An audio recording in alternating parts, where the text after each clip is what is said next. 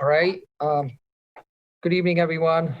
Just having a little technical difficulties trying to get Commissioner Hoff to join us, but I'm going to go ahead and start in the meantime, and hopefully it'll be less than a couple minutes that she'll be with us. With that, I'd like to call the Birmingham City Commission meeting of June 22nd to order. Please join me in standing for the Pledge of Allegiance. I pledge allegiance to the flag of the United States of America and to the republic for which it stands, one nation, under God, indivisible, with liberty and justice for all. And justice for all. All right, thank you. Will the clerk please call the roll? Mayor Boutros. I'm here. Mayor Pro Tem Long. Here. Commissioner Baylor. Here. Commissioner Hoff.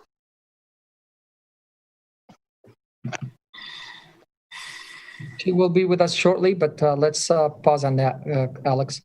Commissioner Host. Here. Commissioner Nikita. Here.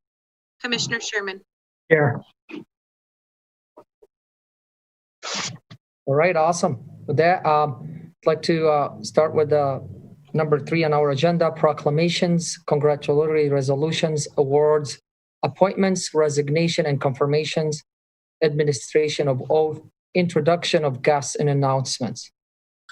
Our announcement for tonight are all city offices remain closed to the public.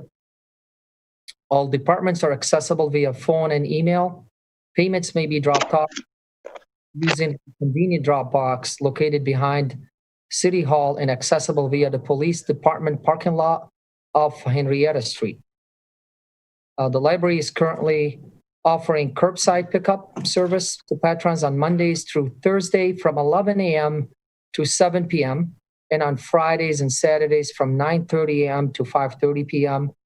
On Monday, July 6th, the library will begin allowing the public to enter the building for limited visits. That's good news. Mask and social distancing will be required. Regular library hours will resume. You can find out more details about curbside pickup and the library's reopening plan at www.baldwinlib.org/reopening. The city will maintain our hotline to provide residents with information and city and county COVID-19 resources through the end of the month. Elderly, quarantined, and immunocompromised individuals are encouraged to use the hotline to request assistance with essential functions and obtaining necessary supplies.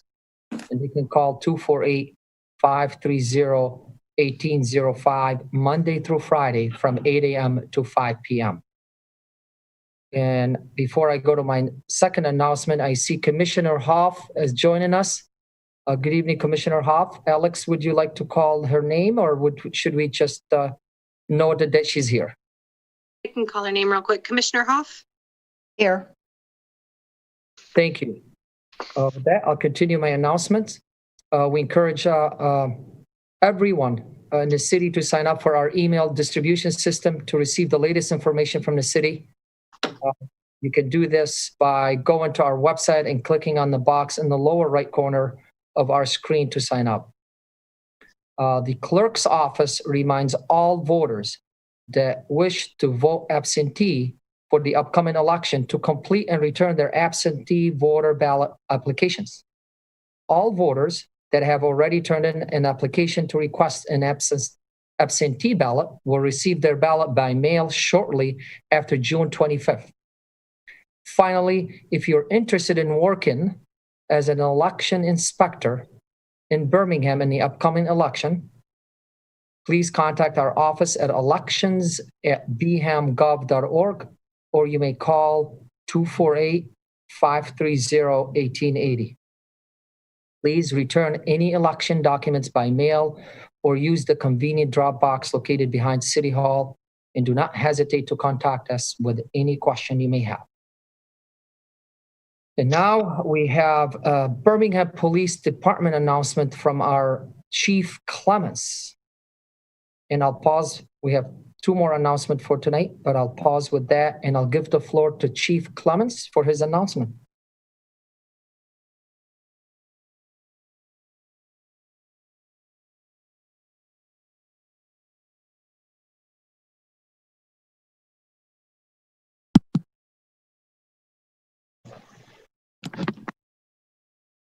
Chief, bear with us one moment.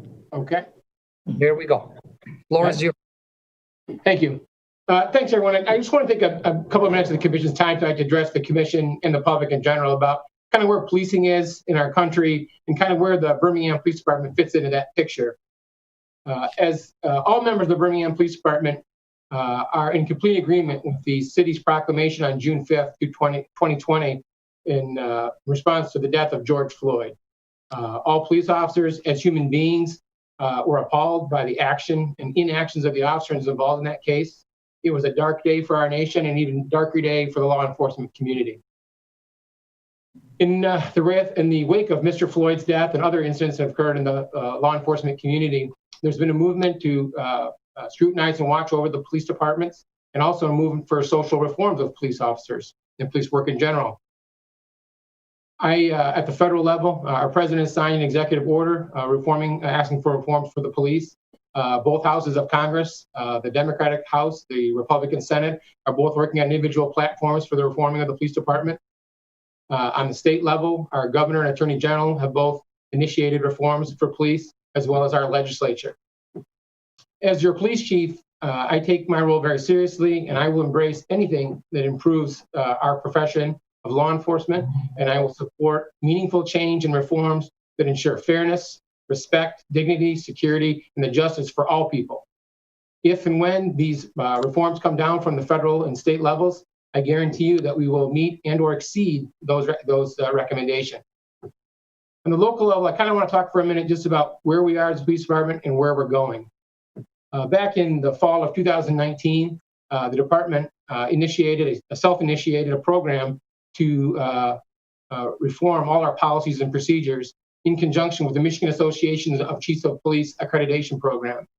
And what accreditation does, you look at all of our policies, procedures, and directives, and we make sure that they are conceptually sound and operationally effective. Currently, only about 4% of the state's police departments are accredited. Another 6%, Birmingham being included in that, are in the process of becoming accredited agencies. With this in mind, I want to talk a little bit more about in the media, we've seen a great deal about a certain number of reforms that continually come up. And I think each one of those particular reforms should be addressed at this time by me. The first is chokeholds. In the media, you see that chokeholds. In Birmingham, we have a policy that prohibits the use of chokeholds, either carotid or respiratory.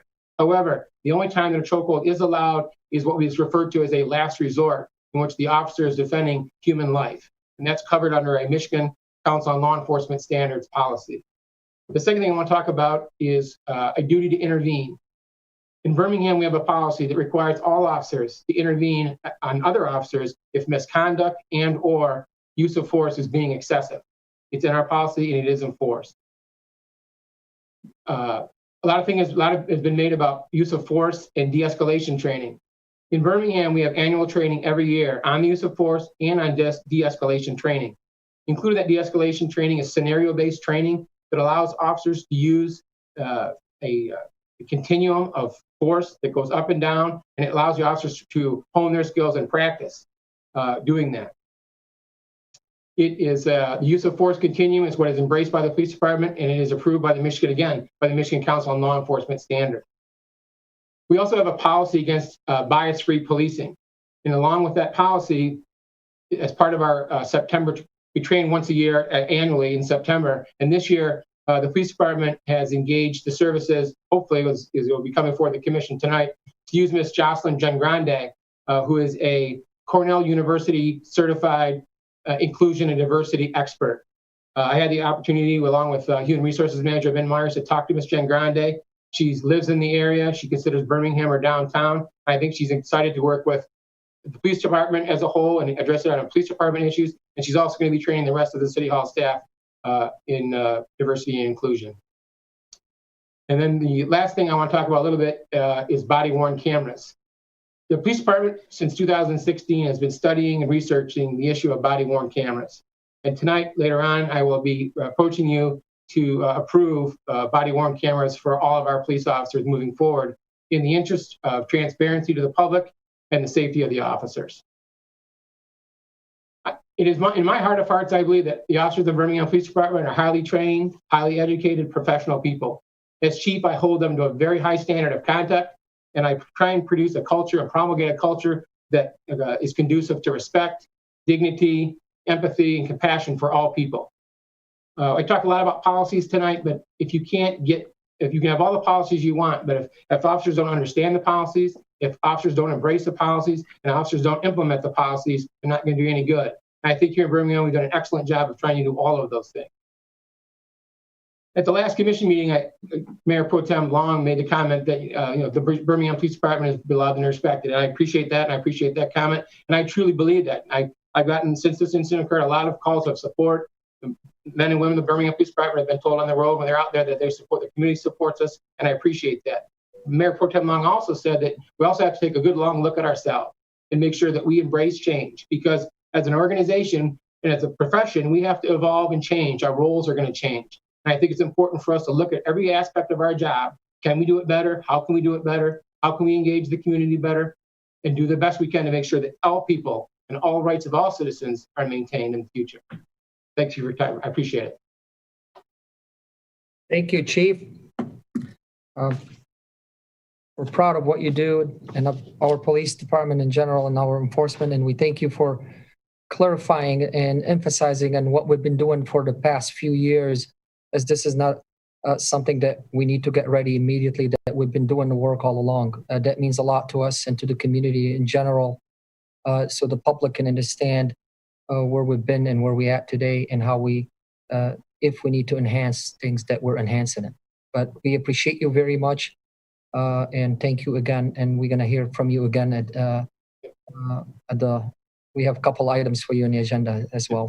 I appreciate that, Mayor Dewich, and again, I appreciate the commission's support and City Manager Valentine's support, and hopefully moving forward as a police department, as an elected body of commissioners, and as a community, we'll get through this and we'll come out stronger and more unified. Thank you. Our following announcement is about a new program offering online forms and payments.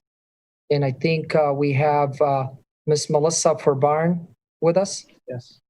Yes. Go ahead, Ms. Farbarn. Hello, everyone. Start my video.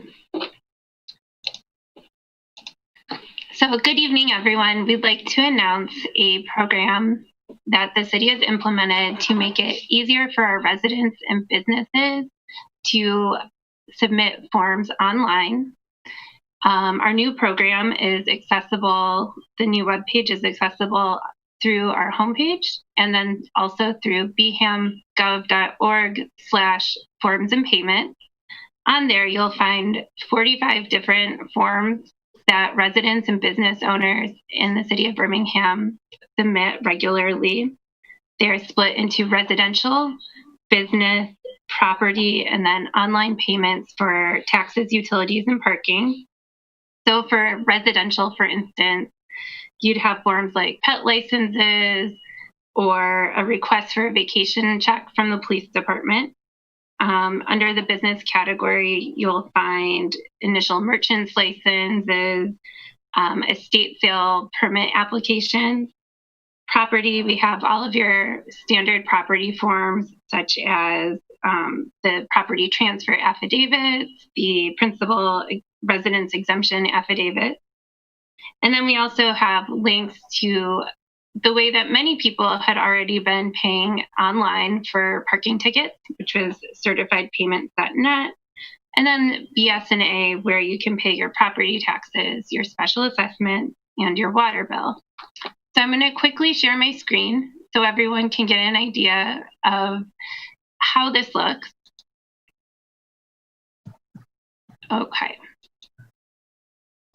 So if you are looking at the City of Birmingham homepage, you would simply go to online applications, forms, and payments.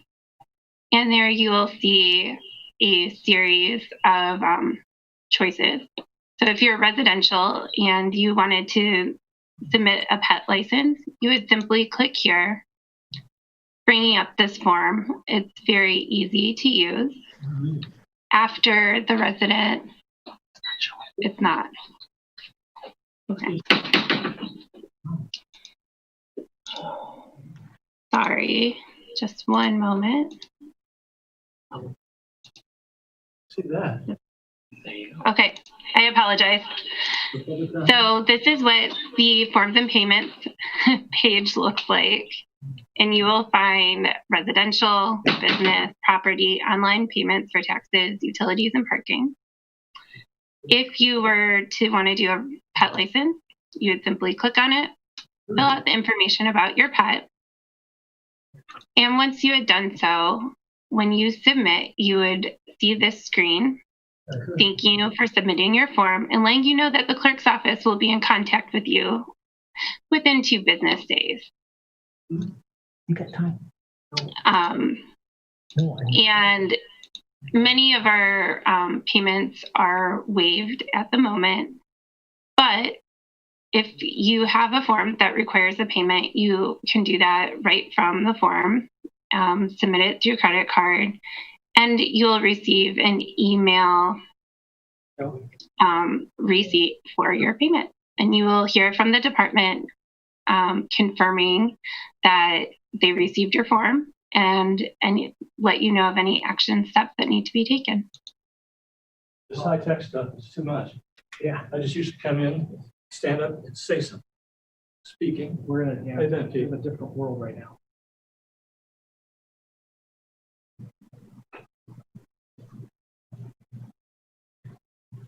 And our building official, Bruce Johnson, can also explain how building forms have been moved into BSNA as well. Okay, good evening, Commissioners. Mr. Valentine. In our continued efforts to streamline community development, permitting, and plan review processes, the Building Department has made select permit applications available for online submittal. We're using our existing online platform, BSNA, which Melissa just explained a little bit about, to process electrical, mechanical, plumbing, and window permits. The system was active a week ago on the 15th, and we'll continue to augment these services as we move forward and expand additional permits and projects to be available through the online platform. Both residents and contractors will have the ability to apply for the permits online. And then once we go through the review process, they submit that, we do our review and it's approved, they will be able to log into their account and pay for that permit and print it online, all without having to come into the office to turn in a permit or mail it in. It'll all be done online. I'd like to give a quick demonstration on that. I'm going to share my screen.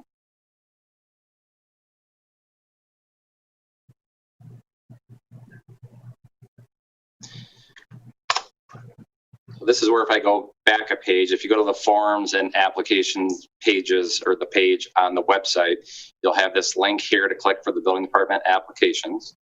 Once you click there, you'll see highlighted. So we don't have all of the permits yet online, but select permits are available online. And to apply for the permit as a homeowner, you can click on one of the links below for a permit and then apply for that permit and then follow the prompts. And contractors will be asked to sign up for their online account. Most contractors already have their accounts because we've been live with online inspection requests for a couple of years now. And of course, if you have questions, you can call the building department at that number. So let's say a resident was going to apply for a window permit. They could click on that link and click on apply for a permit right here.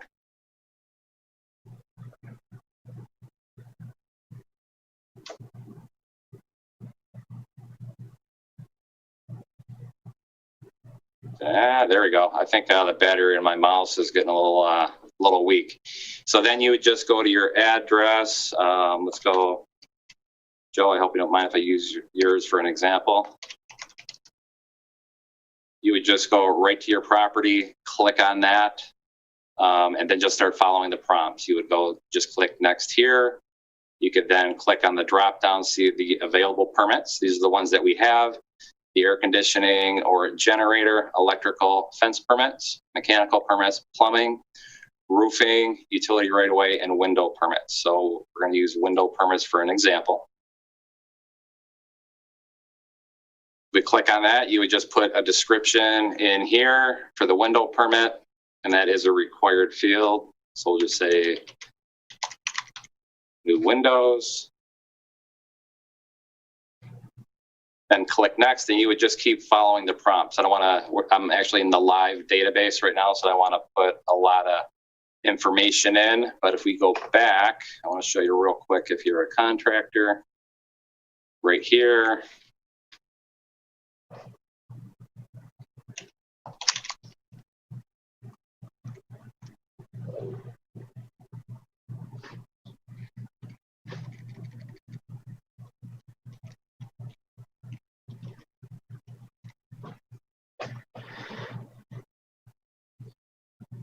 we pretty much go just through the same process. We just apply for the permit, property,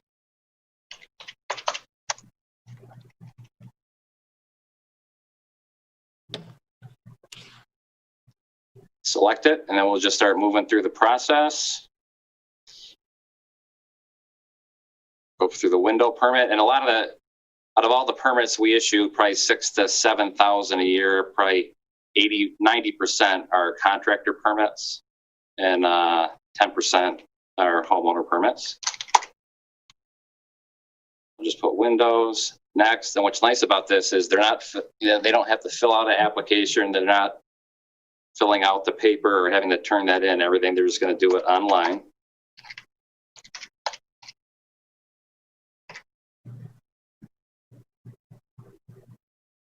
I'm going to go through that and select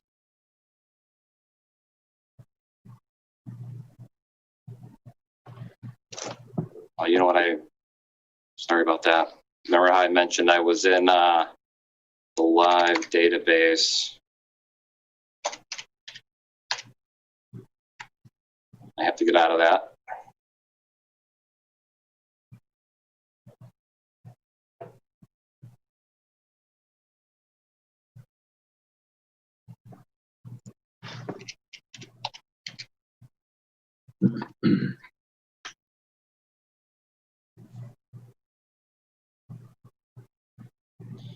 Now in here, I like to point that out. It's like it's automatically going to email me results as I work through the application process when staff's reviewing it. If you wanted to add other individuals you'd like to receive emails to, maybe subcontractors, you could do that.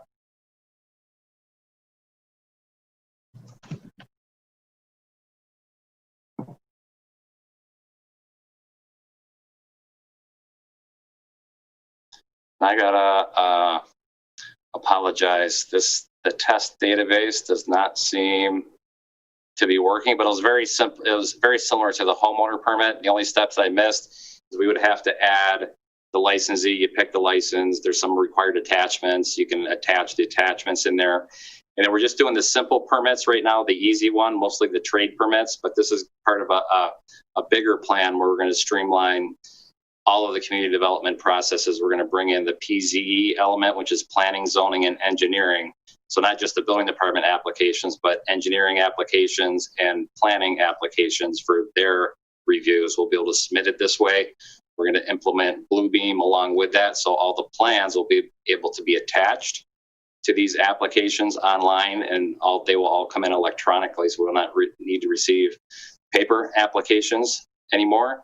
And we'll be able to share like reviewing plans between building, planning, engineering, and even the DPS. We can all be reviewing the same documents in different layers and then collaborate back and forth. So it's going to really streamline the process for not just us here, but for the applicants too on the outside. They won't need to come in to the office. They won't need to bring in the big rolls of plans anymore.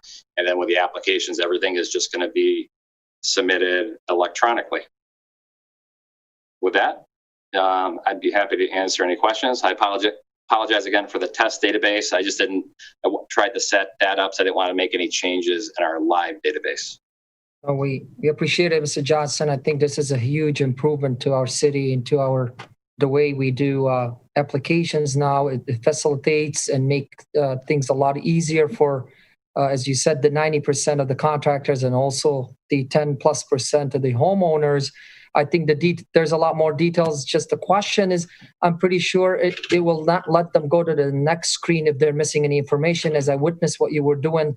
If it requires a license builder, let's say, to put his license number, it will stop him, right? It's pretty much filling the blank as any application that you do. And if there's any way that if they don't know the information, can they somehow contact you Yes. immediately? How would it direct them to send a question or inquiries about something? How would that work, if you don't mind, Mr. Johnson? Just They quickly. can, there's different messages as you work through there. If they have questions, they can email us, they can call us for help or assistance on that. And you are right. Like when we start doing the more complicated applications, if they need to submit a site plan, they have to submit that. It won't let you move forward until you have all of that done. It's going to help us with, I think applications will be much more complete when they come in, because they're going to be, prompted. They need to submit this or they need to submit that. Appreciate it.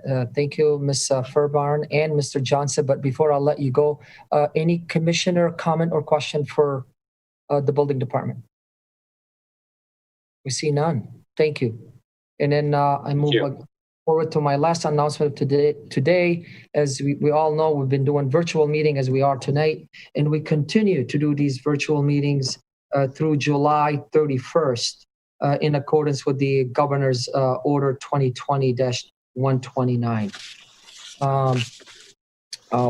That conclude all our announcement for tonight. We move to our appointments, and we have first appointment is for the Architectural Review Committee, and we have two open seats for 2 regular members, and we have 2 applicants. We have Mr. Michael Porras and Mr. David Larson. With that, I will invite Mr. Porras to tell us why is he interested, and tell us a little bit about your background, Mr. Porras, please, and please state your full name. Michael Porras. I'm an architect. I lived here and worked here in Birmingham for 25 years. Before that, I grew up here, but I was away for 15 years, all over the place in Israel, Ann Arbor, New Haven, Connecticut, Los Angeles, and Japan. Before I came back here 25 years ago, I've been practicing in Birmingham. Started out doing single-family residential. I've done a lot of work in Detroit. Recently, we did the 750 Forest project in Triangle District, and the Floyd apartment buildings over off of Lincoln, and we're doing another project in the Triangle District that just received site plan approval. I've been practicing for 35 years, and I enjoy living here in Birmingham. I've been involved quite a bit over the years, and have been active in the 2040 master plan, and I think I have quite a bit to contribute. My office, I have 20 people in my office. We do a variety of work, from residential to interiors to urban design and master planning. We worked on the East Riverfront plan in Detroit, and that won a national AIA award. And recently did the Greektown master plan. And so I think I have some qualifications to help out in the city. Thank you, Mr. Porras. As we know, one of the requirements for this, obviously, you must be an architect, and you're one of a wonderful architect, I should say. Thank you for your Mr. Porras. And now I'll give the floor to Mr. David Before we do that, we go to Mr. Larson. Let's see if the commissioners have question for Mr. Porras. Commissioner Hoff, please go ahead. Yes, Mr. Porras, on your application, you refer to your activities as a trustee of S. Clark. What does that stand for? It's SCIARC. It's the Southern California Institute of Architecture. It's actually a school. I went to graduate school there in Los Angeles. It was a school that was started in 1973 by Frank Gehry and a group of 5 other people. It's considered one of the top 10 schools in the world for design, and it was a great place. And I was on the board there for 10 years. Okay, thank you. Yeah. Any other questions by any other commissioner? Seeing none. Mr. Larson, good evening, and the floor is yours. Please tell us your name and your interest, why you're interested in joining that board, please. Well, hello, everyone, and thank you for the opportunity, the consideration to fill this position. Where should I start? I'm an architect. I've been living in Birmingham since 1977. Moved to the Greenwood area then, and our one-story bungalow has grown to a 2-story house. We committed to being here because we enjoy walking into town and enjoying all the amenities of this very livable community. I am a senior vice president of TMP Architecture and director of design there. And our firm is about 80 people strong right now. And we do work in the public sector exclusively. We do a ton of K-12 work, as Commissioner Host would know personally, when he served on the school board. And we do a lot of college and university work. In Michigan, we've all the major universities have once been our clients. And we do work out of the state as well. University of Alabama, Arizona, Southern Miss, Southern Florida, to just name a few. I was approached to be on this board, and being such a long-lived member of the community, I just thought it was time for me to volunteer and give back a little bit. So that's me in a nutshell. That should make it, Mr. Larson. That's enough reason to get involved. We appreciate you and your interest too. Thank you. Let us see if there's any questions from the commissioners to you, Mr. Larson. Any questions? Do I see any hands? I see none. Now we bring it back to the commission to see if there's any nomination. Mayor Pro Tem Long, go ahead. Yes, thank you. I'd like to nominate Michael Porras. Okay. Specify, please, Mayor Pro Tem Long, as there's 2 different dates. One ended 2022 and one end 3-year term 2023. Which for the position ending in 2023. Thank you. Thank you. Morris by Long. Okay. Any other nomination? Commissioner Host. Love to nominate David Larson for this committee through 2022. Okay. Okay, we have 2 positions and we have 2 nominations. We'll take them in the order they were nominated. And will the clerk please call the roll on Mr. Michael Porras for the 3-year term to expire April 11, 2023. You're on mute, Alex. Mayor Pro Tem Long, Yes. Commissioner Baylor, Yes. Commissioner Hoff,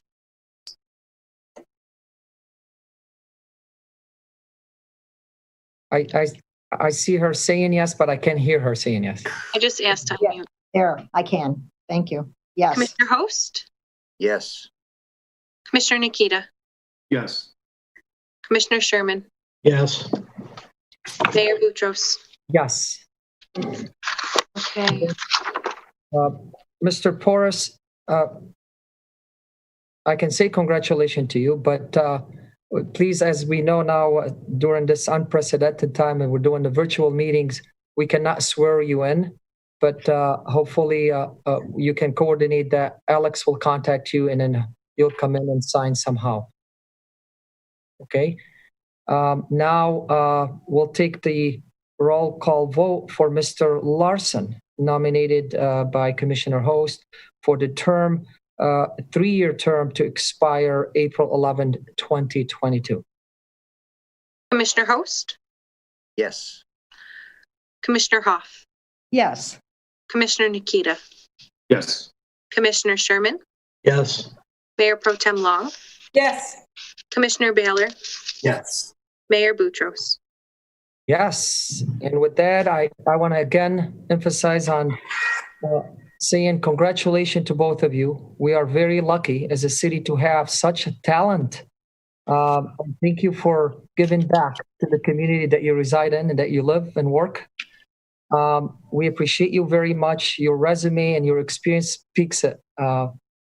We've been going for a long time with no interest, and now all of a sudden we got 2 good ones. We appreciate you very much, both of you. Well, thank you very much. Thanks again.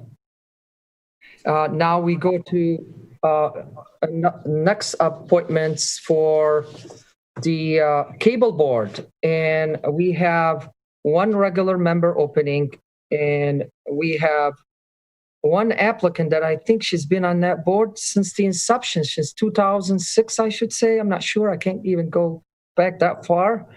Miss Elaine McLean, and it's a reappointment for her, I should say. But Miss McLean, please, the floor is yours. Tell us about yourself and why you still keep doing this, what you're doing for so many years. Well, good evening and thank you from the Queen of Connectivity. We are living every day now in the telecom and cable space. And we now see how critical it is, not just to transparency in government and decision-making as we are living today, but also support in education and infrastructure and community government and expression and interactivity with community events. So it is true, while I have not been there since the inception of the board, that was in 1980, I have been involved with the cable board since 2006. I've been the chairman, I think, since 2007, maybe, or 8. We have gone through a number of changes. When I first came on, we had a complaint escalation process, which was a bit clunky and not as effective as we wished.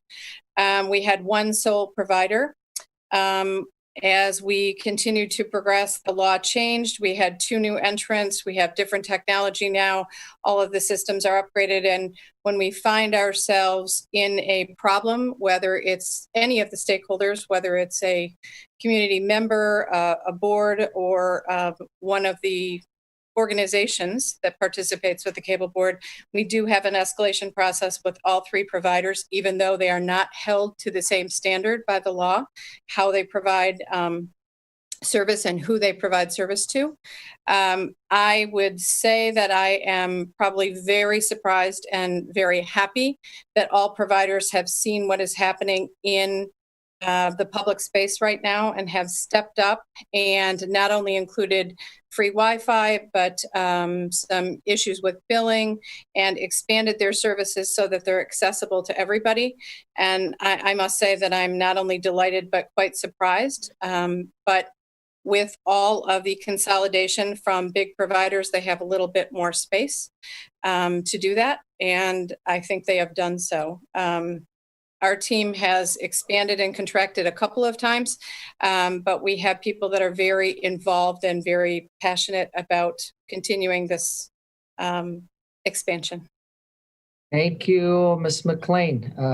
I can hear and see the passion in you, but you're very knowledgeable about the subject. We thank you for your continuing of the interest of staying on the board and giving back. And I want to be certain there's a nomination for you. I see 10 hands raised. I don't know who to pick. Commissioner Hoff. I have a question, please. Oh, sure. Okay. Elaine, on your application, you refer that you are a board member of NATOA. What is that, please? Oh, thank you. I forgot. The National Association of Telecommunication Officers and Advisors.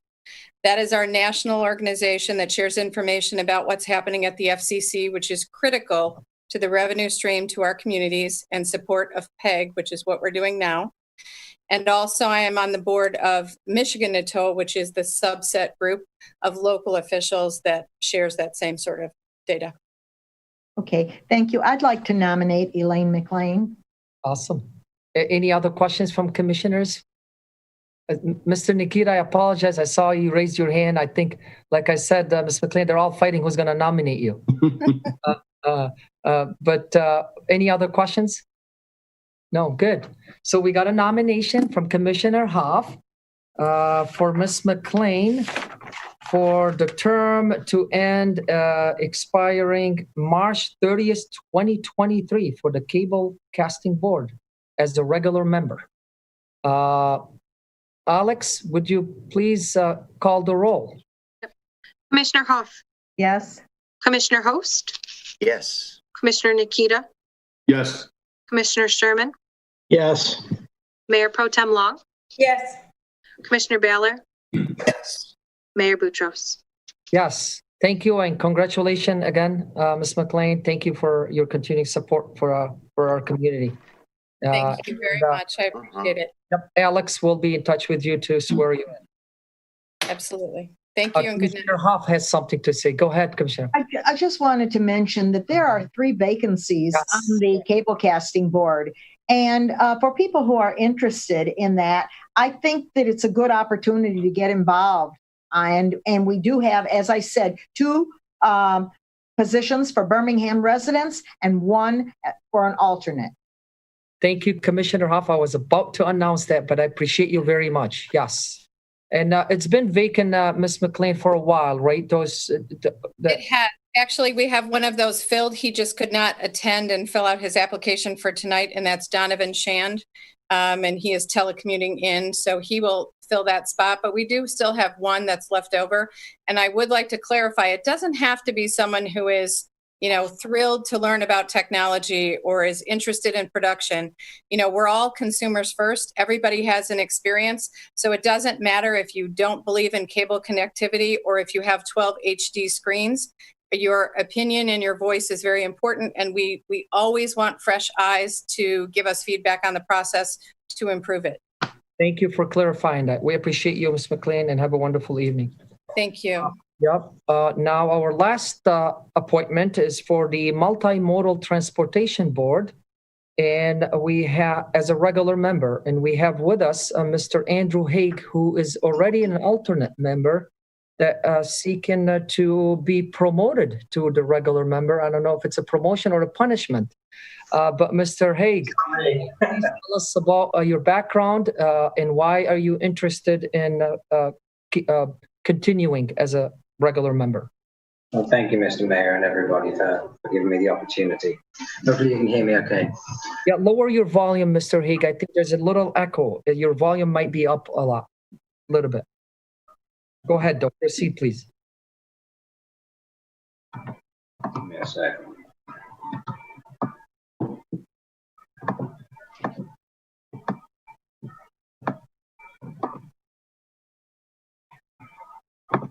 Let's see if that's any better. We can hear you. Really work well. Okay. I've been an alternate for a couple of months now. It's been an interesting education experience because I was already listening to or attending some of the meetings to learn about the overall process. What it's done is it's really just cemented in me the rather deep interest to be part of the city's future, to help guide and offer support from the overall community. Background that I offer is, same as a lot of people around here, is automotive engineering. So there is somewhat of a vested interest in transportation aspect of it. but with a younger family and enjoying riding around and walking around the city, the multimodal aspect is rather interesting to see how it can be integrated into the future development and hopefully get a little more involved with the City 2040 plan, see how it all works together. So that in a nutshell is kind of where I come from, what I've been looking for, and how I hope to be part of the future of the city. Thank you, Mr. Haig. Commissioners, any question for Mr. Andrew Haig? I see none. All right. Any nomination? Commissioner Host. Yeah, I would love to nominate Andrew Haig for the multimodal board, regular membership. Thanks for stepping up, Andrew. For a 3-year term to expire March 24th, 22. Awesome. We have a nomination for Mr. Haig. Would the clerk please call the roll? Yes. Commissioner Host? Yes. Commissioner Nikita? Yes. Commissioner Sherman? Yes. Mayor Pro Tem Long? Yes. Commissioner Baylor? Yes. Commissioner Hoff? Yes. Mayor Boutros? Yes. And congratulations, Mr. Haig. And again, we appreciate you and your continued support for the lovely community that we live in. Thank you for making a difference and for volunteering your time. Thank you very much, Mr. Best of Mayor. luck. And our clerk will be in touch with you to swear you in. I just have one comment, if it would help. On the summary of board members, there is a correction needed. I believe Mr. Joseph Zane is shown as an alternate. I believe he's a full-time member. If we're going to update the minutes, then perhaps we should have that corrected as well. Well, thanks for your input, and we'll look into that, Mr. Haig. Thank you. Thank you. And I'm happy that we don't see any vacancy on that board, which is great. Now we move on with our business to our consent agenda. All items listed on the consent agenda are considered to be routine and will be enacted by one motion and approved by a roll call vote. There'll be no separate discussion of the items unless a commissioner or citizen so requests, in which event the item will be removed from the general order of business and considered under the last item of new business. Would any of the commissioner would like to remove any item from the consent agenda? I see hand, Commissioner Host, and yes, go ahead.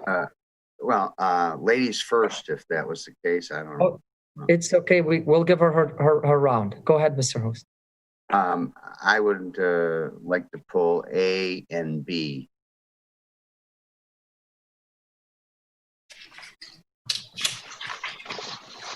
And Commissioner Hoff, go ahead.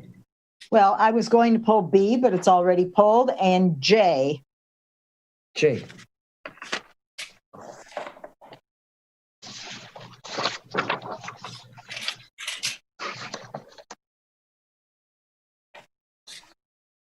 Okay. Any items to be removed by the public? Do you see any hands, Eric? I do not either. Okay, great.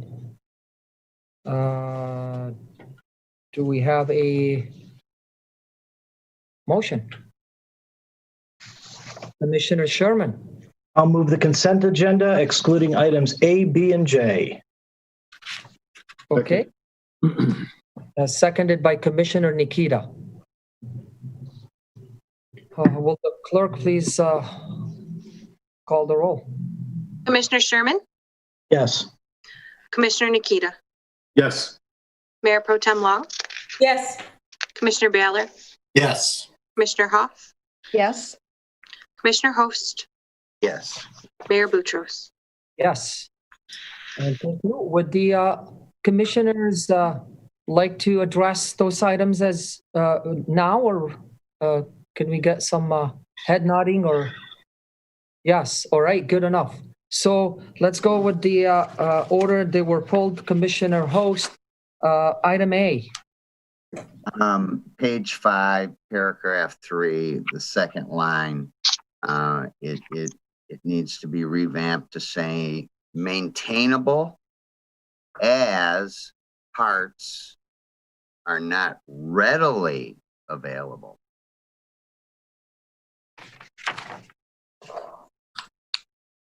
that was the intent. Alex, did you get that? Yep. Okay.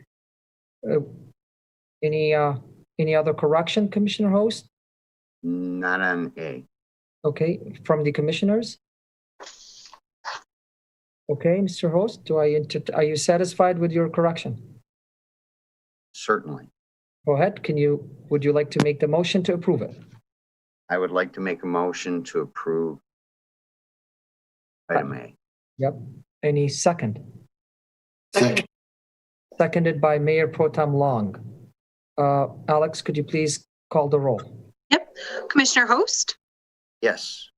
Mayor Pro Tem Long, Yes. Commissioner Baylor, Yes. Commissioner Huff, Yes.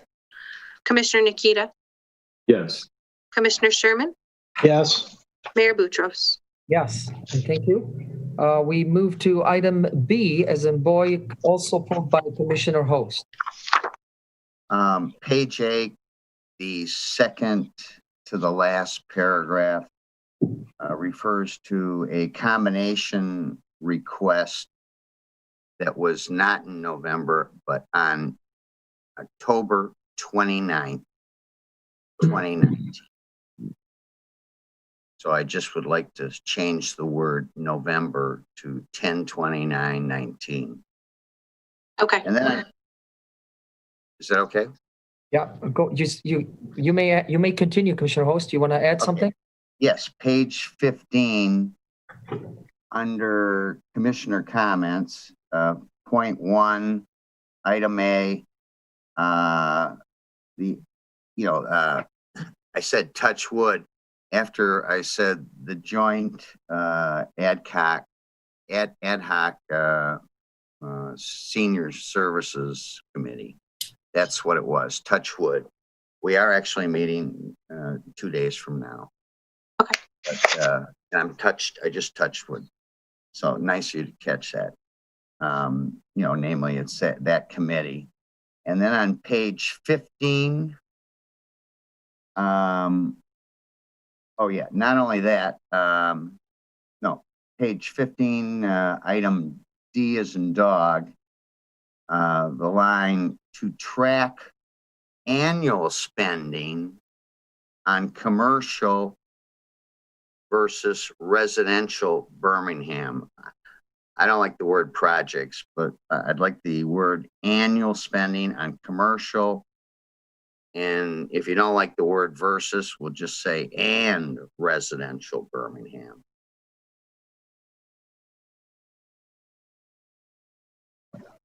Okay.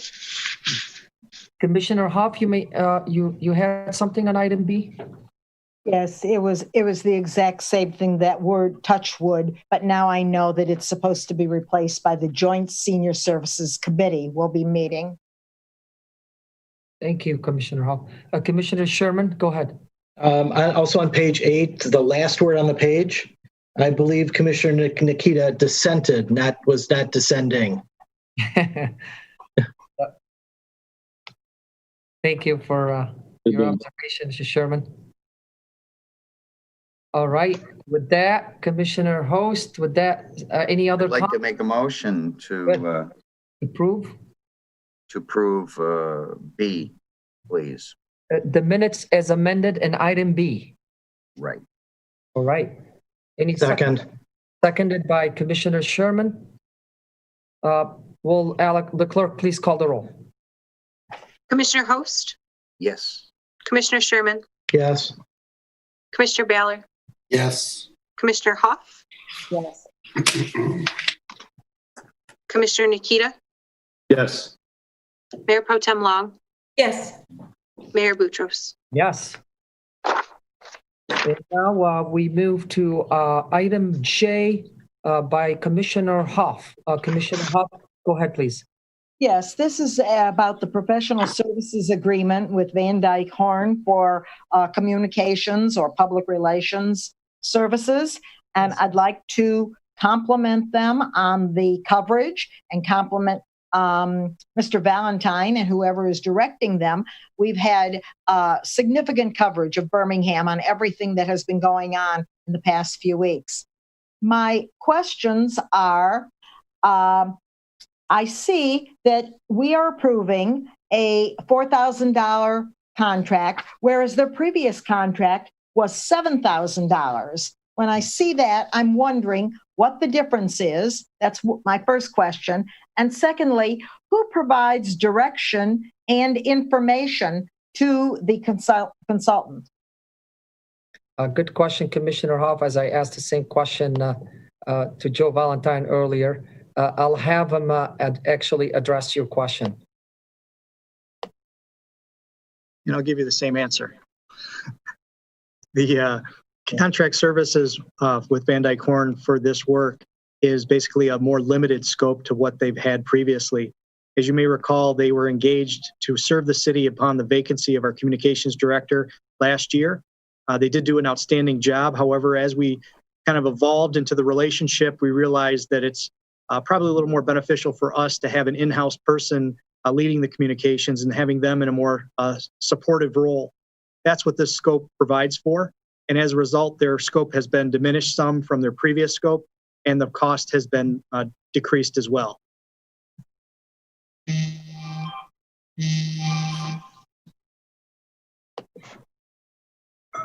Commissioner Hoff, did that answer your question?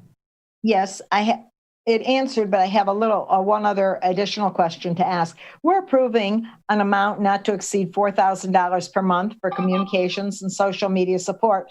And then there's a $95 to $285 per. Oops. Additional communication services. And what would those additional services consist of?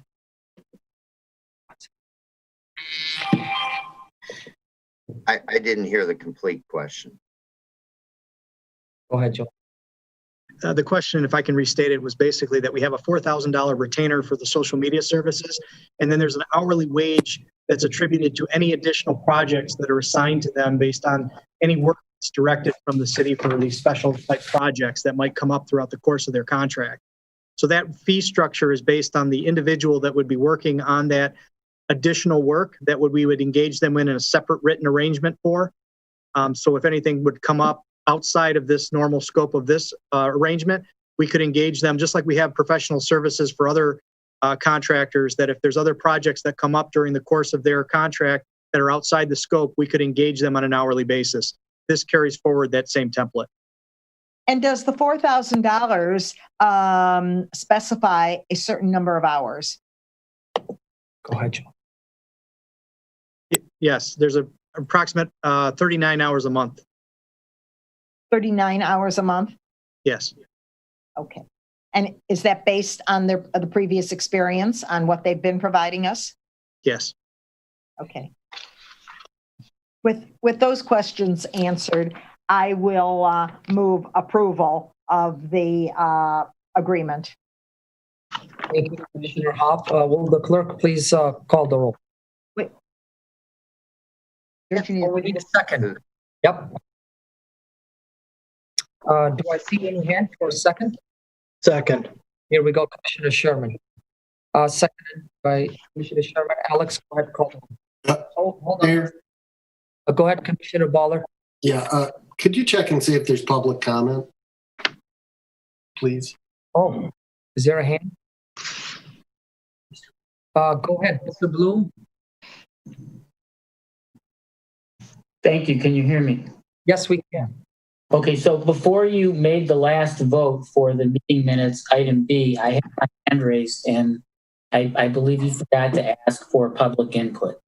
And the comments that I had made at the end during public comment of the meeting were not accurately reflected, and I'd like to get that changed. I can address that during public comment at the end of this meeting if you'd like. And I also have a comment on this item J that you're talking about. Why don't you go with your comment on item J, please, as we're addressing this item now? Okay, so the other one from the public. So I understand the need for hiring someone to handle communications.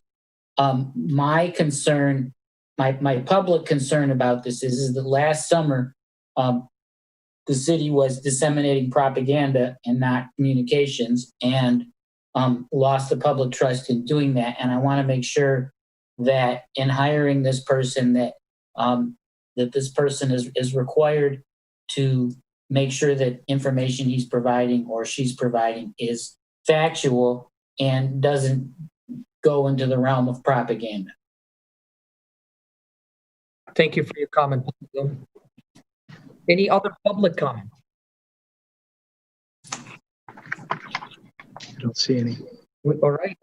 With that, Alex, please go ahead. Commissioner Hoff, Yes. Commissioner Sherman, Yes.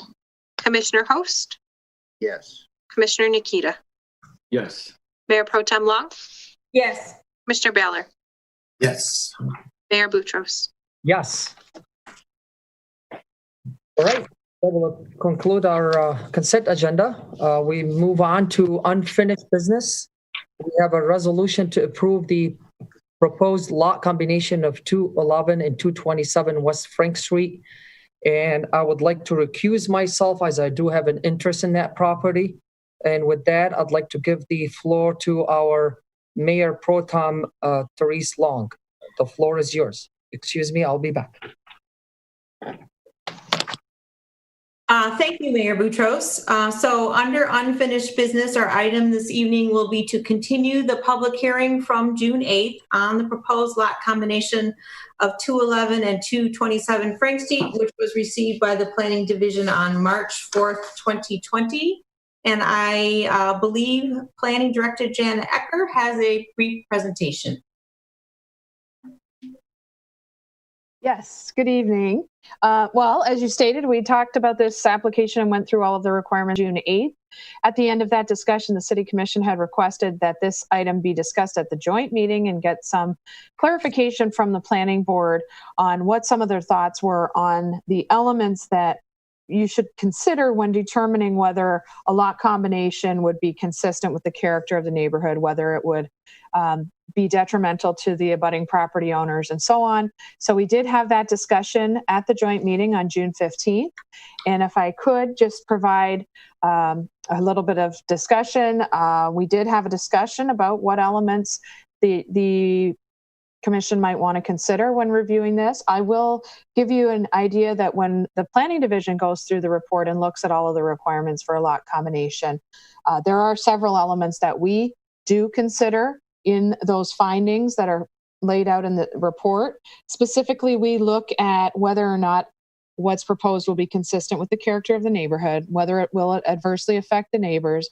And when we look at those, some of the things that we consider are, if this helps for clarification purposes, we look at the size of the other lots in the neighborhood that are already there, the configuration of them. So for instance, if one street is all 40-foot lots, whether this one's in the middle of that interrupting that rhythm, or if there's a whole variance of all different types of lot sizes within the neighborhood.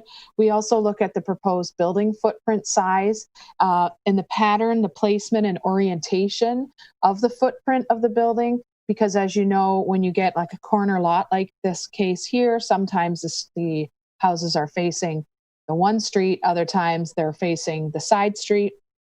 So we do look at that as well. We also look at the street rhythm as you go up and down the streets in the neighborhood to make sure that what's proposed is consistent with that.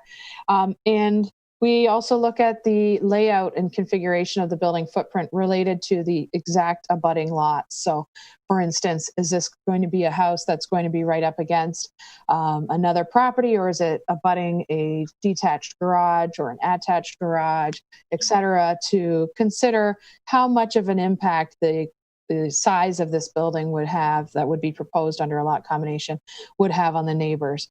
In this particular instance that we're discussing tonight, as you know, to the west, there are two detached accessory structures in the back. So the house itself, the footprint that's proposed on the two combined lots, would not be right up against the houses to the west. And then with regards to the south, obviously it's on a corner. So to the north, there's a street. To the east, there's a street. To the south, it is there's still going to be a significant setback there between those two houses. So I hope that maybe assists in clarifying some of the elements that go into that consideration for determining whether or not a proposed lot combination is consistent with the neighborhood, the character of the neighborhood, and will or will not adversely affect the abutting property owners. But I'm happy to answer any questions if you have any. Other than that, I would open it up for discussion, or if you have questions. But do we have any questions from a commission member for Ms. Ecker? Mr. Nikita or Commissioner Nikita? Thank you.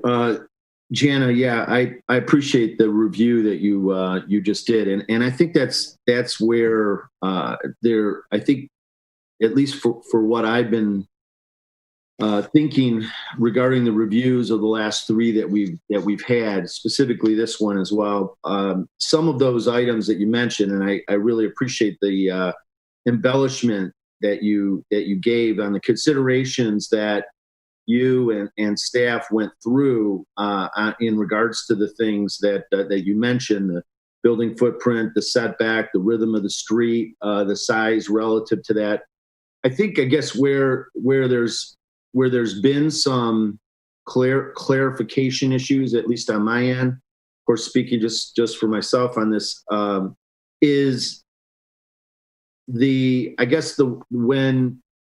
there's in item 1, item 2, item 3, and surely item 6, it specifically calls out in a couple of those a number of reference terms. Specifically in the ordinance, it says adhering to the character of the neighborhood. That is in the ordinance. That's written in the first line of the first item.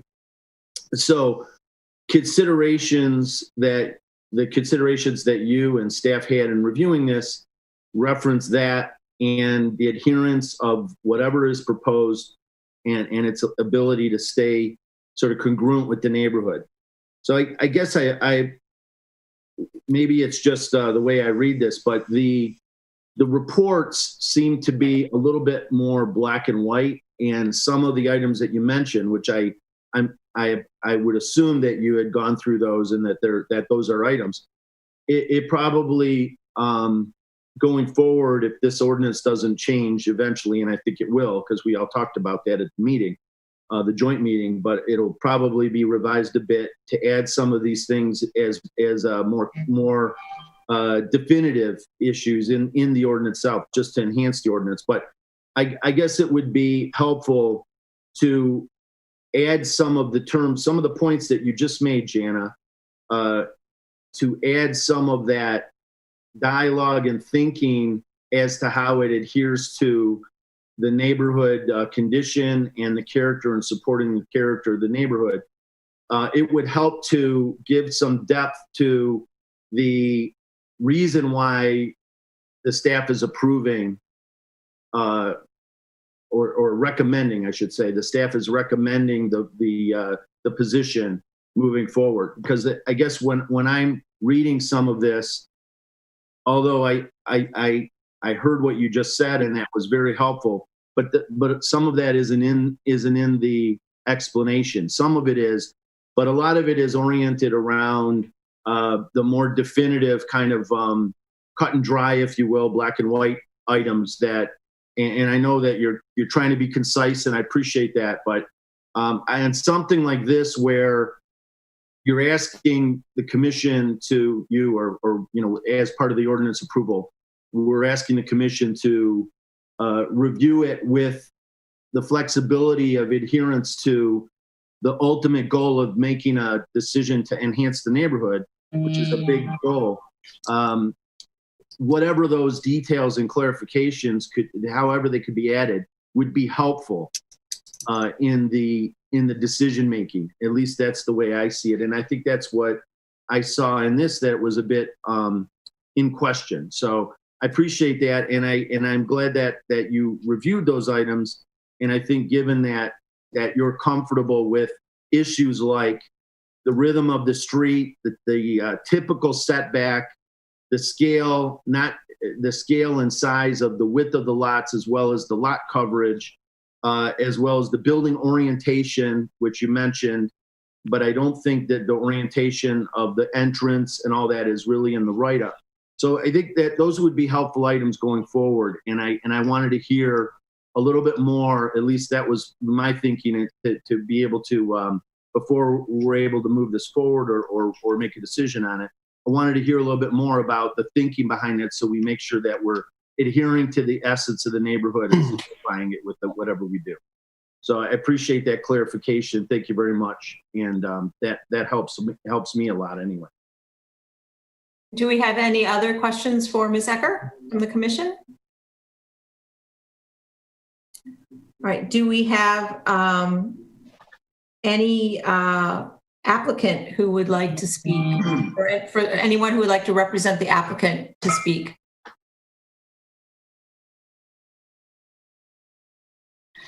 Alex, do you see any hands? All right, I do not. Do we have questions or comments from the public for Ms. Ecker?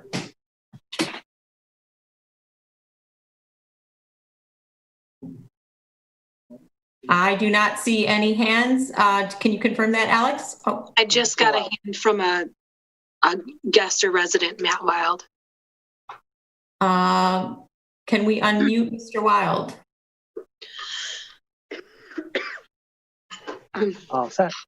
Hello. Yes, Mr. Wild, do you have a question for Ms. Ecker? Yes, I was going to ask, just want to say good evening to all the commissioners and city manager. Thanks for having me. I was just curious in regards to when you combine two lots, does the combining of the lots affect the total number of households in regards to our Birmingham Public Schools potential funding and how that number is calculated?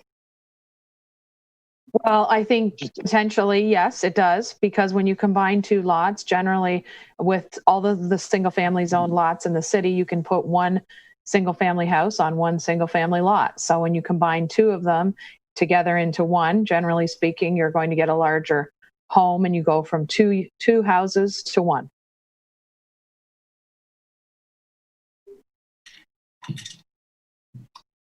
Do we have any other questions from the public?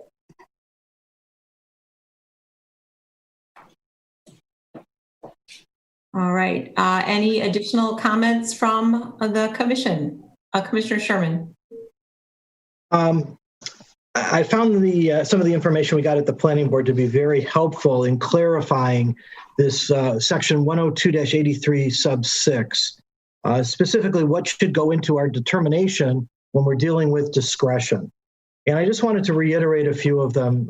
Commissioner Nikita went through them to some extent, but I had always felt that what will combining the lots look like and feel like in the neighborhood was one of the key factors. And that was the first one that was mentioned when we met last Monday night. And when we looked at, when I looked at the one on Bates, that was the key thing I was looking at because of what we were talking about there. Here, though, we're talking about changing, taking two lots, putting a single house on those lots, and that raises some other issues, such as was mentioned on last Monday, a street wall. How are the fronts of the buildings, how do they line up when we're looking at them? In this case, because it's a corner lot, how does it line up along Henrietta? And also, how does it line up along Frank? In this case, both the front and side setbacks are going to match what is along Henrietta and along Frank. The side setback was another issue that was raised. Similarly, as I said, it causes the side setback to actually match up with Frank, where otherwise it may not have matched up along both streets if we kept this as two separate lots. Looking at footprint and height, the interesting thing in my mind is the buildable area on the second lot only appears to be about 14 feet by I think I calculated out it's about 1,000 square feet is what's actually buildable on that second lot if we allow the combination. And finally, we're looking at zoning specifically to the neighborhood, not in general. Is this going to change the way that the property is zoned? Is it going to change the way that the houses kind of reflect upon each other?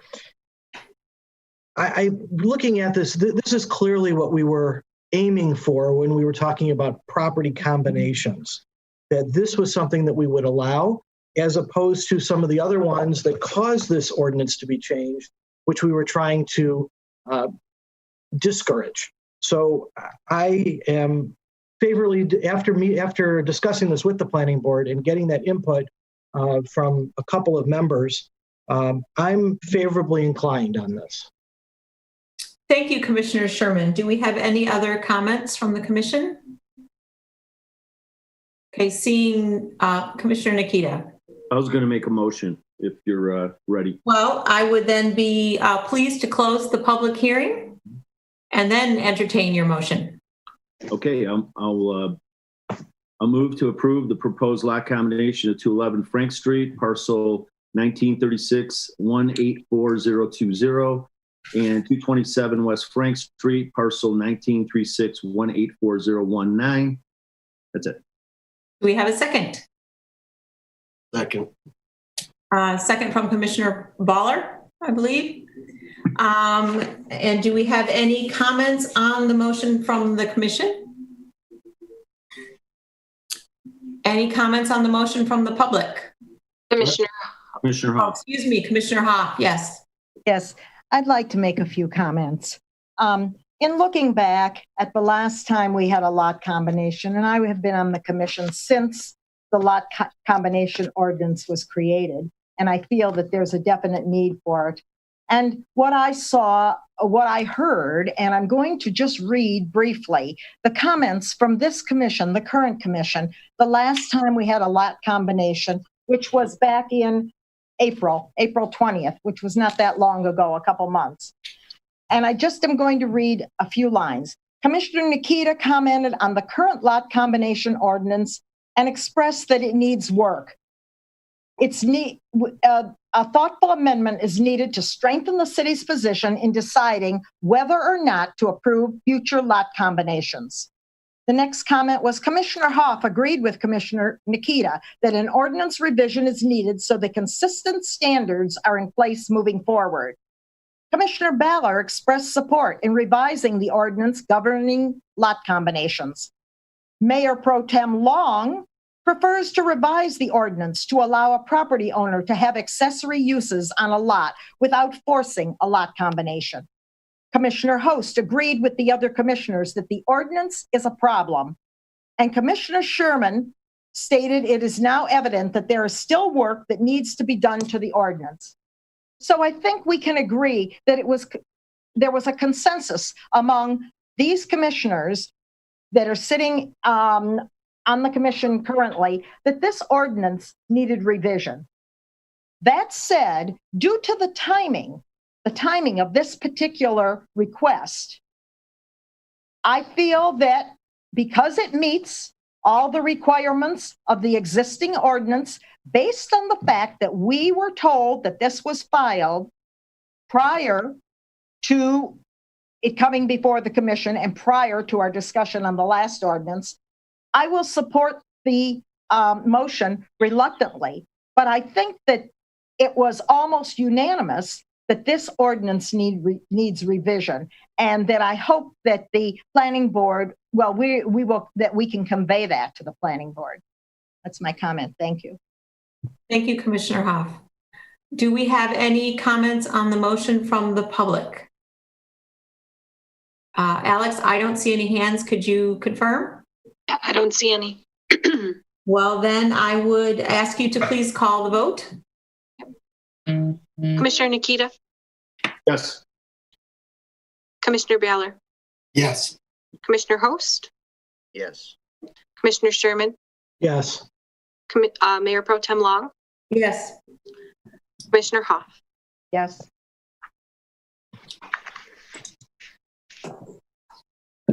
The motion carries. Thank you. And I would now return the meeting to the control of Mayor Boutros. Thank you, Mayor Pro Tem Long, and thank you, commissioners. We move forward with our business to item number 11, which is new business. First item under our new business, we have a resolution to award the Lakeview Avenue paving project to Deponio Contracting. And we have our Assistant Manager, Austin Fletcher, in the building department. Will Mr. Fletcher please take the floor for some presentation and background, and the floor is yours. Absolutely. Can you hear me, Mr. Mayor? Yes, thank you. Good evening, Mayor and fellow commissioners. The item before you tonight is a bid award for the Lakeview paving project. As you may recall, last September, the commission authorized this project as part of an SAD for a 26-foot wide concrete street, making it from an unimproved to an improved street. This project will include new sewer, combined sewer, water main replacement, water and sewer service replacement, and new pavement. Since that time that the commission authorized the project, conversations have taken place among the residents about concrete versus asphalt, as well as with the unimproved street committee ongoing meetings. OHM was asked to provide a report on the pavement improvement options to include design life, initial construction costs, and anticipated maintenance costs. The engineering department bid the project with an option for either concrete or asphalt. The city received 5 bids, and all bidders provided cost for both options, with the average difference in cost between the option of roughly $42,000. Deponio Contracting was the low bid for both options and have completed several projects within the city. Therefore, the engineering department recommends the project be awarded to Deponio Contracting. I'm joined today with Tim Judici from OHM, and we'd be happy to answer any questions. Commissioners, any questions? I see hands. Commissioner Hoff, go ahead, please. Yes, Austin, I'd like to know a couple of things. I see that there are, we have to remove lead water services, I think, to 10 properties. Does the quote include these costs? Yes, it does, Commissioner. Okay. And will the homeowners have the opportunity at their own cost to have sewer laterals replaced? We will be replacing the ones that needed it in the right of way as per our current policy, anything 50 years or older or less than 6 inch. So that's included in the project. Okay, within the right of way. But doesn't the homeowner have to pay for that for a sewer lateral? Yes. Oh, yes, that's separate. Yes. Okay, I just wanted to. There are bid prices in the bid for that work, but it is a separate assessment. Fine, thank you. And just for the clarity, Mr. Fletcher, just for the public, as I didn't stated, the resolution in front of us tonight is we have 2 bids. One is for concrete and one for asphalt. And this is what we will be voting on tonight, to choose one of the 2 alternatives that we have in front of us if we choose to move forward with this. Yes, we provided an option for the commission to either go with concrete or asphalt. The original SAD that was authorized was for concrete. And as just want to share with the public that joining us and via Zoom, or we owe it to them that we have received all their email communications, all their letters. I have received mostly 99% whoever on that street have shared with us their support to asphalt. But we would leave it to the discussion now and questions and comments from the commissioners based on that. Commissioner Baller, please. 1 second, Mr. Baller, please. You need to be unmuted by the. Sorry. I do appreciate everybody who has shown up tonight. That's great. And I know that I want to tell them all I received all their emails. And I think that this is an item that we could spend a lot of time on or a little time on. I've had the opportunity to read all the reports several times. in several different contexts. I, for one, support the asphalt option. I know that Commissioner Host has said many times that he supports it. We could probably move this item along pretty quickly if the commission indicated where they stand on this. And while I very much like to hear from the public, if we heard from the 20 people or so who are here to advocate for asphalt, and the commission was already inclined to go in that direction, we'd probably be wasting a bunch of people's time. So that would be my recommendation. Well said, Mr. Baller. You have done a third of my job tonight. I appreciate your help on that.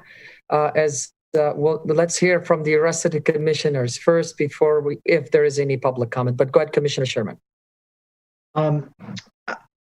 Mr. Mayor, you and I sit on the Ad Hoc Unimproved Streets Committee, and we're still in the process of evaluating whether to use concrete or asphalt. Correct. With that said, city policy up to this point has been concrete. Whether that's right, wrong, or indifferent, that is the discussion that is currently being taken at the Ad Hoc Unimproved Streets Committee to determine exactly how that should be done going forward. In this particular case, it's clear that the residents would prefer to have asphalt. There is a slight savings over concrete to the street, to the residents on the street, but there is an increased maintenance cost going forward to the city as a whole. However, because of the number of streets that we already have that are asphalt, I don't think that that needs to enter into the equation for what we're doing here tonight.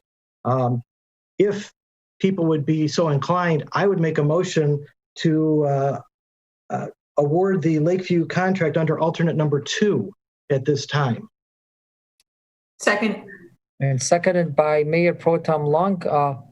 I literally, just for the public, I've seen every person's hand want to second that. So with that being said, let's see if any comments on the motion, since the motion has been made and seconded by the commissioners first. Commissioner Hoff, please go ahead. Yes. One of the residents on the street asked a couple of questions that I think are good questions. And so I would like to ask those questions. He is referring to another street, and I don't know if it's asphalt, or I think it's probably asphalt, and it's Baldwin. And he said, why has the surface on Baldwin degraded so badly? And his second question has to do with new construction projects that may take place on Lakeview, and will the heavy equipment that comes down the street affect the new street? So I'd like those two questions answered, maybe by Mr. Fletcher. Mr. Fletcher, go ahead. Yes, there are numerous reasons why asphalt deteriorates. It depends on, the material, the aging, the maintenance that's done.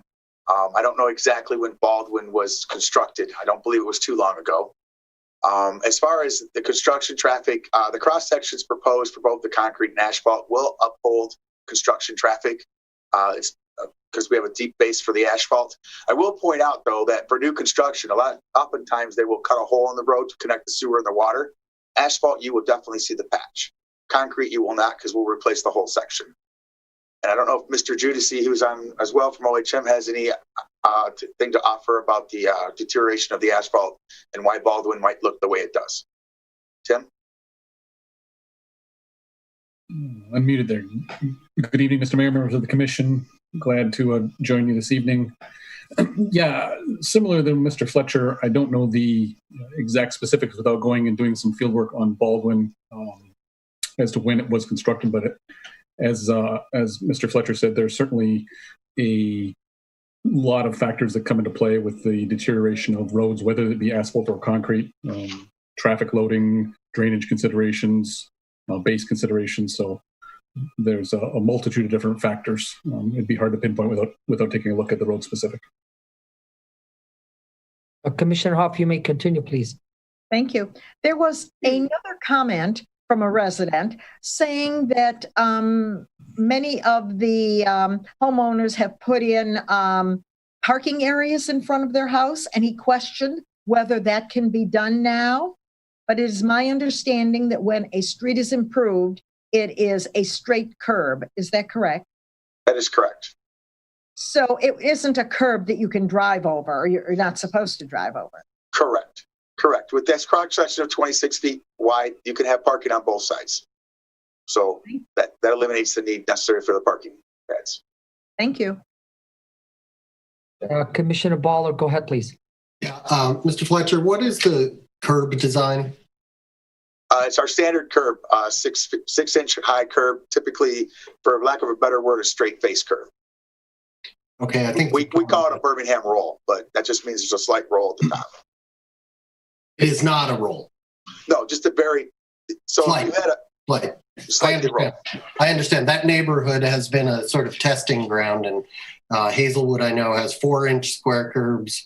Greenwood has, I think, the 6. There's mountable curbs on Willits, so there's quite a potpourri there. The tree strip, how wide is that? I believe from memory that between the sidewalk and the proposed curb is 12 feet, roughly. Wait, each tree strip is 12 feet wide? No, 12 feet wide. From the sidewalk to the curb, I believe it's 12 feet. And there may be some trees existing in that space, and is it possible we're going to add some trees too? Always possible to add trees, absolutely. Is it part of the project, or not currently part of this project? The Forest Department determines where actually to put trees, and certainly residents can ask for trees put in their front yard in that easement. And I believe we have specifications for each street and what variety or species of tree would go on each street. Is that correct? I would believe so, but Lauren might be able to answer that question better, as it falls under the forestry and the Parks and Rec. And I'll actually, Commissioner Baller, I'd like to defer that question to our city manager. He might have to explain that further. Let's see. The floor is yours. Thank you, Mayor. In regard to the street tree issue, we don't really have trees designated to a particular street, but there is an inventory of trees that are approved trees to be planted in the right-of-way throughout the city. And the Department of Public Services would evaluate the street and make a selection of which varieties would be able to thrive in those areas. So you wouldn't want to put all the same trees in the same street. So there's a diversity of trees that would go in, and that's, again, evaluated by the Department of Public Services. Okay, thank you. Just one comment, and I was really pleased to hear Christina McKenna speak about the importance of design.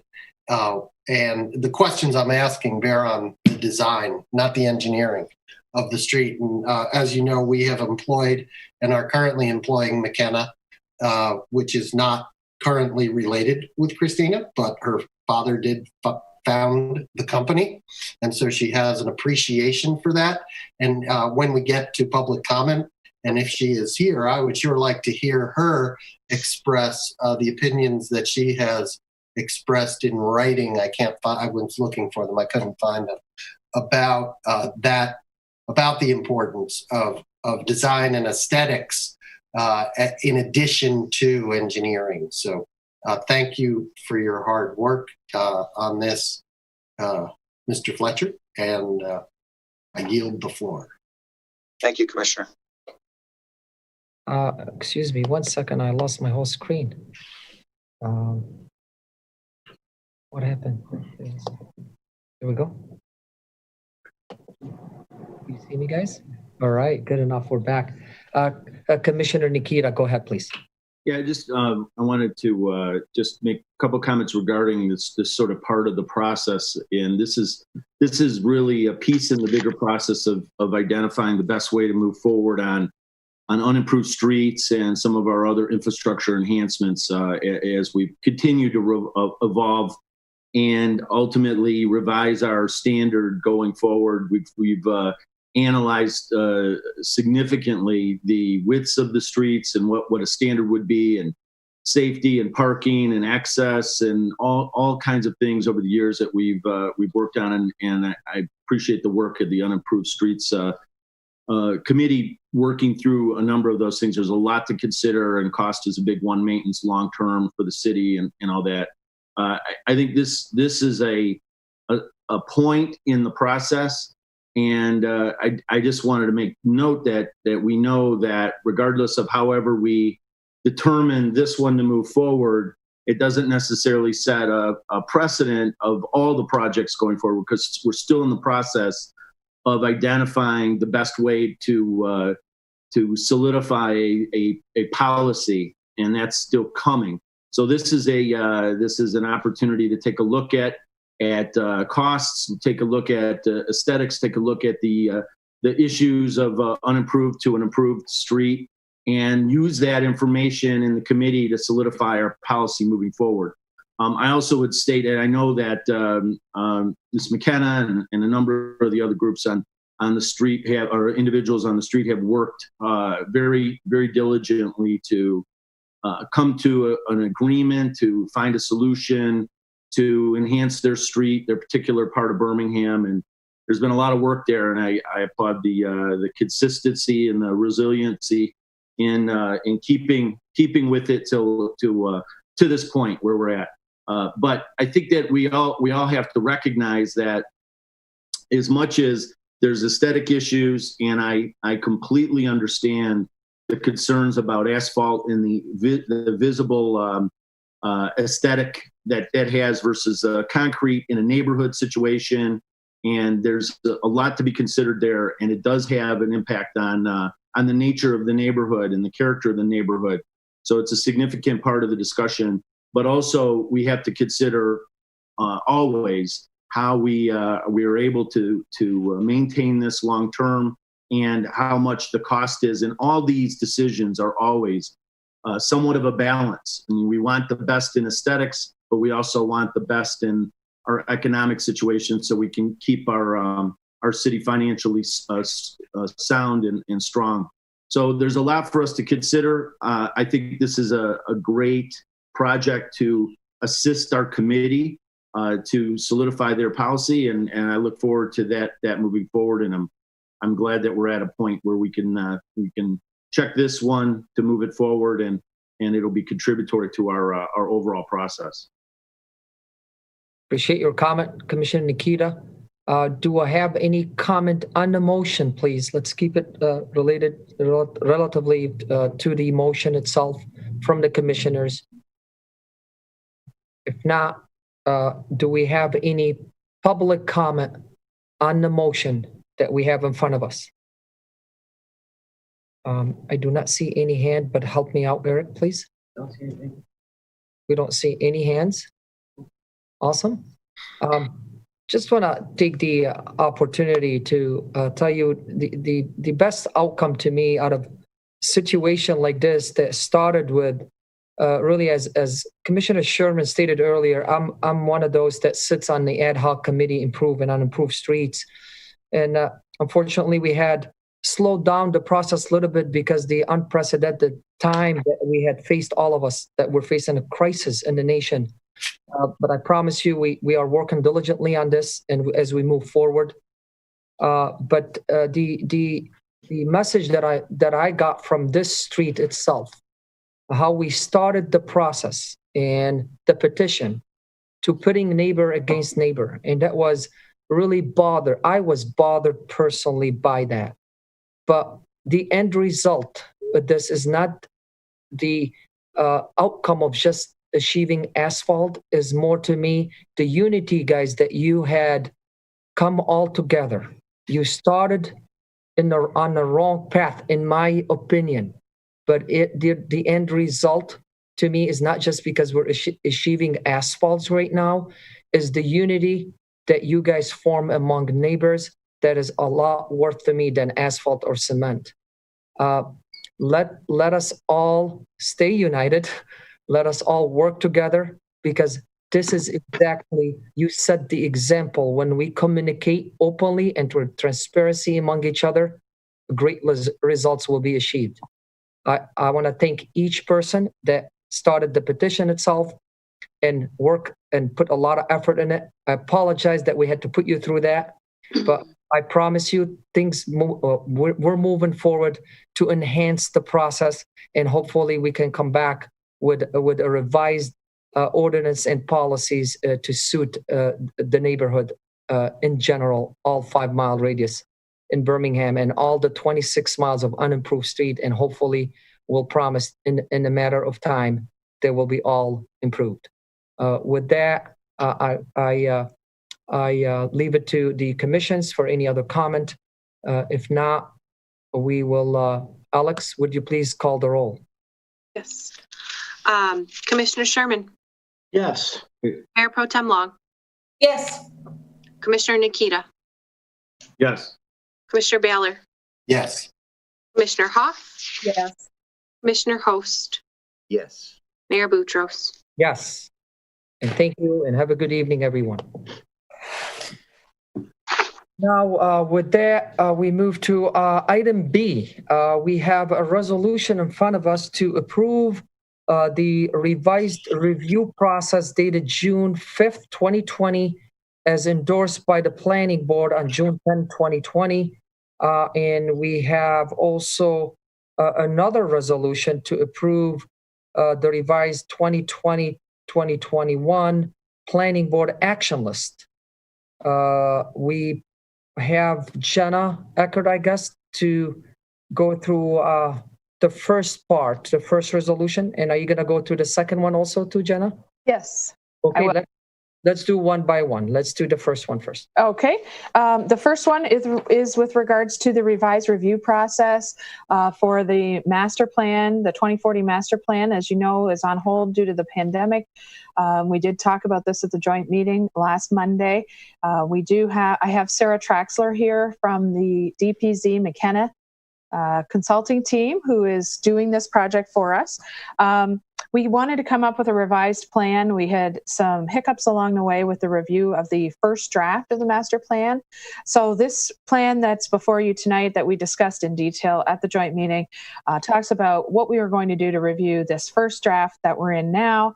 Also takes us all the way through the review of the second draft and then the review and hopefully adoption of the final and third draft of the master plan. So as we discussed at the joint meeting, I think generally, there was a lot of discussion. People were in favor of this proposed schedule and review process. And so at this time, we're looking for formal approval of the process that's endorsed by the Planning Board at their meeting on June 10th.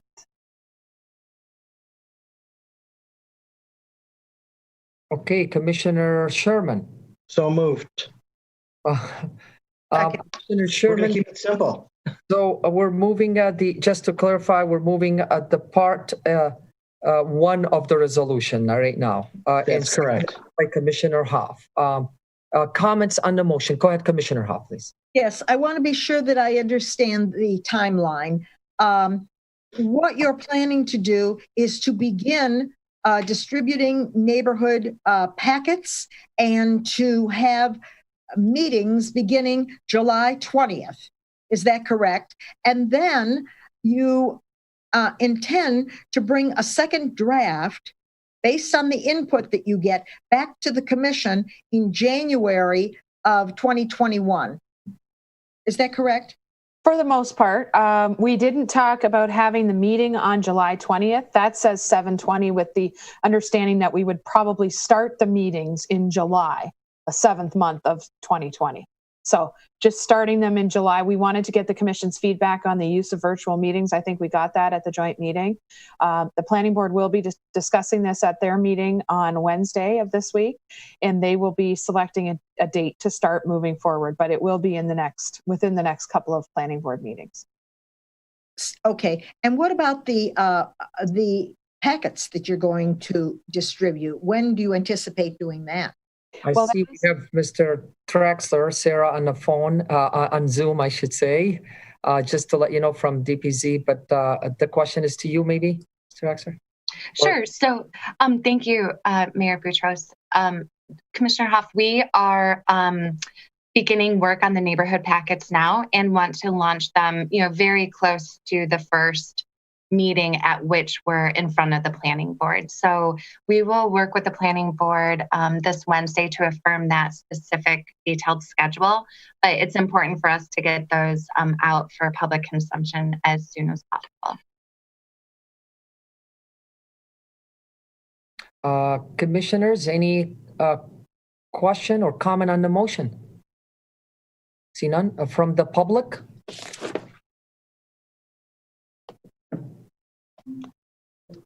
I don't see any hands, correct? Okay. Bring it back to you, commissioners.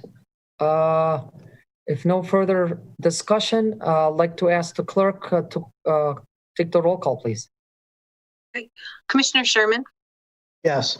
Commissioner Hoff? Yes. Mayor Pro Tem Long? Yes. Commissioner Baylor?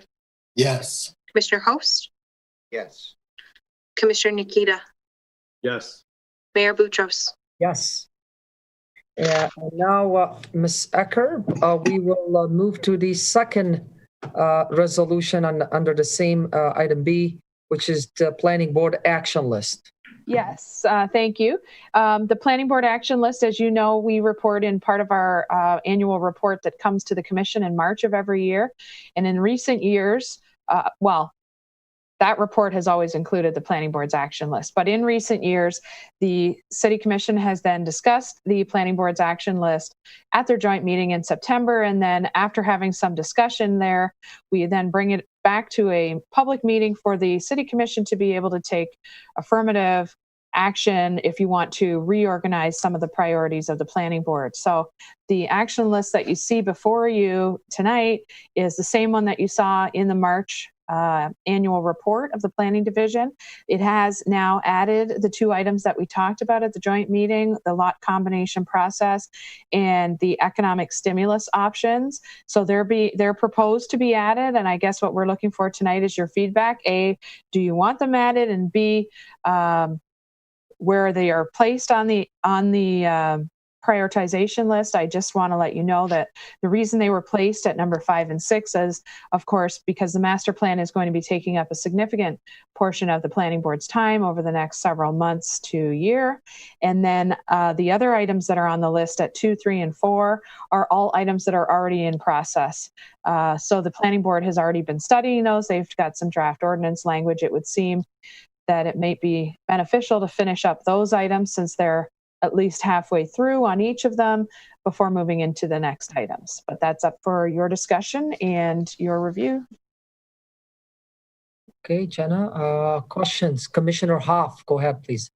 Based on my previous comments on the last item on the agenda, I definitely think the lot combination process should be moved up as a priority before we get another application for a lot combination. So that would be my opinion on that it should be moved up in the process. My second, my question is with item 7, the definition of retail long-term study, and it's stated that it is recommended to be part of the master plan process. When I looked at the themes, I didn't see this specified. So I would like to ask either Ms. Ecker or Ms. Traxler, where in the themes of the master plan outline do you consider the definition of retail? Well, I think you're right. It's not clearly one of the themes identified, but it is one of the things that's discussed regularly throughout the master plan process. I think if I had to pick a spot where it would be, I guess I would pick under theme 9, which is reinforce or establish unique identities for Birmingham's mixed use districts. And 10, promote private development in underperforming mixed use districts through public investment. Essentially, Sarah, if you want to jump in, I wasn't sure if you were still there, but I think we do talk about it in multiple locations throughout the plan, because where we do look at the mixed use areas, whether it's the Triangle District, it's the downtown, the north end of downtown, the south end of downtown, Haynes Square, all of those options or all of those areas that are studied in the plan, this is a topic that comes up, and there are recommendations made with regards to retail and where we maybe want to target the more tight retail definition and where we might want to loosen it up a little bit. Sarah? Yeah, I think that that's a nice summary, Jana. And I think your question raises a good point, Commissioner Hoff, in that the themes that we've listed are draft themes and that they're part of the draft master plan. We received feedback during the joint meeting last week, we thought, which was very strong, for example, in regards to bridging the east and west sides of Woodward. So these themes I expect will be adjusted and modified and maintained as we march throughout the revision process. So I'll make a note in terms of, kind of making sure that we're addressing this imperative to work collaboratively in helping define retail with the planning board. Thank you. You're welcome. Any comments? Commissioner Baller. Yeah. I'm not totally comfortable with the process we're using here for the action list. I think this is a long discussion. I see a lot of what I might call cobwebs on this. And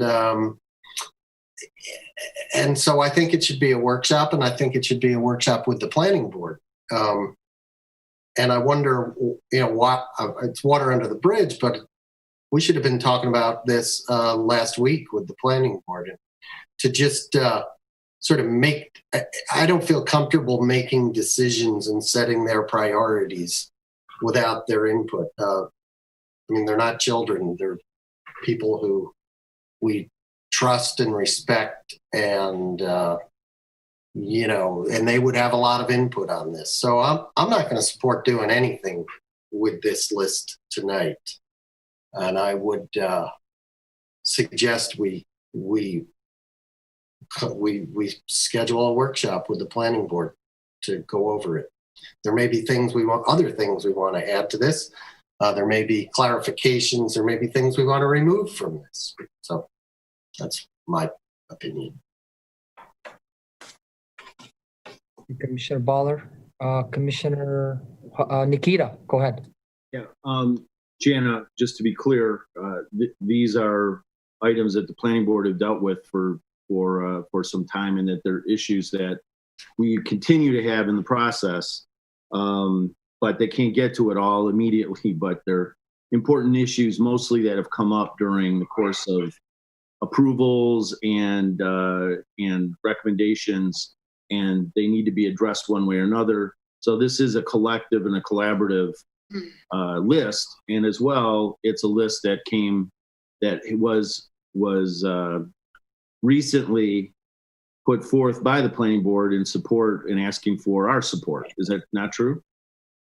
Yes, I think the action list was put forward to you in March.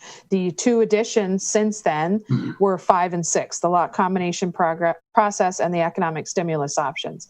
And that came out of our discussion from the joint meeting last week. So if I could, Mr. Mayor, continue with that, please. I think Commissioner Hoff made a couple of statements when we were looking at the lot combination earlier this evening about the questions that have come up in now the 3 reviews of lot combinations that we've had. So it seems apparent that there does need to be some enhancements of that ordinance. I feel like I've stated now multiple times in the 3 reviews that we've had for that, I've stated that ordinance is clearly needed. And I think it's generally a solid ordinance, that there's just some enhancement of it and some things that have been uncovered that we talked about during the last discussion on this a few minutes ago, that the planning board seems aware of and agree with, and so they're I think we have some agreement from our discussion last week that the planning board feels that this ordinance needs some strength, and clearly the commission feels the same way. So I would say that's a solid item, and I concur with the comments that Commissioner Hoff, she read the comments that we made in previous meetings, and I think they speak for themselves. I would ask you, Jana, if I could, Mr. Mayor, at the moment, it seems like you have a reasonable amount of insight from the combination of our comments through the process of the last two reviews, as well as the comments and discussions that we had at the planning board meeting, joint meeting last week, that there's enough there to move forward on reviewing that. And I do concur with Commissioner Hoff's comments that time is of the essence, if you will, knowing that you're very busy. And I understand a lot on the plate, but if it's at all possible that we could take a look at that sooner than later, as we're going to likely see more lot combinations coming in the near term. So I would say that's worthy of moving forward.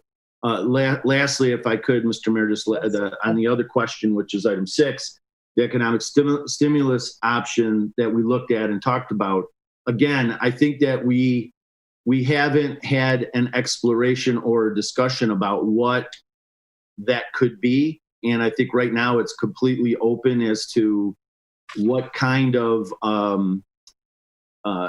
stimulus idea, economic alteration on anything that we do. And we've done this in the past and we've had success in doing it. So it seems like the planning board, from the comments that I recall in our meeting from last week, seemed to think as well that there's some potential value of examining that and possibly exploring what options there might be. And so I'm in favor of taking a look at that and having the planning board take a look at that. I would say that that's worthwhile to have some exploration, and possibly if they find something that's worthwhile, to bring it to the commission for consideration. Commissioner Host, go ahead, please. I'm going to go along with Commissioner Baller. I think that the first part of this, which is the lot split, is perfect for a workshop. We get it done, and we can get it done quickly. The other one, if you want to throw it in or anything else, the notion is to take the planning board off the long-range plan, which is what we have just approved, and add these things that we all feel, I mean, at least the first part of it, we all feel we need to look at now. This is a perfect opportunity for a workshop. We shouldn't be putting it in the 2040 plan. It will be there after a workshop on anything we want to talk about with them. But I think this takes them off the task, the big picture, whereas we all want to deal with the lot splits now. Okay. Any other commissioners? Comment? Mayor Pro Tem Long. I'm comfortable trying to pen this item just for the specific step of just sending it to the planning board to ask for their comment about this, the action list. I think it's, it may delay us, a meeting, but I think it's just a matter of respect to ask whether they have any comment about the order or the relevance of the items that are presented. Just again, because they are a volunteer board who has agency and work very hard for the city. And I just think it's a matter of respect and decorum just to ask their input on it currently before we approve it.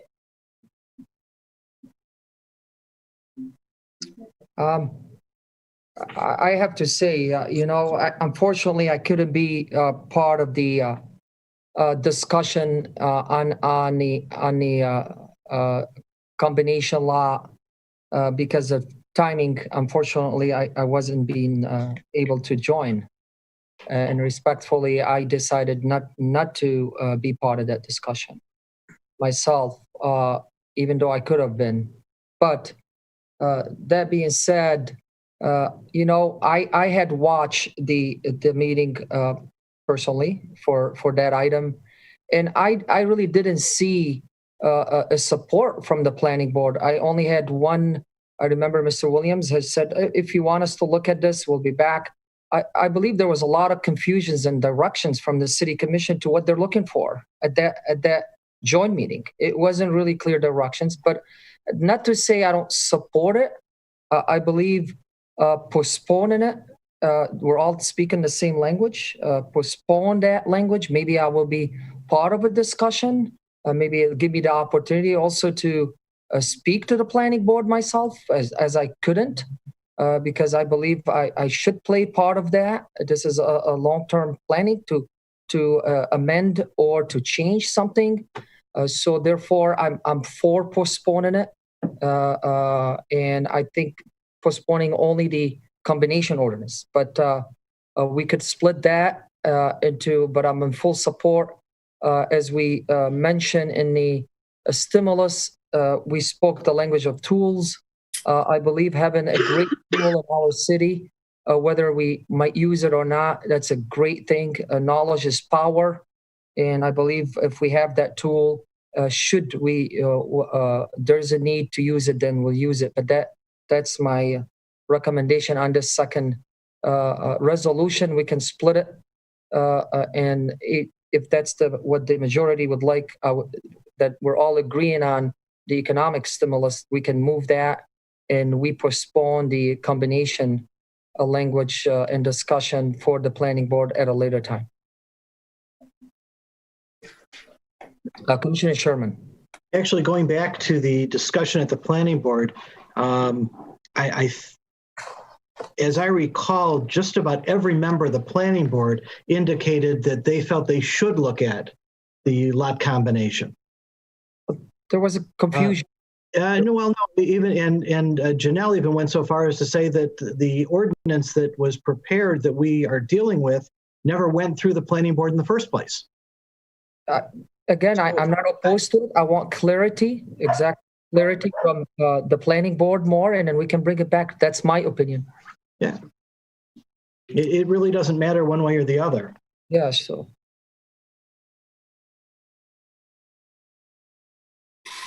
Commissioner Hoff. Mayor Boutros, when you were out of the room, I read comments from 6 of the 7 commissioners in unison on the need for review of the current lot combination ordinance. That was 6 of the 7, and the only reason the 7th is it was you and you weren't in the room. And so this was previous. This was in April. And based on that, that is why I think that the lot combination process should be reviewed by the planning board in a most timely manner before we get another request. Because all of the commissioners agreed it needs work. And I thought that the planning board seemed agreeable to look at it. You know, that was not created so long ago, a few years ago. And many of the people who are currently on the planning board were on the planning board at that time. And what Janelle said is she doesn't have a recollection of reviewing it at that time. And so it seems to me it is most appropriate to ask the planning board to do this. Commissioner Hoff, if I may, now I can respond, as I couldn't be also in my own lot combination. I believe there's some clarity here to us and to the public. I don't believe 6 commissioners had collectively wanted an ordinance change or clarity. We're talking about 2 completely different things. And if I may refresh your mind, Commissioner Hoff, the lot combination that came in front of us before me, it was completely different than my combination lot. It was completely out of the norm. It is completely unique. First time in front of us, we were all puzzled how to solve that issue. It was an issue, and it was a hardship created by the owners. And I was one of the first people that wanted to help and support.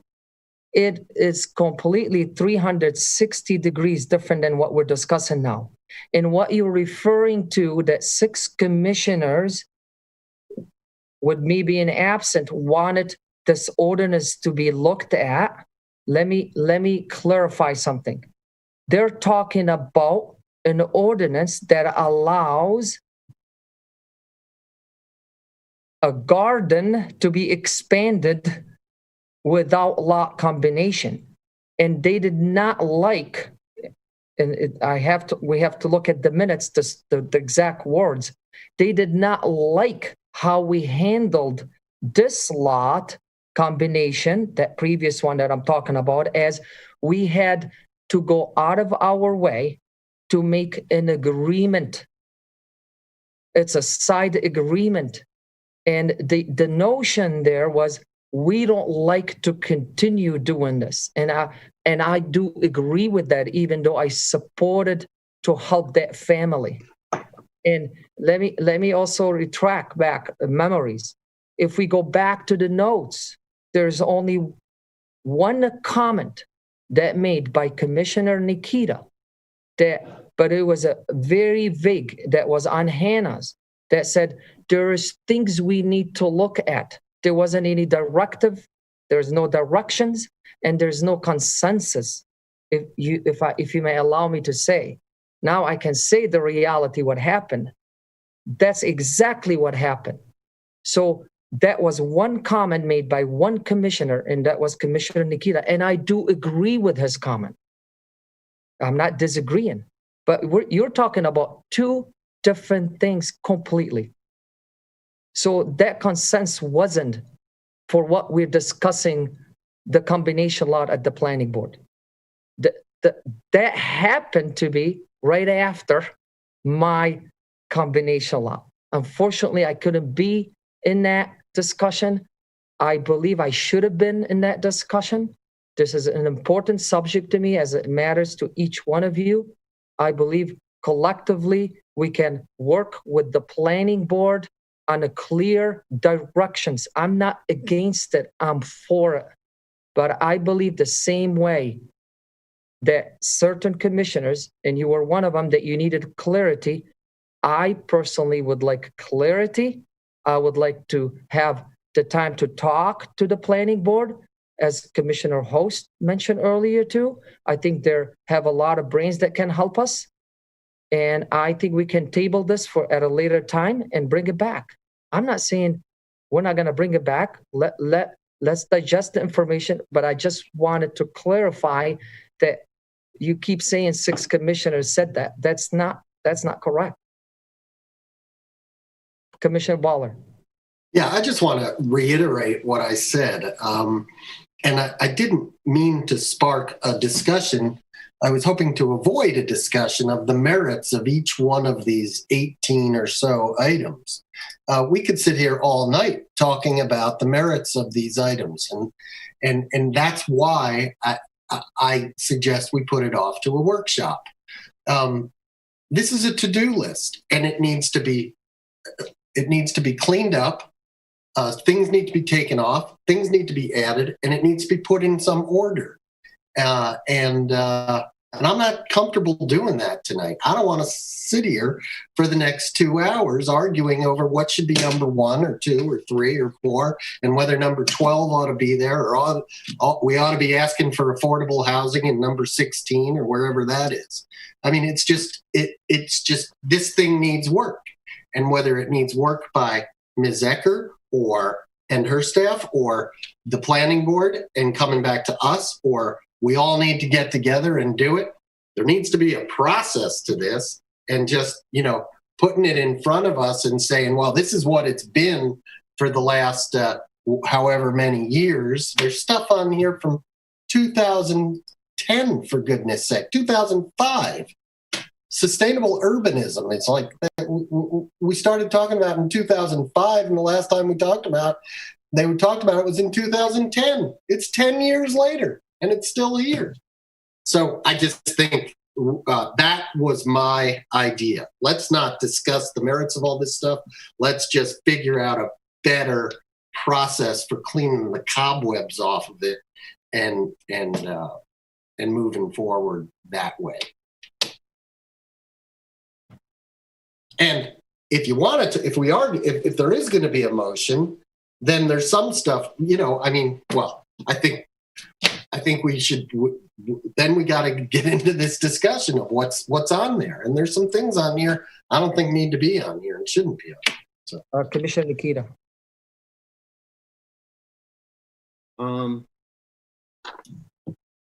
Well, I've been part of creating this list for about 20 years, 22 years, I think, almost. On the planning board for 10 years, which I was part of creating this list year after year after year. And on the commission for, I think, 11 years now.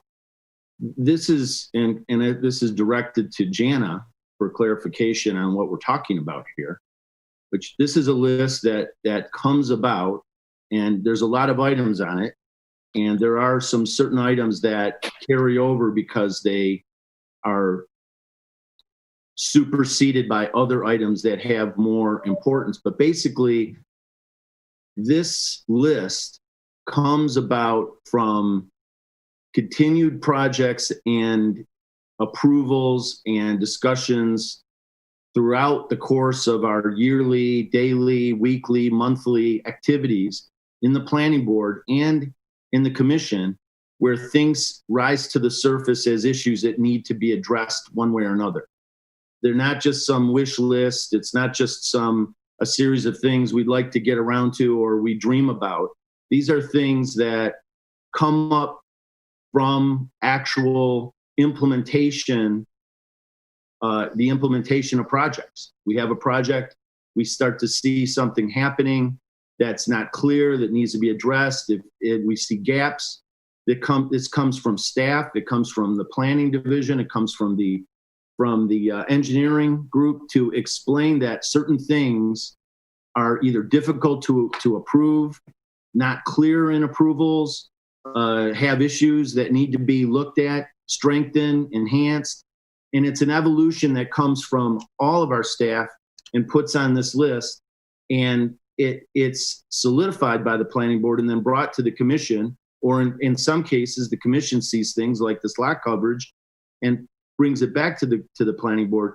It's a bit dynamic. It's not some sort of made up list one day we sat around and decided what things we'd want to address. It's very dynamic and it's complicated as to how these things end up on the list.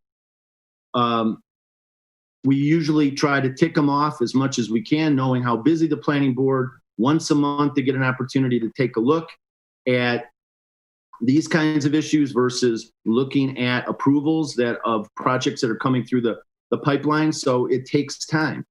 And I know that we'd like to see things done immediately, but it takes time. I'm not saying that everything on this list is high priority, and maybe there's some review, but correct me if I'm wrong, Jana, didn't this go through the planning board just recently in March and was solidified as this is what needs to be done, and the planning board did weigh in, review, and knows, and we have a very, very qualified planning board and one that has a lot of depth of experience going back many, many years. So this isn't an unqualified planning board. They know what they're doing. And this priority list is essentially from them for the most part, through you and staff. And collectively, you brought this to us to essentially solidify it or strengthen it or add what we might see in addition. But it's mostly from them. Right, Jana? Can I, Mr. Mayor, can I ask Jana directly that? Go ahead, Jana. You have an answer for that? Yes, the action list, the planning board did study it in March, and they did make recommendations for the order and so on. I think it's definitely been a cooperative effort the last couple of years, because I think the City Commission has weighed in on it specifically, both at the joint meeting in June of every year and then again at a meeting or two after that to clarify the order. But you're right, the planning board definitely had their input, and that's why they provided it in the list without number 5 and 6 on it for the annual report, as they do every year. Yeah, Jenna, I want to add to that point. Again, my point here is to table it. Why? There was a comment made by the public tonight on how is a home combined lot, a home built on a combined lot affecting families and schools. I forgot how he worded, right, Jenna? Well, yes. With due respect, though, your answer is not exactly the answer to his question. Where there's some study need to be done there. If I'm a dad of 4 kids and one home, you can build 3 homes next to each other. 2 elderly people don't have any kids. That's correct. Yeah, that's why I was just talking about the number of homes, because we don't know who's going to have how many kids and how many houses. Yeah. So my point is not, I'm not referring to my specific law by any mean. I'm in general terms. That's how you look at things. There's still some, and I'm agreeing with Mr. Nikita, with Commissioner Nikita. There is things to be looked at. It's not just because, okay, now there is a request from 1 or 2 commissioners, immediately we put things on the agenda and immediately it's got to move forward. There's some input from other commissioners. This clarification to me is very important. How do you do the consensus? Who's applying for this combination? Even they meet all these criteria, even they meet everything, the discretion. It's a family. It's a resident that been here for 10 years. Now they're moving to a bigger home. Now they have a bigger family. I mean, these are important factors. We are here to serve the public. And most importantly is the residents that live in Birmingham that outgrow their homes to move to a bigger home.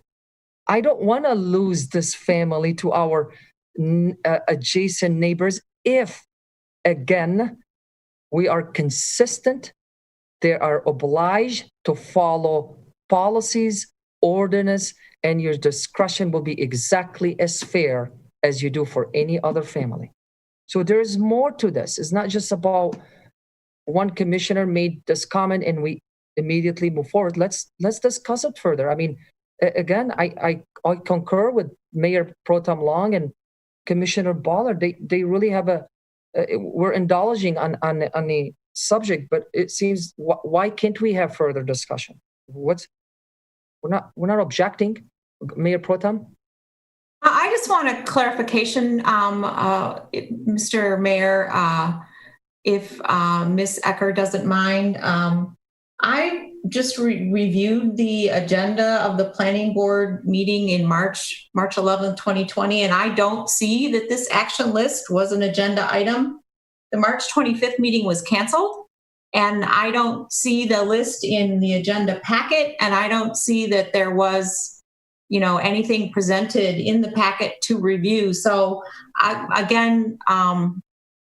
when was this action list last reviewed by the planning board in its present state?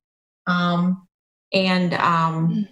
again, my preference would still be to send it back to them at this time and ask them to comment on it, the items included and the priority, and then as a matter of a courtesy, and then have it returned to us. Did you want me to respond to the question? Are you making a motion? I'm asking Ms. Ecker to answer the question if she could, please. Yes, it was considered by the planning board on March 11th. You're correct. The March 25th date was canceled because of COVID-19. No, it's just not in the agenda packet for March 11th. Oh, okay. Well, I have it on my list for March 11th. Let me just check and see what else I've got here. Well, the list that I have with me right now doesn't go back any further. So I will have to verify that for you. Sorry. I do have it on my list that it was going to be on March 11th. It may be that we ended up putting it on because if I remember correctly, we added a meeting at the end of February, 27th maybe, or thereabouts.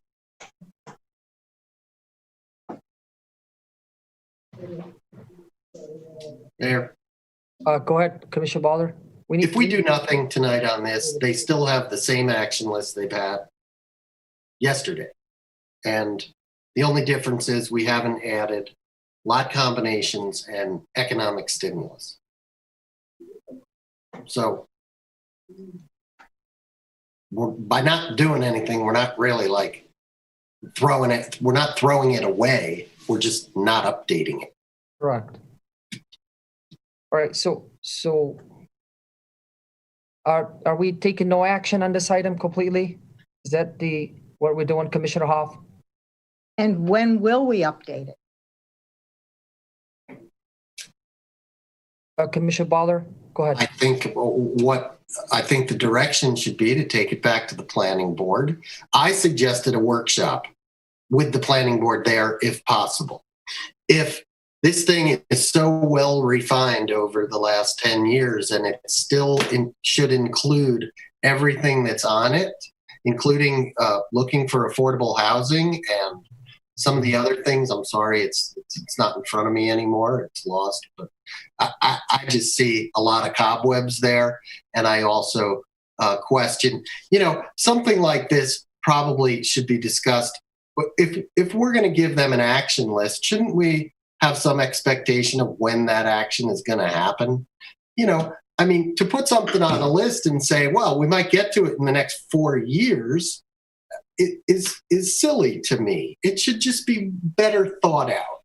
That's all, and realistic. So it was like when we asked them at first to review the master plan, and they were going to do it in 5 sessions or something like that. It was really apparent after the first one, there was no way that was going to happen. To me, there's no way some of this stuff is going to happen unless, we get realistic about it. So when would it come back to us? I think it would come back to us after the administration and the planning board, gave it some genuine thought and said, this is what we can reasonably do. And this is what you can expect. Jenna, can you chime on that as far as timing and all that? With regards to what, the action list? Yes. Well, we could certainly put it on a future planning board meeting, or if you want to put it on a city commission meeting, it's up to you. To the point that was made that we do have an action list. This is the one that's in effect. It would be the same without items 5 and 6 and moving forward. To be fair, unless there's a direction from you specifically to look at the lot combination ordinance ASAP, the planning board is going to be in the midst of the master plan draft review for the next little while. Unless they get specific direction to put the lot combination ordinance above everything else. Right. So, Commissioner Hoff, go ahead. Traditionally, the city commission has input into the planning board's action list. In the past, we've rearranged some of the priorities. And I want to firmly state, Mayor Boutros, you said the 6 commissioners didn't feel that the lot combination had to be reconsidered. I'm speaking for one of the 6. Yes, I did think that it should be reconsidered. And when you weren't here, and I read everyone else's comments, they were following the decision on the previous, not the one tonight, the previous lot combination. Correct. Where we had put in an agreement. Okay. And it didn't pertain specifically to that. So for one commissioner, I am saying I think it needs to be looked at, and I'm pretty firm that it should be on this list based on the discussion that we had with the planning board last week. It should be on this list. Okay, we need to move forward. I mean, I don't see the support to move forward with this, guys. It's just we keep talking about it. I believe we need to move forward with this. Either take no action or we can vote on it. Let's please end the conversation as we're not going anywhere with how we're handling this. Commissioner Sherman? Ordinarily, the list comes back to us after the discussion with the planning board as to any items that we talked about. With that said, if it would make commissioners happier, maybe what we do here is we ask staff to take this back to the planning board, to have them confirm that they are comfortable with these and this is the order that they would do them in, and then we can look at them after that. That's a suggestion. We've done that before. Okay. Commissioner Nikita, go ahead, sir. Yeah, I'd like to move on, but I would like to say that I would concur with that just to move this forward. And I also would agree with Commissioner Hoff's comments that, and I'll say as well, which I've said now for 3 different, going back to the first lot combination that we looked at, that ordinance particularly is concerning. And I think the other comments from all the other commissioners that were in that previous review identified clearly that there's gaps in that particular one. So that's a priority, and it does have a timely nature to it, given the fact that these are coming to the city. And I think we need to fill in the gaps. And frankly, at the joint meeting, which Mayor Boutros, you weren't there, but at the joint meeting, I would say that there was concurring thinking where I know that Chairman Klein, Commissioner Boyle, or not Commissioner, I'm sorry, Planning Board Member Boyle, Boyce, and I think there were a couple of other comments. Williams all commented that this ordinance could be strengthened and probably needs to be looked at. So I think that there's a strong argument to say that it should be on this list and we should address it sooner than later. With that, I'm fine with moving it forward, getting their feedback and bringing it back. But I think we've already received a lot of feedback on this. And it seems pretty darn clear to me that there's some issues regarding that particular item specifically. All right. With that, let's move to item C. We have a resolution. So, Alex, there's no action. Oh, Commissioner Host, sorry, go ahead. I thought maybe there might be public comments. Is there any public comments? Actually, there's nothing to come. You see hands? I don't see it. Oh, Mr. Who? Bloom. Oh, Mr. Bloom. Hello, can you hear me? Hello, yeah. Can you hear me? Yes, there is some public comment. So what I looked at the action list, that in and of itself wasn't a big issue to me. And we should do something about the lot combinations. And I like Commissioner Host and Balor's idea of moving that forward. What concerns me is when you look at, and I'm going to switch off the screen here. When you look at D, item D, it says master plan themes. The following themes permeate the master plan, establishing the purpose for key objectives and specific recommendations. These themes form the foundation upon which the master plan operates. Okay, and 2 of these themes are 6 and 7, which are basically the whole thing about putting seams in and putting row housing along the main streets with dumpsters possibly in the back, affecting the neighbors. And I have pushed back against this. Other people have pushed back against this. These themes continue to permeate documentation that the city is voting on. And the residents, I'm sorry, did not agree on this. This is new urbanism. And I don't personally have anything against new urbanism, but I question whether the residents of Birmingham want it. And I'm tired of seeing these themes come up over and over again when residents have expressed concern about them. And this needs to stop, and we need to have a discussion about it. And the themes before we develop a master plan, and then everyone says, "Oh, we agreed on these themes." No, we haven't. Thank you. Is there any other comment? Mr. Haney, Boutros, Mr. Boutros? Yes, can you hear me? Yes. Good evening, all. Actually, it's more of a question, if I'm allowed. Can you please state your name and address for the record? Yes, absolutely. It's Haney Boutros, 711 Bates. Thank you. You may proceed. Yeah, it's actually a quick question for Commissioner Hoff.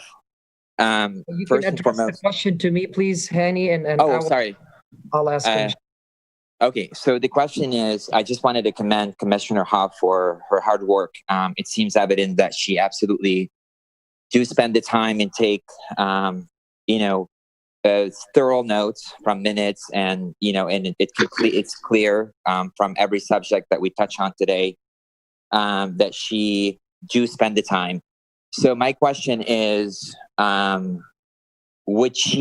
is she going to respond to my question from the 2 meetings ago about when I asked her, why did she voted yes on the combination of Hannah, she stated, I don't know the exact word, but she doesn't remember, although she did state yes. And the second meeting after, this subject came up, and of course it was diluted again. It diverted to the garden combination, which is completely different, as Mayor Boutros stated, which is indeed the discussion, indeed should be in front of a board. We all agree, because if we don't, next we will have amusement park next door. So my question, Mayor Boutros, to ask Commissioner Hoff, is she going to do the same homework for me and then go back and read the minutes and come back with notes and answer my question? Why did her position change since then? Why does she strongly feels that now this subject that she voted yes on before need to be pushed to an agenda before a master planning of our city? And furthermore, is that, because that to me also raised a concern, should we be alarmed to go back to every decision that she makes because we're worried that she's going to change her view next month or 5 months from now? So, Mr. Mayor, Mayor, I apologize. Yeah. Point of order. Under our rules of procedure, we are actually not allowed, the public is not allowed to make personally attack commissioners, other members of the public, staff, etc. That's considered to be unruly behavior. Yeah, but would you please direct? I don't believe he's attacking. He's asking. I'm asking a question. I'm so sorry if that was conceived as attacking. Completely apologize. On the contrary, what I said is I commend and I'm really, really admiring her ability and then her due diligence. It's impeccable. I noticed that she's the only person that actually read every issue. She asked a question about abbreviation, which is, to me, it's fantastic. Like somebody's actually doing the work. So I'm just wondering, would she do me that favor and do the same work, and made me understand what changed her position about the same lot combination, something standard, not the garden. Please, I'm not asking about the garden.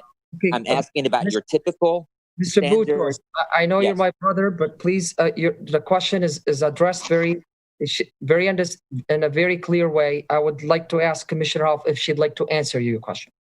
Yes, I'd like to answer. Go ahead. I don't think Mr. Boutros is asking this question with goodwill at all. And I don't think that it is beneficial. I don't know what he wants me to say. He wants me to say I made a mistake, but I didn't. I feel strongly about the way I voted at that time. I felt that way. I do my research, I do my homework, and I don't think that he is asking me with goodwill and with moving forward. And that's what I want to do. Move forward. This issue is over.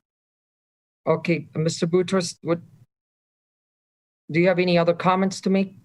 Yeah, I'm so sorry that she feels that way. I still feel that I need those questions answered. It's actually in really, really good will. And absolutely, I think what this would do, I think will help all of you guys move forward with this issue. Because again, you mentioned Janelle.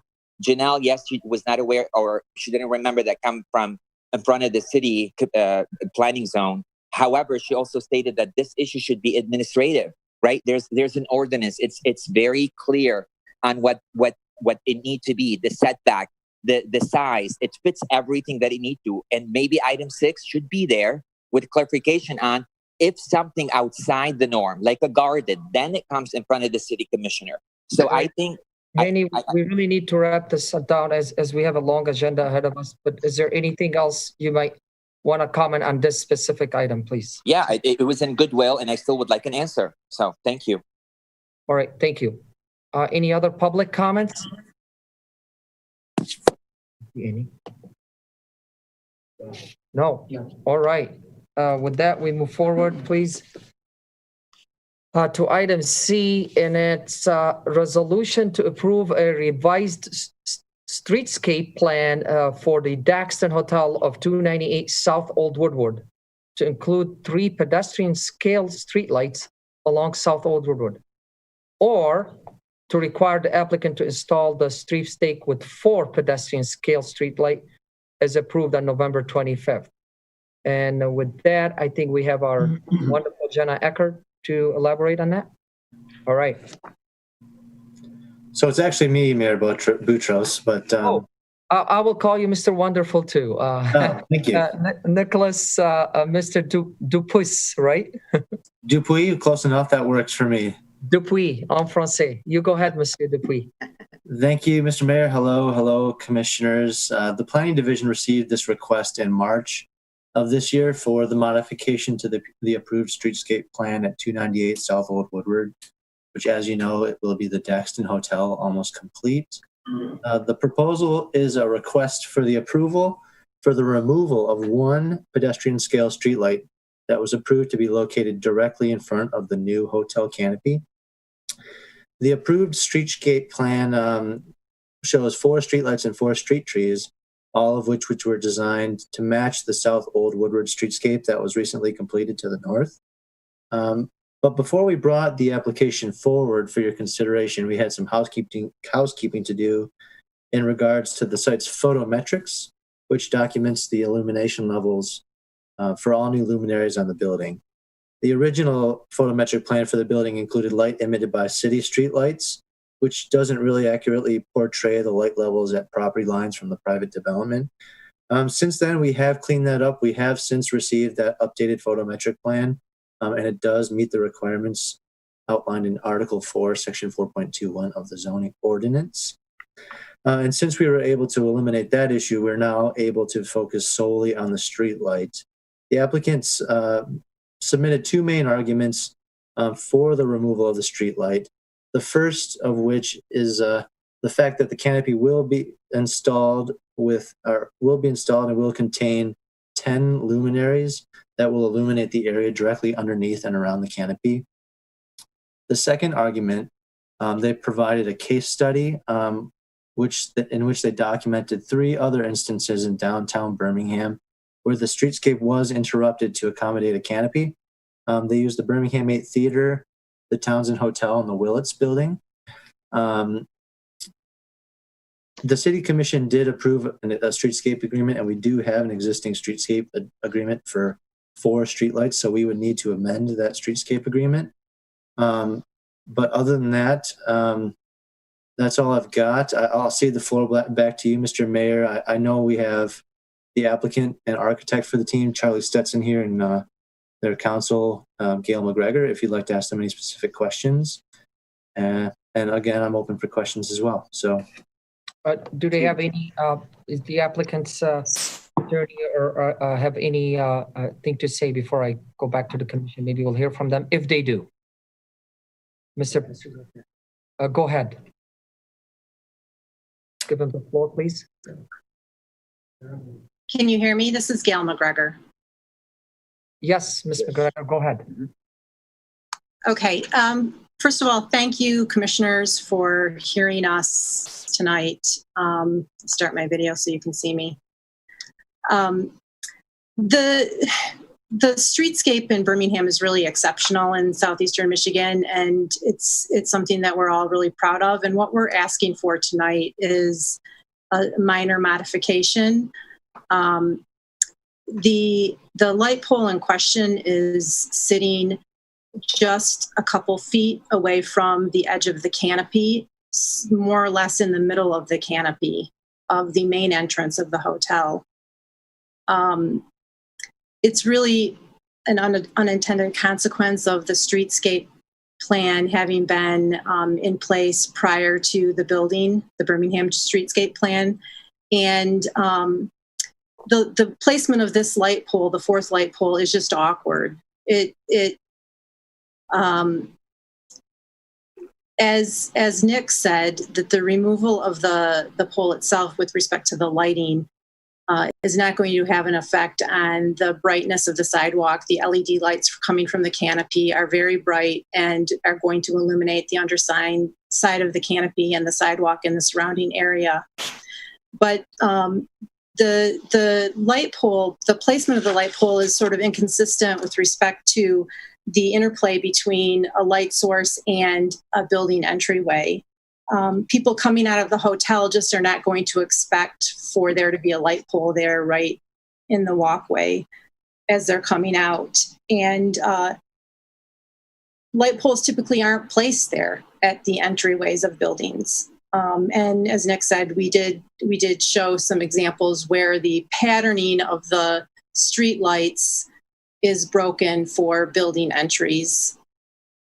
And the request that we're making tonight is consistent with the ordinance and the master plan. There will be plenty of light from the canopy, as well as the placement, the removal of the light pole that is proposed to sit right in front of the entryway is going to impede pedestrian flow into and out of the building. And as we know, the activation of the streetscape and the pedestrian friendliness of the streetscape is something that we're trying to achieve. So that is what I have to say about it. And if you have any questions, specifically for the architect, he's also on, Charlie Stetson.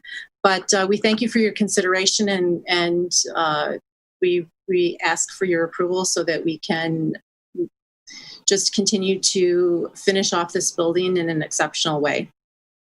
Thank you, Ms. McGregor. Commissioners, any questions for Mr. Dupuy or for Ms. McGregor or for the architect, Mr. Stetson? Commissioner Hoff, go ahead, please. Yes, I recall when this was before us, there was discussion about the main entrance to the hotel.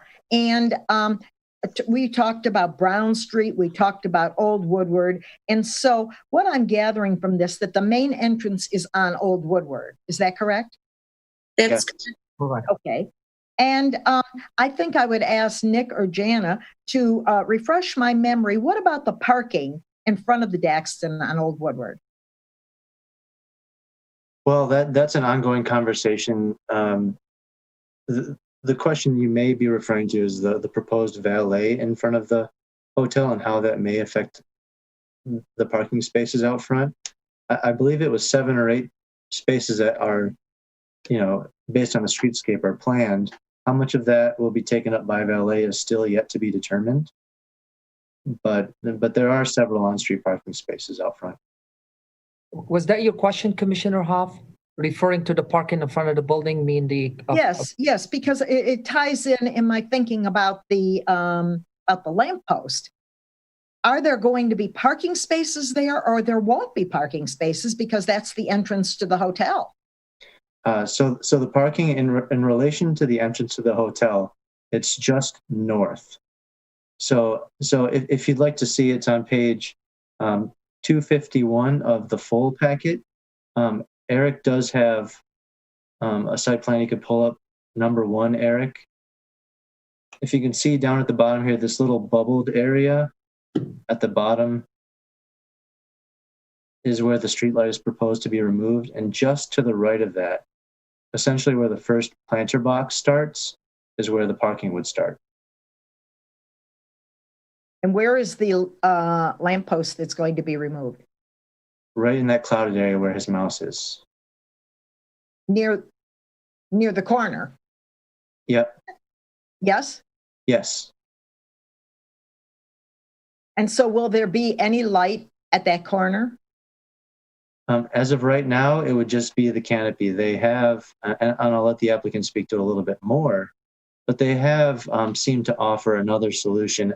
On the opposite corner in front of the Max Brook Realtors, there is a streetlight on top of the traffic signal post. They have suggested that may be something that they could consider. I'll let the applicant speak to that more. But currently, there's no streetlight at the corner. Thank you. Mm-hmm. I'd like to speak to that.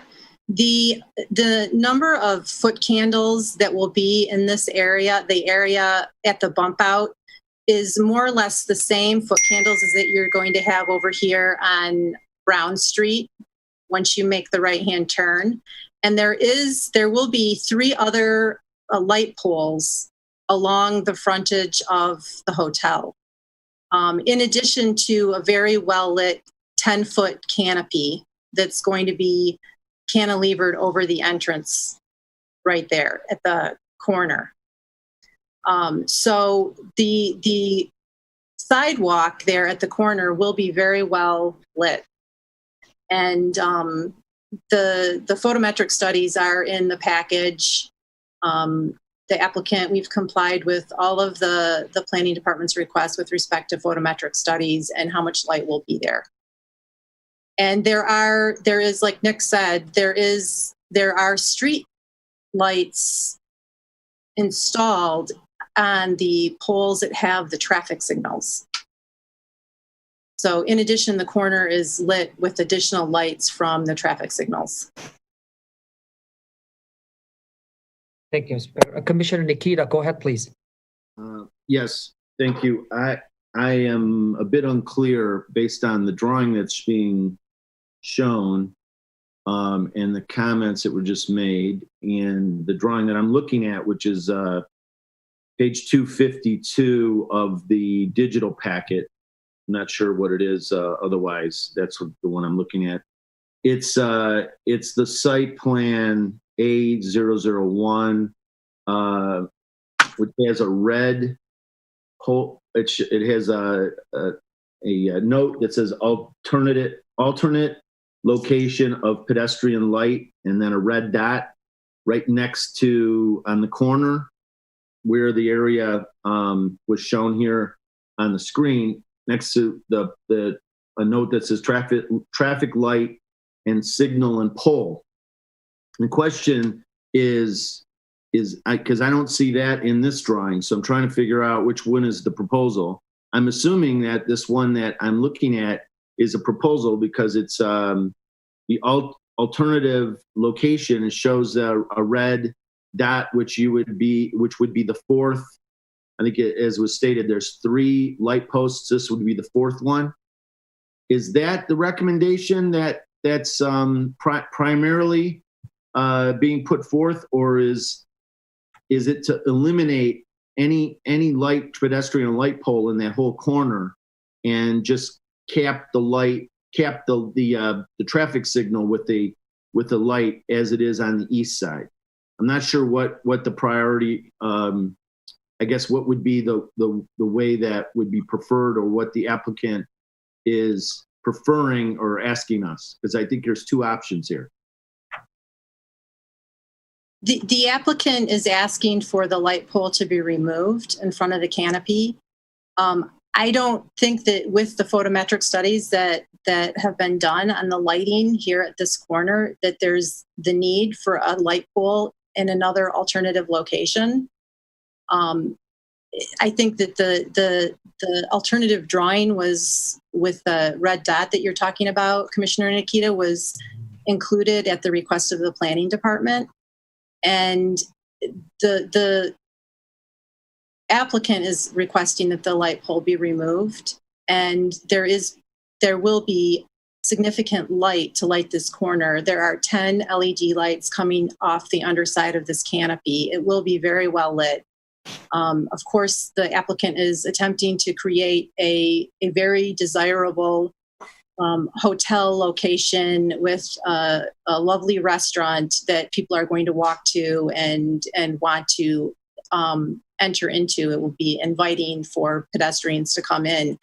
It will be well lit, and I and everything that I've seen, the foot candles with the lighting on the canopy are going to cast a very similar amount of light as you're going to get around the other side of the corner, as well as on Brown Street. And the reason why we reference the lighting from the lights on top of the traffic signals is to just let you know that there is other light sources coming from other lights at that corner. Anyway, I hope that answers your question. But the request is to remove the light pole. Commissioner Ballard, go ahead, please. Yeah, I want to be, I'm sorry, I'm confused. When you say remove the light pole, you're saying remove it from the site plan. It hasn't been installed already, has it? No, it hasn't been installed. Okay, so we're not undoing something. No. So a question for staff. It seems to me that you are not taking a position on this. You have two suggested resolutions that are opposed. Either let them take it out of the site plan or make them put it in. Is that correct? Yes, that's correct. Why are you not taking a position on this? Let me answer that, Mr. Mayor. Yeah, sure. Good question, Commissioner Waller. 1 second, please. Why is staff not taking? In response to the question as to why there's two alternatives here, that's because you have an approved site plan that was approved by the city commission. So it's not up to staff to make any not to make any changes in regard to the approved site plan that already exists, because this was approved by the commission. So any modifications to this plan have to be approved by the city commission. I understand that we have to approve it, but staff uses their expertise and knowledge because they're experts and knowledgeable to usually recommend a course of action. Like, you either think this is a good idea or you don't. You either think they're telling the truth with their photometric and study, or you don't. I mean, it either makes sense from a planning standpoint or it doesn't. So help me out here. I mean, I want to rely on the experts to say they're applying for this. It's a good idea, makes sense, approve it. Could we ask the architect to speak to some of this? I'm sorry, just he hasn't had a chance to talk. Please. If you don't mind, I will get there. As I want to make sure Commissioner Baller has been addressed and he's done. And then I'll definitely let the architect speak. Just to clear in the air here, Commissioner Baller, well taken on the comment you made. Is just we want to understand to simplify things so we can move forward with this. I want to hear from the architect also, from or from our staff. I didn't hear any negativity by us moving the pole. Let's focus on that. Is there any negative? And I'm not clear myself on, do we need, as Ms. McGregor had mentioned, to replace that light bulb by extra lighting? And if so, as she mentioned, one option from the different across the street, the Max Brook building, have we considered, as I've seen in many places, and aesthetically is beautiful, is the and that probably to the architect question, the underground flush lightings. It looks very pretty. That should we need extra lighting? Is that an option that we consider? But I'll leave that as it's two-folded questions here. But go ahead, whoever would like to answer. Jenna, go ahead first, and then Mr. Stetson, I'll give you the floor, please. I just wanted to comment on it. There's pros and cons to removing the light. From a light level standpoint in the photometrics, it will work without that street light there. The only con is that generally there's a design aesthetic as you move down the street, because you expect to see the pedestrian scale street lights every 40 feet or so. So this takes away from the symmetry by removing the pedestrian scale street light. But the whole purpose of all those detailed photometrics you saw is so that we could be clear and covered that there is going to be enough light out on the sidewalk. Yes, there is going to be enough light. Okay, so we don't need an alternative per se, right, Jenna? We do not need an alternative to provide the level of light that we want for safety and security, et cetera. And the intersection itself is already lit by the intersection lighting. Right. So it is simply a design aesthetic issue as to whether you remove the symmetry of the light poles. It is consistent with what we have done at other locations, as the applicant has provided, the Birmingham Theater, et cetera. But it is different than what we normally do. And the commission did approve the streetscape agreement that called for 4 lights. I appreciate the clarity. It's 100% aesthetic, it seems to me personally, but I'll give the floor to Mr. Stetson. Please go ahead, as you may add to and comment however you like to address this. Unmute yourself, Mr. Stetson. We cannot hear you.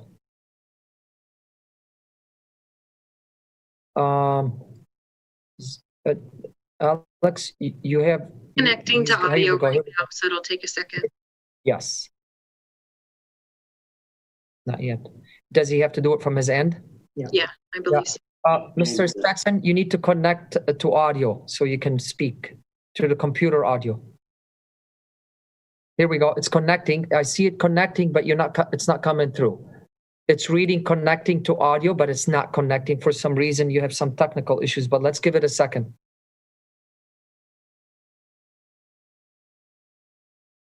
There we go. Yes, here we go. Oh, here, wait 1 second. It's working, I think. Now you're going to unmute him, Eric or Alex. Oh. Hello. Here we go. Go ahead, Mr. Hudson. Sorry, everybody. So my name is Charlie Stetson. I'm a principal at Booth Hanson Architects in Chicago. We're the architects of record for the Daxton Hotel. The request here is to go ahead and remove the one light pole from the plan. It's not actually constructed yet. It's a very awkward location relative to the main entry to a super high-end hotel.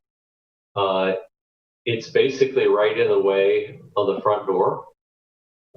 It's about a little over 2 feet away from the edge of the canopy itself. You wouldn't do this. You would not design the entry of a hotel in that manner. So we think it is an aesthetic as well as a functional issue. And I know, as has been discussed already, there are precedent to doing this also elsewhere in the city. So that is our request, and we do think that's an appropriate reaction to the location of that light. The lighting levels for that corner and the sidewalk are going to be just as nice, just as fine, just as bright, using the underside of the canopy lights as it would be with the light pole there. Thank you, Mr. Stetson. Very well articulated in the architectural world there. Made it very clear. Any comments from the commissioner to the architect or to our staff or to the representative? Yeah, go ahead, Commissioner Nikita. I agree. I appreciate the insight from the architect. It is a challenging corner, and frankly, the canopy and the entry and the lighting for that will be a bit of a focal point at the end of the streetscape there and the sidewalk. So I think the need to have sort of a terminating pedestrian light there is not needed. The other thing is there really isn't a good location for it if you have that canopy there. The way this red, I referred to the red dot, that's the alternative. The location of that is probably one of the only places you could put it in. It's almost directly adjacent to the traffic light signage, which would be very unusual and odd. So I think that we really don't have a whole lot of options there, and I think the lighting will be fine. Frankly, I think we should consider eliminating the light on top and seeing how bright it is with the canopy, because I think that's going to be sufficient. And I'm wondering if the light on the top would be actually overkill, but that's another factor to consider. The only thing, and I guess this is to staff, the only thing I'm concerned about, because I did review the conditions that have this sort of situation. The only one I'm not sure I agree with, which is the entrance to the Birmingham Theater, is a bit of an anomaly because there's a bump out there that's distinctive, and that's actually a different condition even in the streetscape, and then as well the theater. But the other entrances are more in line with this, which is the Willits and one of the other entrances. Forget where it is. Anyway. No, the Willits? The Townsend, right. I'm sorry. The Townsend and the Willits, right. Both examples, I think, that are similar to this. So it's consistent. The question, I guess, is more of as always, one of the things that we're concerned about in approving things like this is precedent setting and criteria for doing it here and not doing it elsewhere. And the concern that I have is as always, someone else in the downtown looks at this and/or, an example like this and says, well, I don't really like the pole in front of my store or in front of my building or in front of my entrance, and then suggests that we take that out and uses this as an example as to, well, you did it here, why won't you do it there? And I guess I would like staff, Jana, to give a little insight into how this is distinctive enough to make the point that if one of these other businesses or buildings who already exist in town come to us and would like the light removed because it's in the way of whatever it happens to be in the way of, that we can make the justification to say that that's not appropriate because this was and that isn't. Can you review that or give us some thoughts on that? You understand the precedent issue. We deal with it all the time.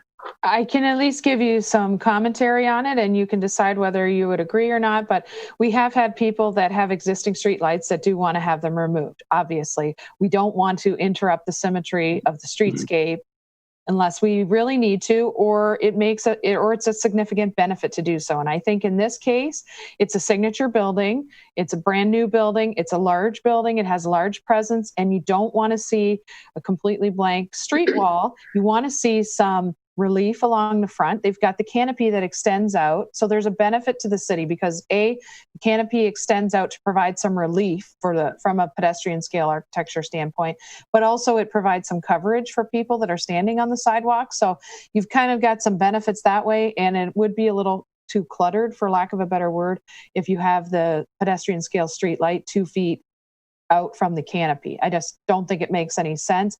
And it is a grand enough entrance and a grand enough building to warrant taking away the light in this particular case. It's not a single storefront door that's, a 20-foot wide storefront and there's a single door. This is a prominent building at a prominent location with a prominent entrance, double wide doors. The canopy, the lighting, the architecture, everything is there, as you said, to draw your attention and to create a good architecture. And I think in this case that the light does actually get in the way of that. Great answer, Ms. Ecker. Well positioned. Mr. Baller, go ahead, Commissioner Baller. Yeah, I'd like to move the suggested resolution to, pending any comment from the public, of course, which may be attached to which may be on the resolution, to approve a revised streetscape plan for the Daxton at 298 South Old Woodward to include 3 pedestrian scale streetlights along South. Seconded by Commissioner Host. Awesome. Now, any comment from the commissioner on the motion itself, please? Commissioner Nikita, go ahead. And I will open it to the public after that.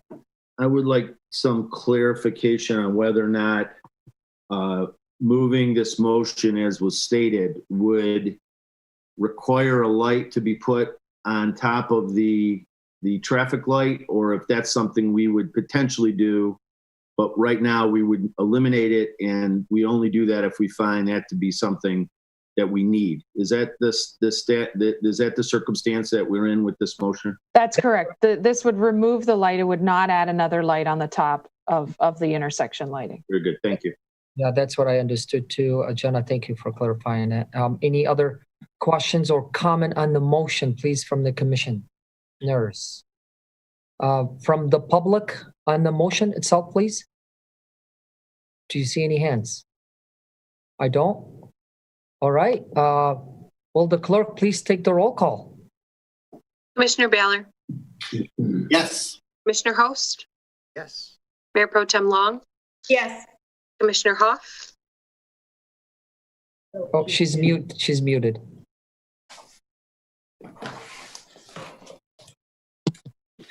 Yes. Commissioner Nikita? Yes. Commissioner Sherman? Yes. Mayor Boutros? Yes. Thank you, Stetson and Gregor. Have a wonderful night. Good luck. Thank you for investing in our wonderful city.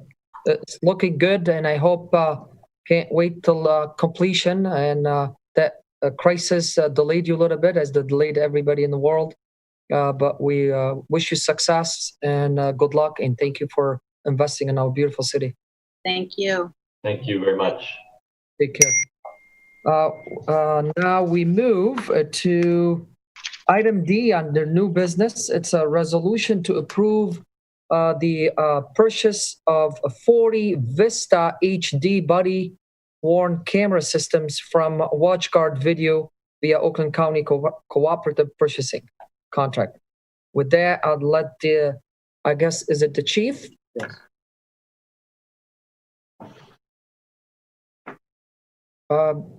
Chief Clements, the floor is yours whenever you're ready. Welcome back. Can you hear me? Yes, Chief, go ahead. Great. Thank you very much. I just want to take a minute to, if you'll indulge me for a second.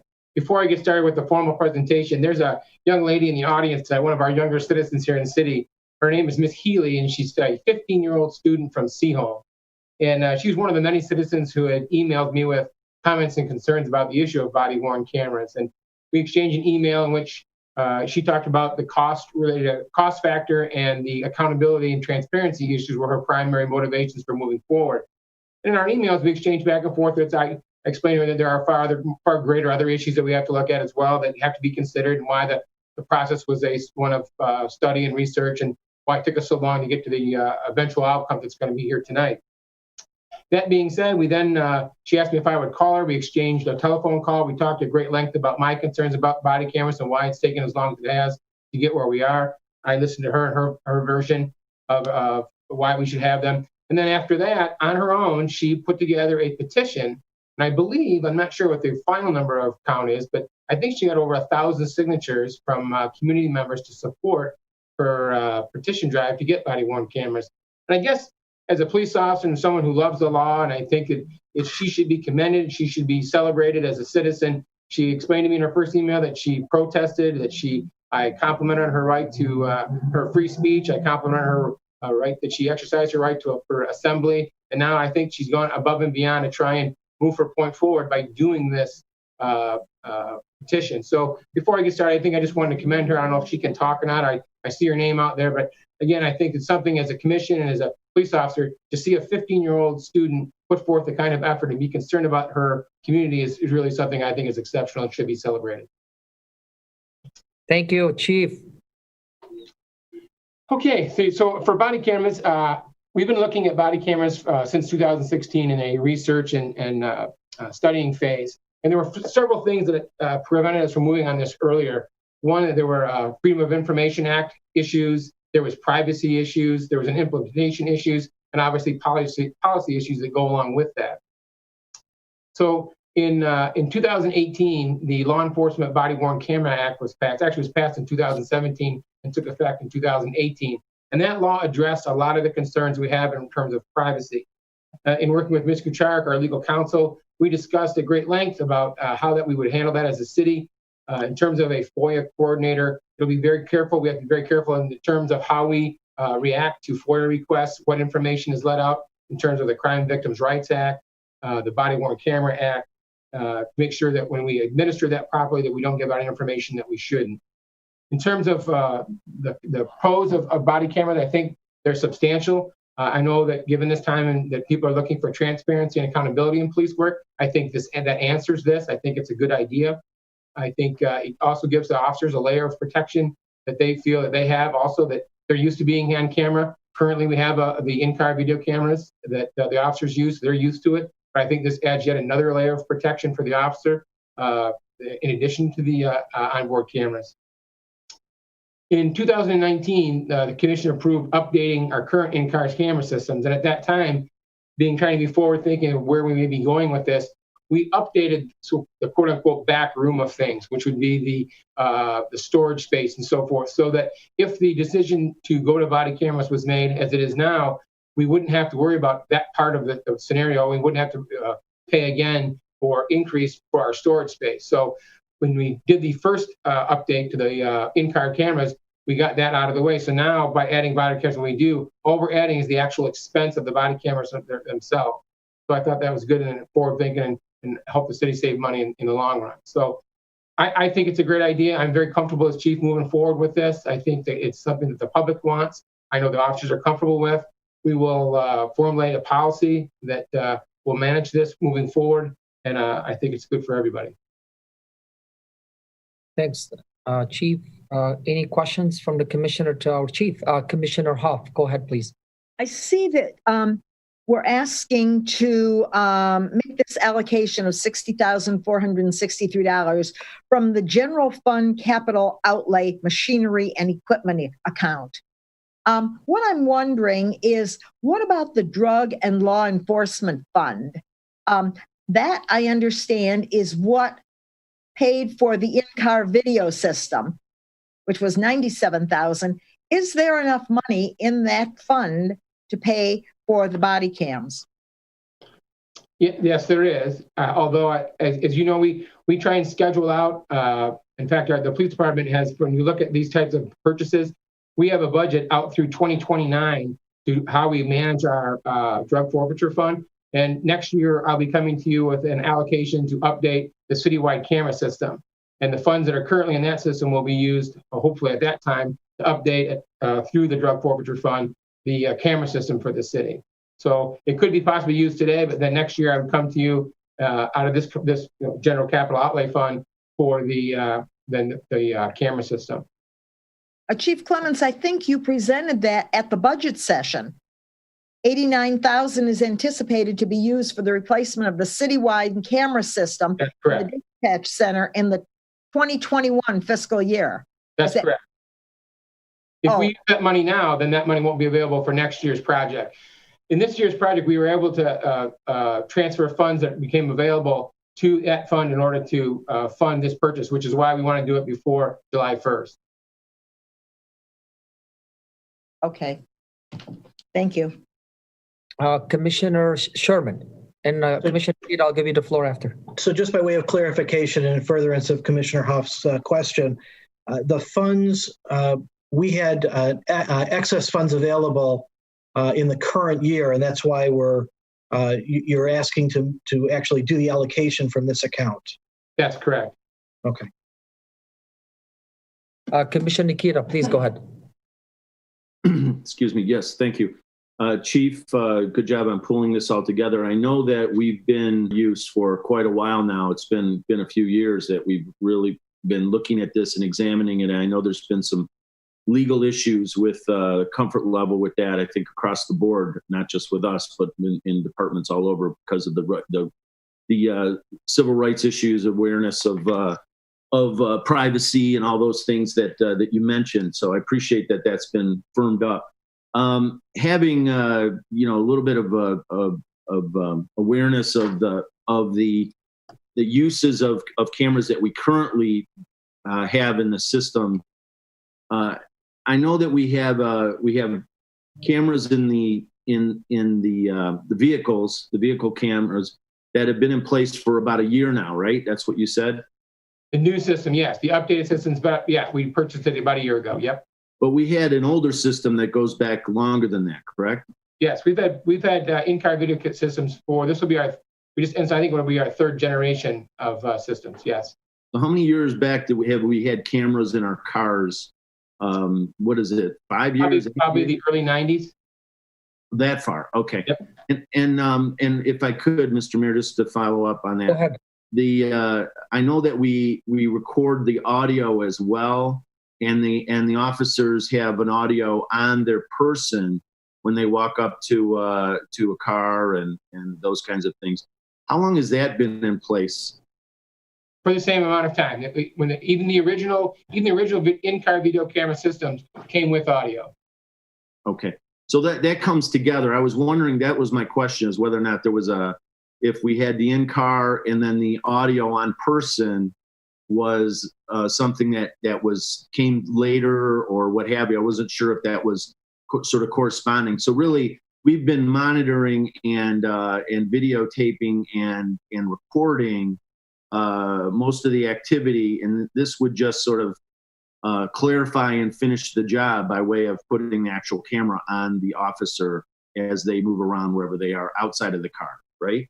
That's correct. Obviously, your camera, where the in-car video is limited to the scope and screen of the in-car camera, this would be an addition that would allow you to get more close-up actual footage of the actual maybe interaction between the officer and the driver of a car that's pulled over, or an encounter on a public sidewalk, or anywhere where the car camera can't be seen.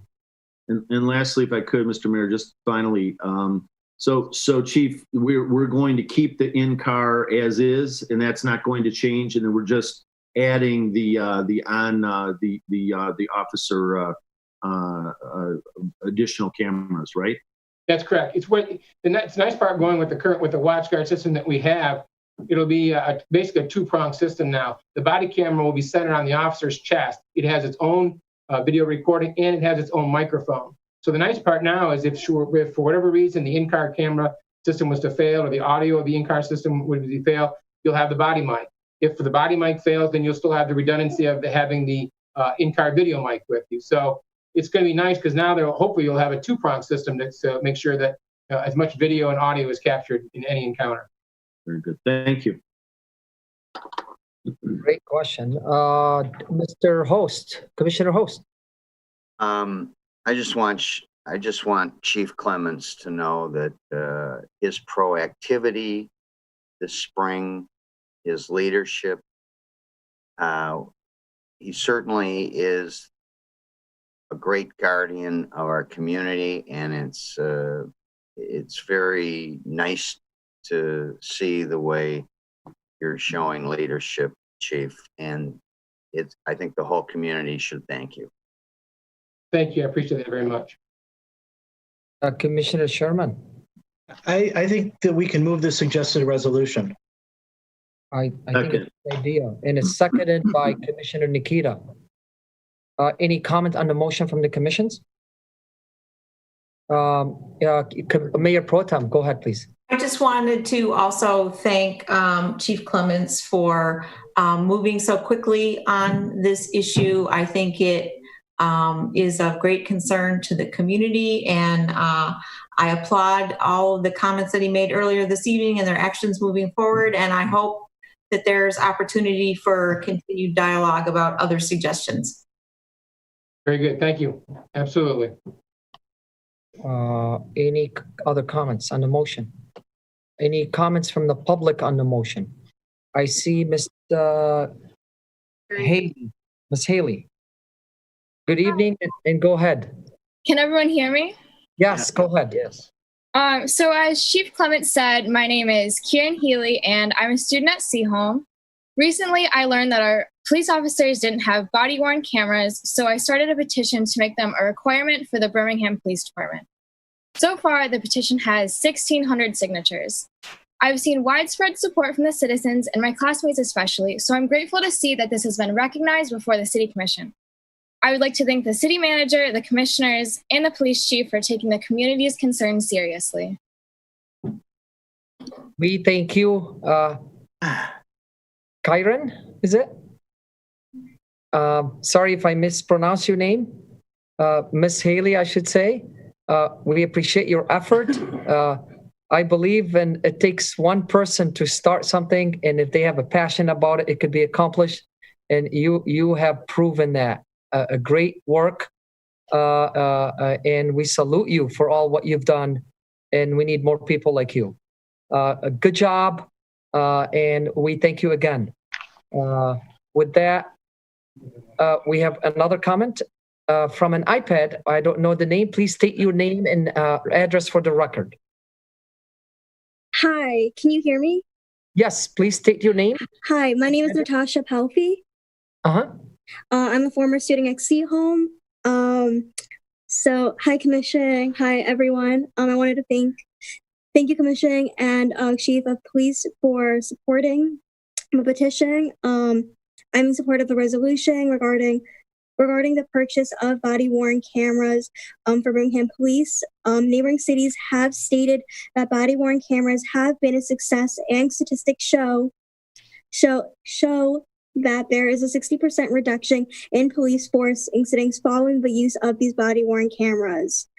I also want to state that I'm very happy that we are able to continue this partnership with Birmingham, the city of Birmingham, and the police. I think it's really great that Kieran and the police chief have been able to have this great connection together, working on this project. I think this would be beneficial for residents, visitors of Birmingham that spend a lot of time.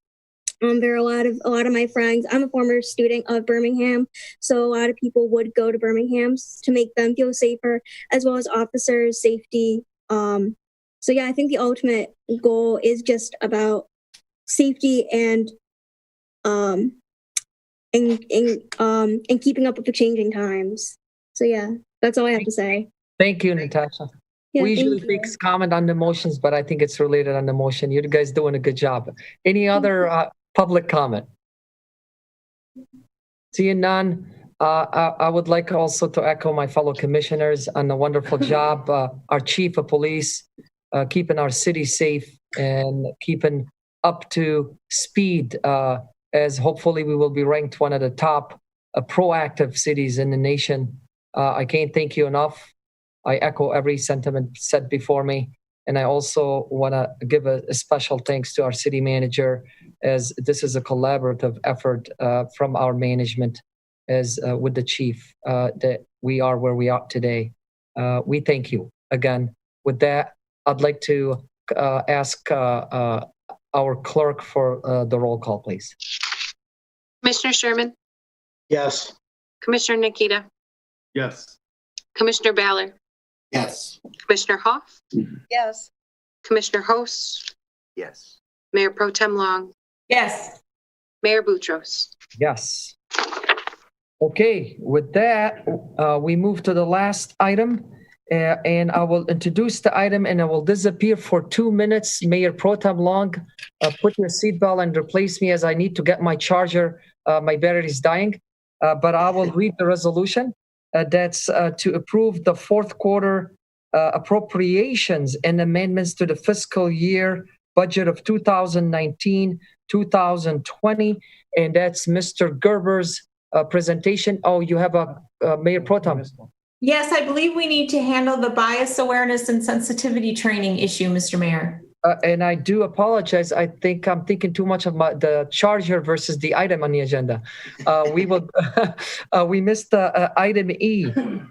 Mark Gerber, please stay tuned. Item E is resolution to approve the proposal from SASHI LLC to provide bias awareness and sensitive training to the police department and other city employees in the amount not to exceed $14,700 to be charged to the respective departmental budgets.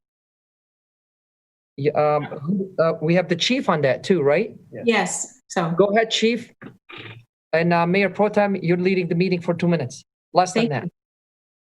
Thank you very much. So I kind of prefaced this earlier that we every year in September, the Birmingham Police Department conducts annual training. That's where we do our all of our firearms training, all of our escalation, de-escalation training, and those kinds of things. Every year we pick at least one topic. There we go. Every year we pick at least one topic to go more in depth in. And this year we're going to go with diversity and inclusion and bias training. As I indicated earlier, we have a new bias-free policing policy as part of our new general orders. Miss Giangrande was a speaker at, I'm not sure what the conference was that the human resources manager attended. I think it's called Impelra. Is that right, Joe?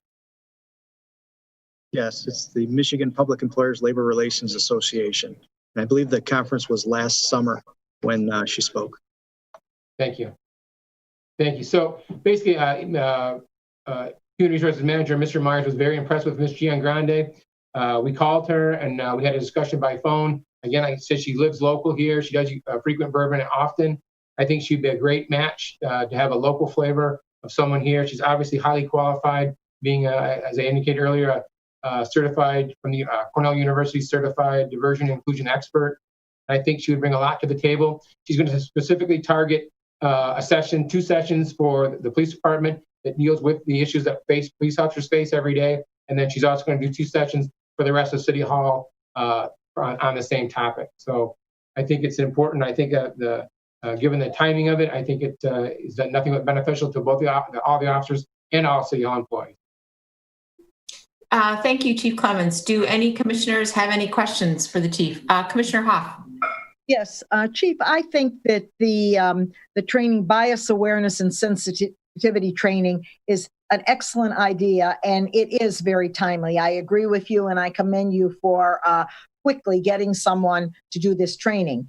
But as I read this person's background information, I see that her background is in human resources and workforce diversity. And when I read her bio, I see that much of the recognition that she has listed, it is at least 10 plus years old.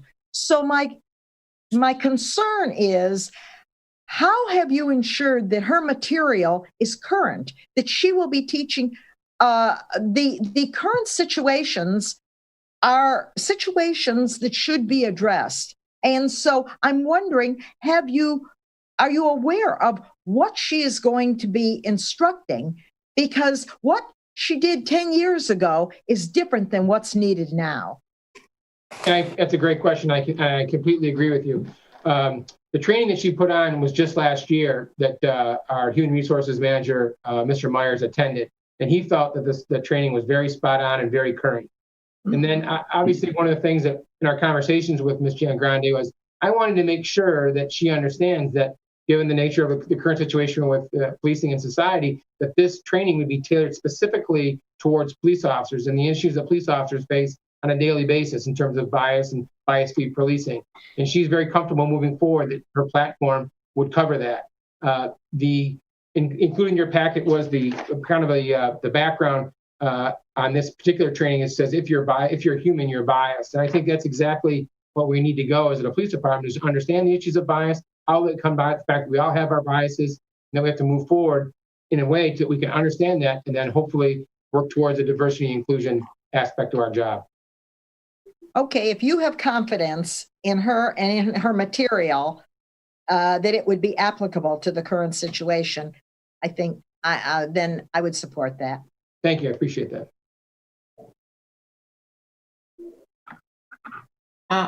Mr. Boutros, Mayor Boutros, the meeting is yours. Yes, thank you so much, Mayor Pro Tem.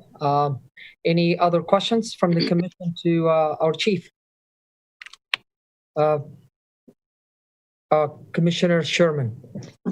With the explanation given, I will move the suggested resolution. I think this is definitely timely training, and each year I know that we do something, so this definitely fits with where we are right now.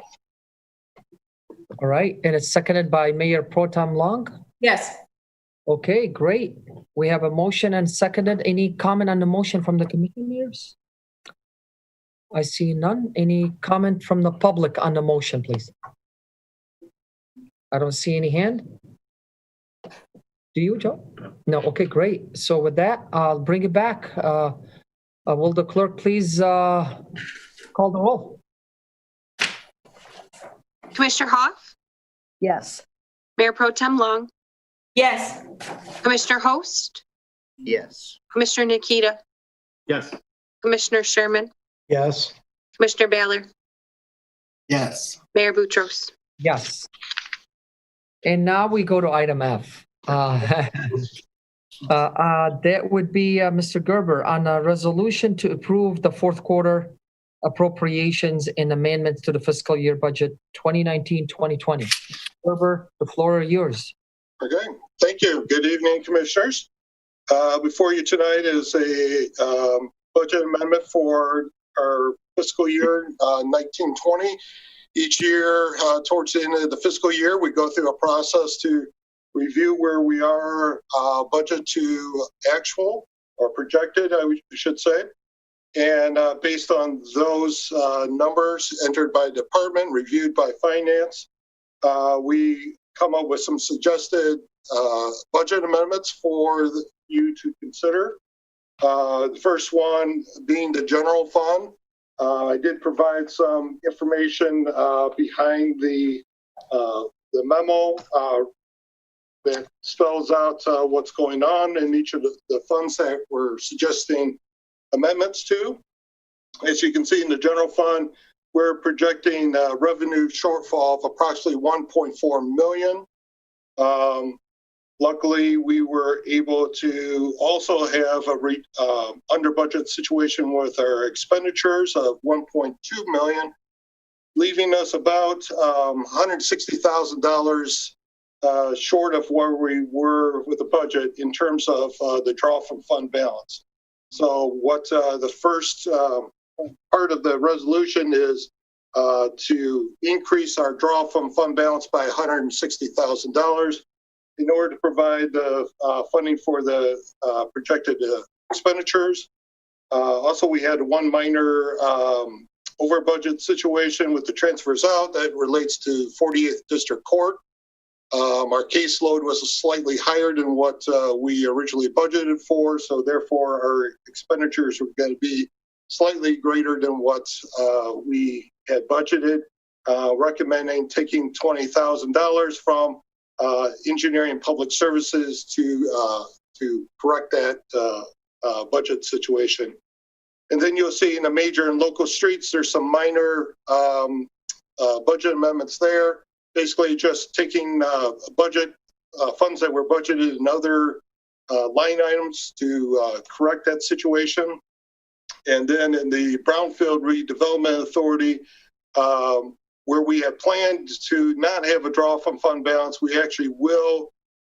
This was an unexpected expenditure for 2400 East Lincoln. We had not planned to make a reimbursement to that developer in that fiscal year. And then due to a court order, we were required to pay him for his environmental costs. So that's why we were over budget on the expenditures. I'll be happy to answer any questions anyone has. Commissioners, question for Mr. Gerber. Well, you have, oh, there we go now. Commissioner Sherman, go ahead. I'll move the suggested resolution. And seconded by Commissioner Hoff. Commissioner Waller, you had your hand raised. Was it to move the? I just wanted to remark that these are very minor adjustments, and it just shows good budgeting. Thank you. Awesome. Thank you. Thank you, Mr. Gerber. Any comment from the from the commissioners on the motion? No. Any comment from the public on the motion? Let me see. I don't see any hands. Great, Alex.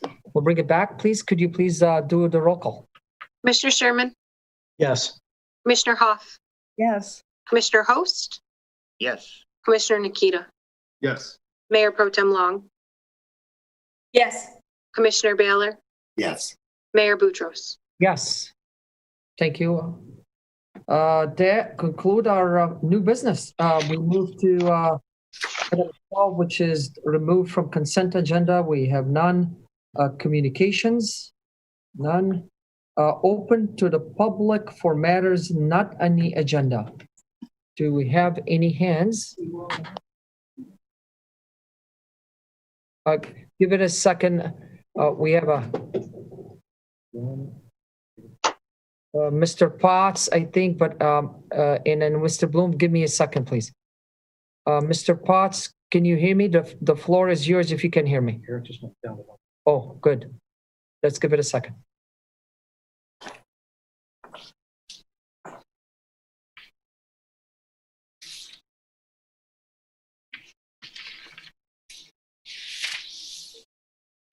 Great. I can hear you. Can you hear me? Mr. Yes. Potts, yes, the floor is yours. Please, for the record, just state your full name and address and go ahead with your comment. I will. My name is David Potts. I live at 530 Lakeview with my wife, retired Oakland County Circuit Judge Wendy Potts. We have lived in Birmingham for 28 years, and before that, we were longtime residents of Bloomfield Township. I'm here to comment on concerns of a national level. They are not related to the city of Birmingham, but they're related to every resident of the city of Birmingham. The paramount question, is America a systemic racist society? Are we so concerned, either on the right or on the left, that we're willing to put our institutions, the police agencies across this country, particularly as a result of the untimely and egregious death of George Floyd in Minneapolis, Minnesota? Before we canonize George Floyd, and there's a movement to do that, so far, $14 million has been raised for his family. Those paragons of American virtue came to his funeral and spoke. The Reverend Jesse Jackson and Al Sharpton, promising vengeance and violence. Is that what we look for? On the left, not to be confused with the right, because they're equally culpable, the governor of Virginia has righteously promised the removal of 4 major Confederate general statues from Richmond, Virginia, including Robert E. Lee. CNN imperiously suggests that Washington and Jefferson monuments are insidious replicas of slave owners, rather than respectively the father of this country and the author of one of the most important American documents. I am concerned. We all should be concerned, because there is a movement, a tide, promulgated on the left and on the right. Nationwide, anarchists, including that brilliant mayor of the city of Detroit who decided to remove the statue of Christopher Columbus from its place in Detroit, have obliterated monuments regarding Columbus all over the country. Black lives matter, as so do all lives matter. And Fox journalists, Tucker Carlson, was reamed for his support and criticism of Black Lives Matter. His sponsors, T-Mobile, Disney, Papa John's, have withdrawn support from his programming. Fortuitously and fortunately, Mike Lindell, the author and founder of My Pillow, whose commercials drive me crazy, has continued to support Carlson, and he says all lives matter, as they do. I think there is a legitimate room for civil debate on the fate of iconic structures, and they need to be debated. Whether we can revise history or not, that's for history to review. Our past is what it is. We are what we are. America has warts, but I think there are an awful lot of people trying to get into this country rather than trying to get out of it. Finally, the media, that wonderful entity itself, has decided in a gesture by HBO to remove from consideration and further showing that bigoted film Gone with the Wind. I think we run the risk in this country of targeting our institutions, ignoring our institutions, debasing our police because of the conduct of an officer who will be charged and probably convicted, and with other officers who were complicit in standing by and watching this man murdered. I am concerned. I hope you are, and I hope your viewers in this country are. And I thank you for the opportunity to address you. Thank you, Mr. Potts, and thank you for waiting, and appreciate you. Mr. Bloom, I see your hand.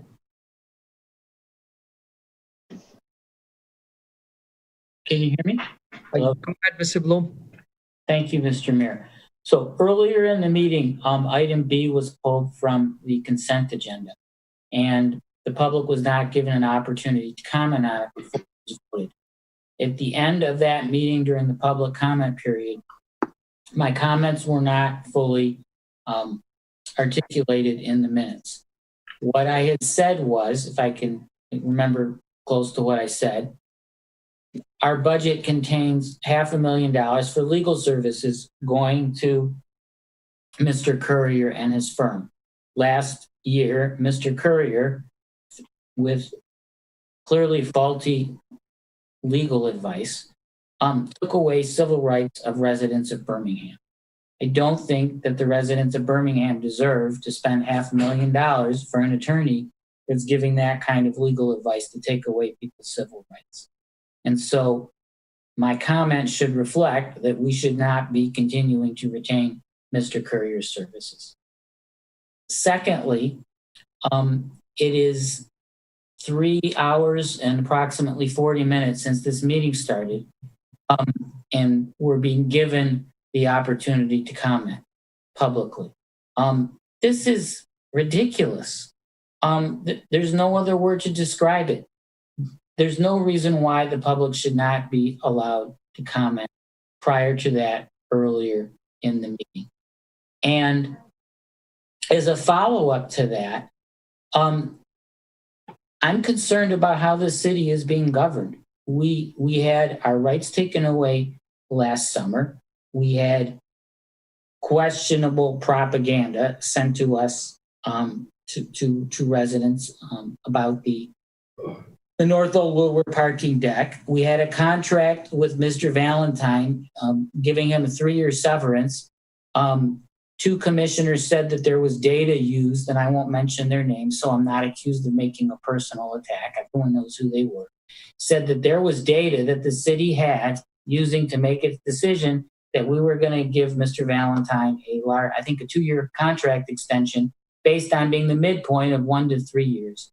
And no such data has been forthcoming, even though freedom of information requests have been provided.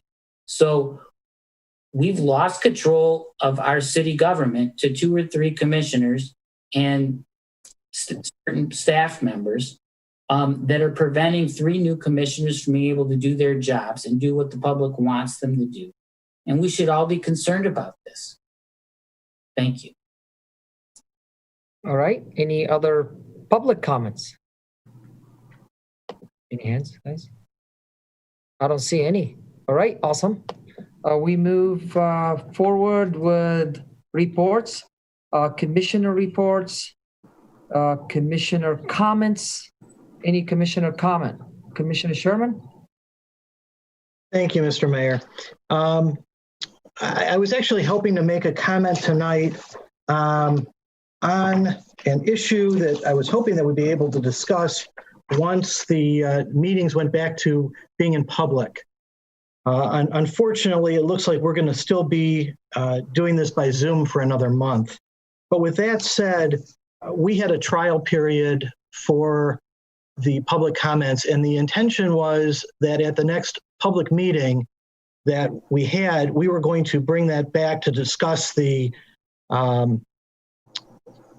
results of our test. And since hopefully we will go live again the beginning of August, I would like if we could do that at the second meeting in July to discuss how that test went, whether we need to do a second test, whether we have enough data. And so that's my first comment. Second comment has to do with decorum. I'm getting more and more concerned with some of the comments that are made either by commissioners or by the public that are in effect personal attacks and trying to fight a battle that occurred months ago, in some cases before these commissioners were elected. Last meeting, there was a comment made about the nice lady that works with Mr. Courier. Well, that nice lady is an attorney. She's not a nice lady. You wouldn't be referring to a gentleman who is an attorney as a nice man who worked with Mr. Courier. And it's really not an appropriate comment that we should be making about our staff or about a professional. So I would ask that people take a step back. I know that everyone's under a lot of stress. This has been a very difficult time. We don't allow personal attacks in these meetings. We have to work together as a commission, and the 7 of us are charged with the responsibility of setting the tone. And when we're chirping at each other on various things, we are setting that tone. And I don't think that's the tone we really want to be setting here. we have the rules of decorum dealing with the general public. And I would ask that the mayor enforce them as far as unruly and inappropriate comments that are attack in nature. It's all it does is drag the meeting on, continues discussion way longer than it needs to, and the meetings then go on longer than they need to. So those are my comments. Any other commissioner comments? Commissioner Baller, go ahead, please. Yeah. One of my frustrations as a new commissioner has been how we get stuff on the agenda. And I decided to do a little research. I talked to our resident parliamentarian, Coco Seward, who has done a lot of work for the city over the years. And she kind of confirmed for me that, you know, if you got something you want to put on the agenda, make a motion to put it on the agenda of the next meeting, vote on it, and if a majority vote to put it on the agenda, then it goes on the agenda. I did a little further research, and at the risk of making this a little bit longer than it could be, Robert's Rules, Section 41 of the 11th edition covers orders of business, orders of the day, agendas, and programs. And it defines an order of the day as a particular subject, question, or item of business that is set in advance to be taken up during a given session, day, or meeting at a given hour. And it goes on to explain that orders of the day are divided into two classes. There are general orders and special orders. Special orders are pretty complicated. They're generally taken up at specific dates and times. And since they can suspend rules and other agenda matters, they require a two-thirds vote. I have never seen us use a special order, but we might consider it when we think it's fair to set a particular time for something to happen. For example, public comment. Most of the orders we have are general orders, which are defined as any orders of the day that are not special orders.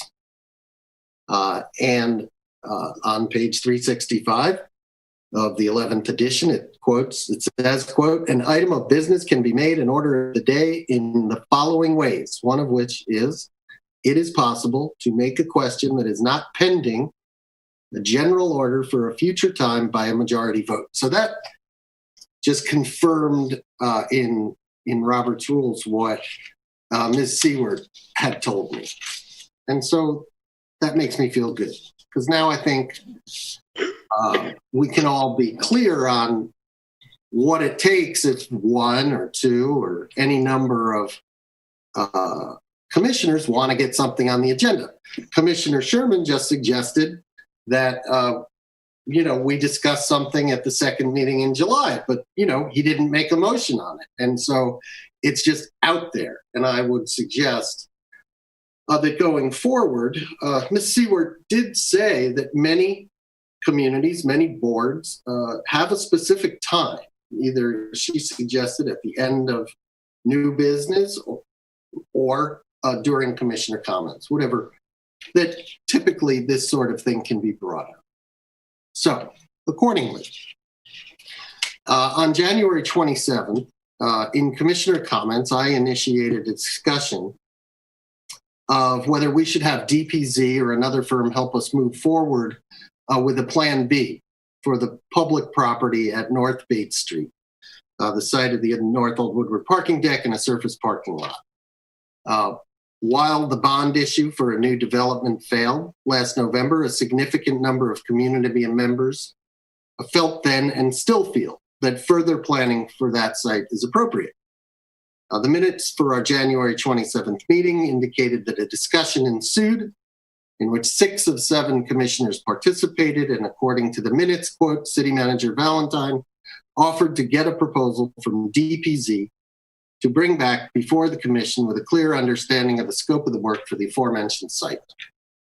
And in early March, in Mr. Valentine's monthly Inside City Hall video message to the community, he indicated that on March 23rd, quote, the City Commission will review a draft proposal for services for evaluating the Bate Street property. That didn't happen on March 23rd as that meeting was canceled. One might have expected that that would be brought back to us at one of our subsequent meetings, but it has not. Today is June 22nd, notwithstanding my understanding and everyone's understanding of the extraordinary circumstances of the pandemic. We have not yet seen that draft proposal. And I think that since things are now starting to settle down, I would like to make a motion that we add to the agenda of our next meeting on July 13th, a presentation by the city manager of that draft proposal for planning of the now property for our review. Second. Okay, I'm not sure. Do we have a comment on the motion, or do we just vote on it? Yes or no? Debate on a motion. This is a main motion, and debate is permitted. Okay. So Robert's rules. Commissioner Host, you have a comment? Yeah, and I like to say, I'm probably repeating myself. This is something that should be integral in our 2040 plan, and it's not even mentioned. So I am all in favor of starting the discussion, because if we talk, chances are we're going to communicate and make progress. Okay, Commissioner Hoff. Wouldn't one of the first things be to ask the city manager if this is possible for the next meeting, if this information has been gathered and it's in a presentable form? I will let Mr. Valentine answer that question, and the floor is yours. Thank you, Mr. Mayor. The answer is yes, it is, and yes, we can have that for you at the next meeting. The draft has been completed. As you noted, it was intended to be presented on March 23rd. And as you also noted, we got invested in the whole COVID-19 situation, which then changed our priorities a little bit and also tailored our meeting structure a little bit, in as much as the executive orders of the governor focused our meetings more on the priority items for the agendas rather than other things that perhaps weren't as immediate in nature. That project, given the nature of things, was not as immediate in nature and had been put on hold. And then we anticipated we would be reconvening in session. That did not happen in as much as we had an extension to the virtual meeting provision. We now have another extension, which carries us through July 31st. I don't know if that's going to continue after that, which may happen as well. So at this point, I have no problem. We have the document prepared. We can bring that for you at the next meeting to have that discussion if you so choose.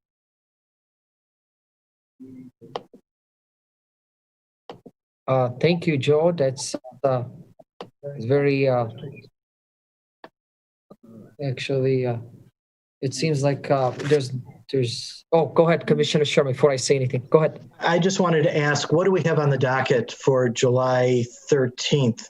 There was a reason that I asked for the second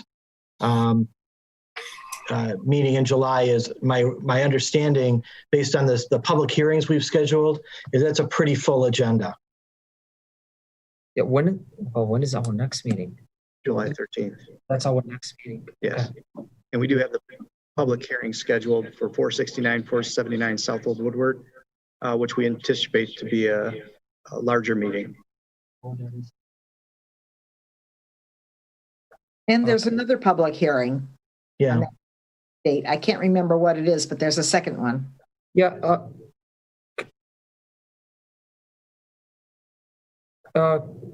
Commissioner Baller, I have a suggestion myself as in the July, our next meeting, we have a very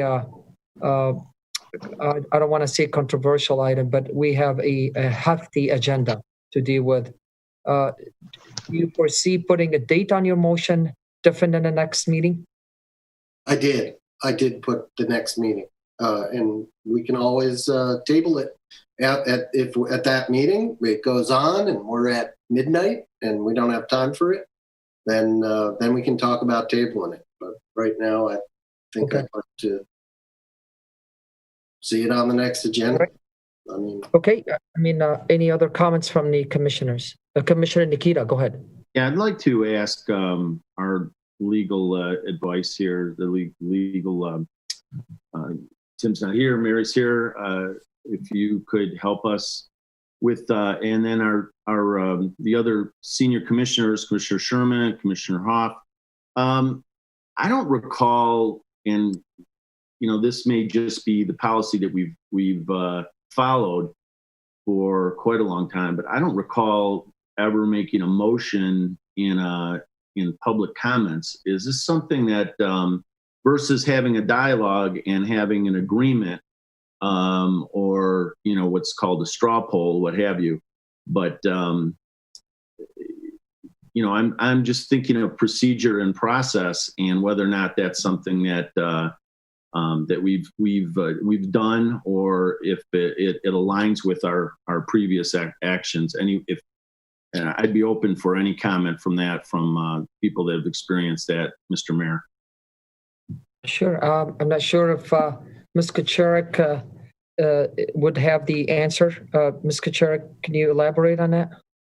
Sure, of course. I have not had the opportunity to review the exact citation Commissioner Ballard spoke of from Robert's Rules of Order. What I will say, though, about Robert's Rules is that Robert's Rules are a guiding post to boards and commissions. It is not a law. It is not a constitution. It is not charter. It is not ordinance. It is not statute. It is meant to guide and direct. So while it gives good direction and helps to maintain order, if a particular board or commission decides that there are parts of Robert's Rules that don't fit within its climate or philosophy, they do not have to follow them. So I can't speak to the specific sentence or portions that are being cited because I would have to read those, digest them myself. But I will say, just because it says you can doesn't mean you have to. So that is something for all of you to decide together. Correct. Mayor Pro Tem Long. Well, as a new commissioner, I studied the lovely 3-inch binder that we were given, and I do note that the rules of procedure for the city commission that we were given on page 2 under conduct of business says commission meetings shall be governed by the rules obtained in the most recent edition of Robert's Rules of Order, newly revised, in all instances in which they are applicable and not inconsistent with statutes of the United States or the state of Michigan or with the charter adopted by the city of Birmingham or these rules of procedure. So I think it does sort of show that Robert's Rules of Order are our first fallback.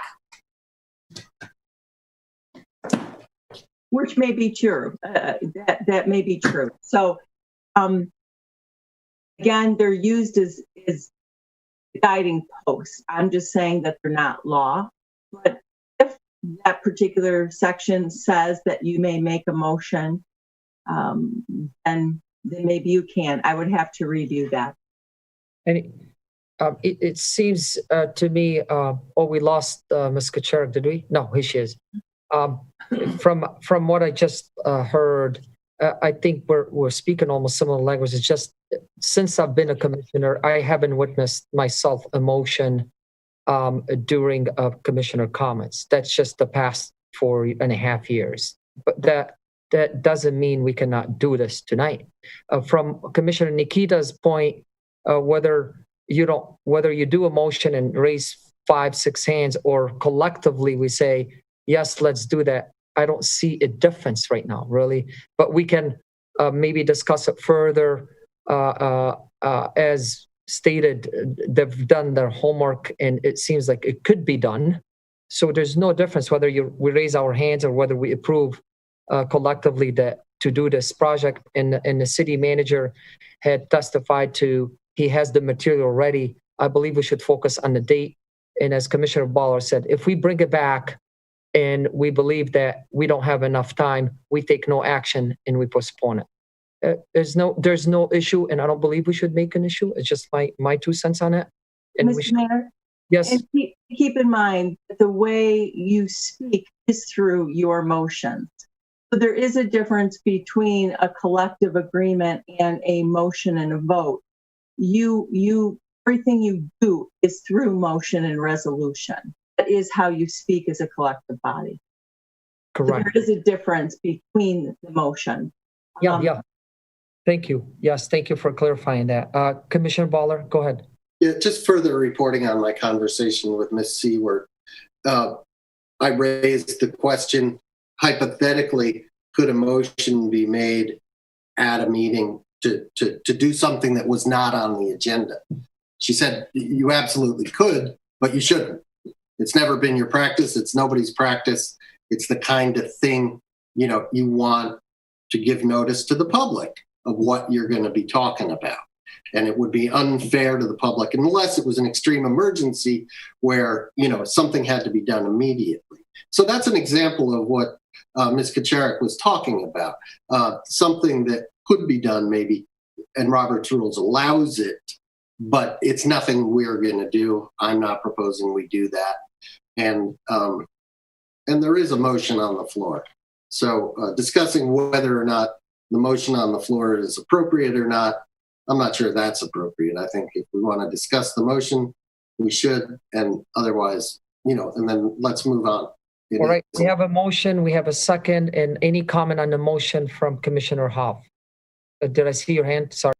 Yes, you saw my hand, but I want to make 2 comments in regard to what Commissioner Nikita asked. If anyone recalls this being done, I do not have a recollection of anyone during commissioner comments. That said, I think I have no opposition to Commissioner Baller's request. I think that's fine, his motion. I am concerned about that particular agenda, about July, is it 12th? Or 13th? Because we have several public hearings, and I think that it will be a pretty heavy meeting. So and especially in view of the fact that Mr. Valentine said that he's prepared to present this, I think we should schedule it when we know we can do it. So I would only ask if we could do it the following meeting and put it on the agenda. I would be willing to, if I may. Go ahead, Commissioner Baller. Yes, yeah. Go ahead. If the city manager were willing to provide us with the material prior to the next meeting, I want to see the proposal. We talk about wanting our agendas sooner so that we have more time to consider them, that getting it on sometimes Friday afternoon or Friday evening isn't enough time.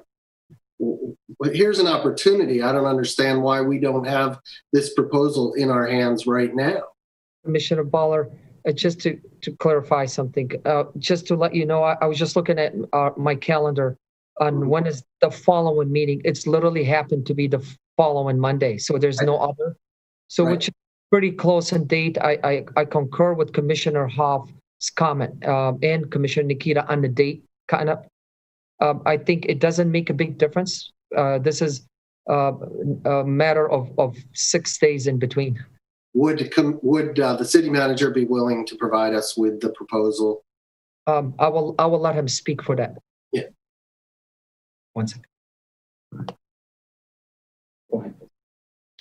I think in all fairness, I can provide it, shortly, but I think it's appropriate to have a report go with it so you have the benefit of some explanation with the document that you're reviewing. I do not have that document, the staff document to go with it at this point, but I presume I can get that, together within the next week or so, and then I can send it out with the cover memo.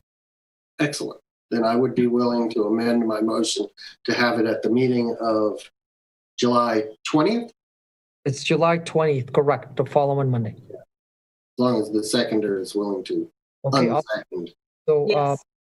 okay, Commissioner Nikita, go ahead, please. Yeah, I have a problem with this whole idea of creating motions in the public comment or in the commissioner comments. This is something we don't do, and there's a reason for it. I think that it becomes a formalized move, and with that, there's this assumption that it should be noticed, it should be within the public discourse, that there should be some awareness of it, because it's essentially being addressed in the same way as all the other items on the agenda.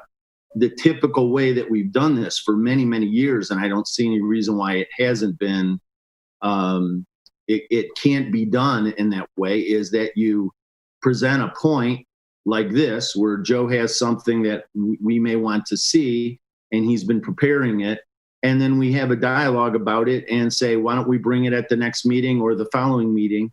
And then that's essentially how we've been able to do that. That's been done year after year Commissioner Hoff has been on the commission longer than any of us, and I think she just stated that having a motion for something like this is essentially unprecedented in that regard. So I don't feel comfortable putting ideas for moving something forward in an agenda format, because I think there's a number of assumptions that go with that, and I just don't think it. I think it raises it up to the level of a normal agenda item, and that's concerning to me. Any other comments? Commissioner Sherman? This actually goes to my second comment earlier. This is part of the problem. During commissioner comments, there have been comments raised and discussion that usually will lead or can lead to direction to staff to put things on the agenda or take certain actions and bring it back to us. We haven't operated using motions during commissioner comments. There's just no reason, for the reasons stated by Commissioner Nikita. So our past practices, as long as I've been on the commission, have been collegial.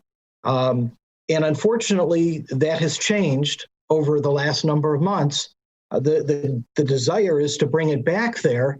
So if you have things you'd like to get done, maybe following the procedures that are already in place would get you there. Okay. Any other public? I'm sorry, before the public, any other commissioner comment? Public comment? On the motion, please, itself. Mr. who? Bloom, Mr. Bloom. Commissioner Host, you have your hand raised before I give it to the public? Yes, I just wanted to compliment Commissioner Hoff for keeping an open mind, as well as the potential of having this on the July 20th agenda. Seems very good. Thank you. Thank you. Commissioner Hoff, go ahead. I just have a thought. The goal is to get this discussed, to get the presentation, the report, and get it discussed. So perhaps it isn't necessary to have a motion. We've discussed it. We think that we want to hear more about it. Mr. Valentine is prepared to present that. And I'm wondering if the other commissioners would go along with it, just having a discussion rather than a formalized process of making a motion and seconding it and voting on it, because we haven't ever done that way. We haven't introduced information. But now that it's been introduced by Commissioner Baller, and there seems to be an interest in hearing it, and it was supposed to be on a previous agenda, that perhaps we can agree to hear it on July 20th. I agree. Commissioner Host? Hey, the easiest thing is that we vote on this resolution.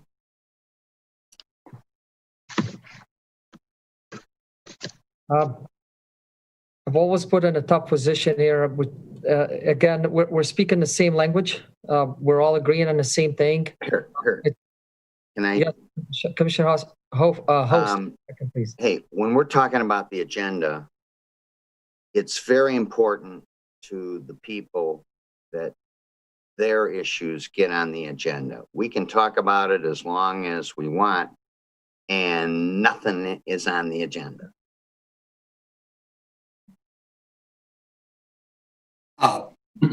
We really need to move this along. I'm not sure if this is the time maybe to let the motion go and then agree on that this is going to be on the agenda, or this is the time to set the change and move forward with it.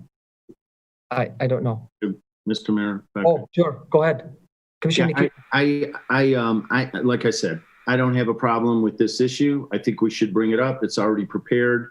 And let's put it on the agenda that we know what it is. I don't think we should be turning commissioner comments into agenda items. And I can't support I cannot support a motion that hasn't been put forth in the proper manner. So if we want to vote on a motion, I can't support it, but I support the idea of bringing it up and having an agreement in the way that we have always done it in commissioner comments in a dialogue to agree. So that would be my suggestion: is withdraw the motion and then ask for essentially a straw poll, because formalizing the motion is a precedent that I don't think we should be going down that path. And I have no interest in withdrawing the motion. Mr. Baller, if you don't mind, I do believe, regardless of whether we vote on it or not, it's not going to change Commissioner Baller's idea. Next time he can make another motion, but you can still vote no, but it's still a motion.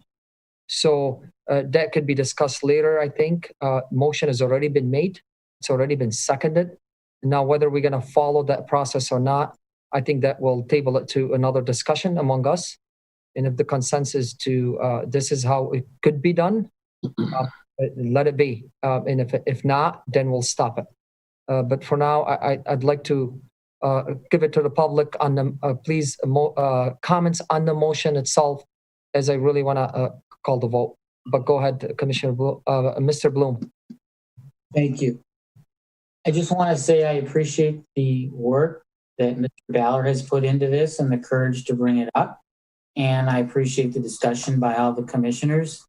And I look forward to being able to do hopefully more things and get more items on the agenda, because we've had issues in the past with being able to do that. So this might be a good way forward. Thank you.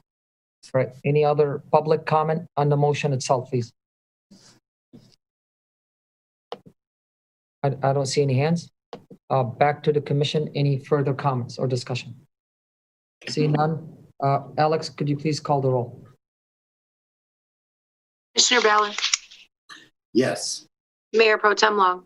Yes. Commissioner Nikita. No. Commissioner Sherman. No. Commissioner Hoff. Yes. Commissioner Host. Yes. Mayor Boutros. Yes.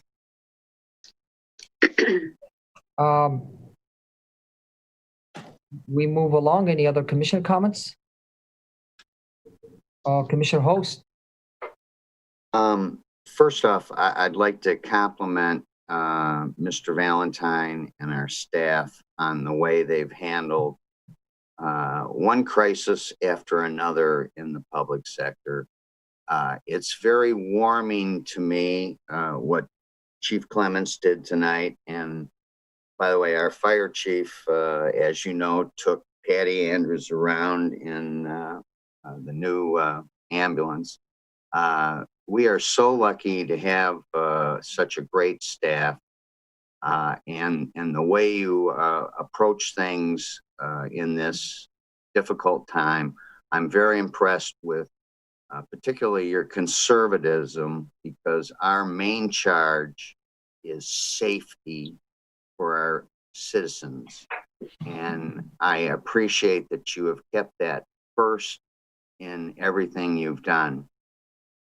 And I want to thank Commissioner Sherman for actually bringing up the possibility that we could talk about when the people speak. By the way, it was 11:03 tonight, I believe, that the first public speaker had their moment.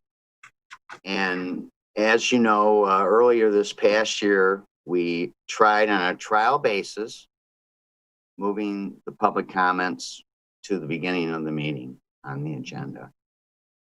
And then that trial ended several months ago, and the commission has not yet had the opportunity to discuss it and whether the changes should be made permanent. I know the several times it's been suggested that we need to get a report from the commission, from the administration, but I don't think we should tax them anymore on this.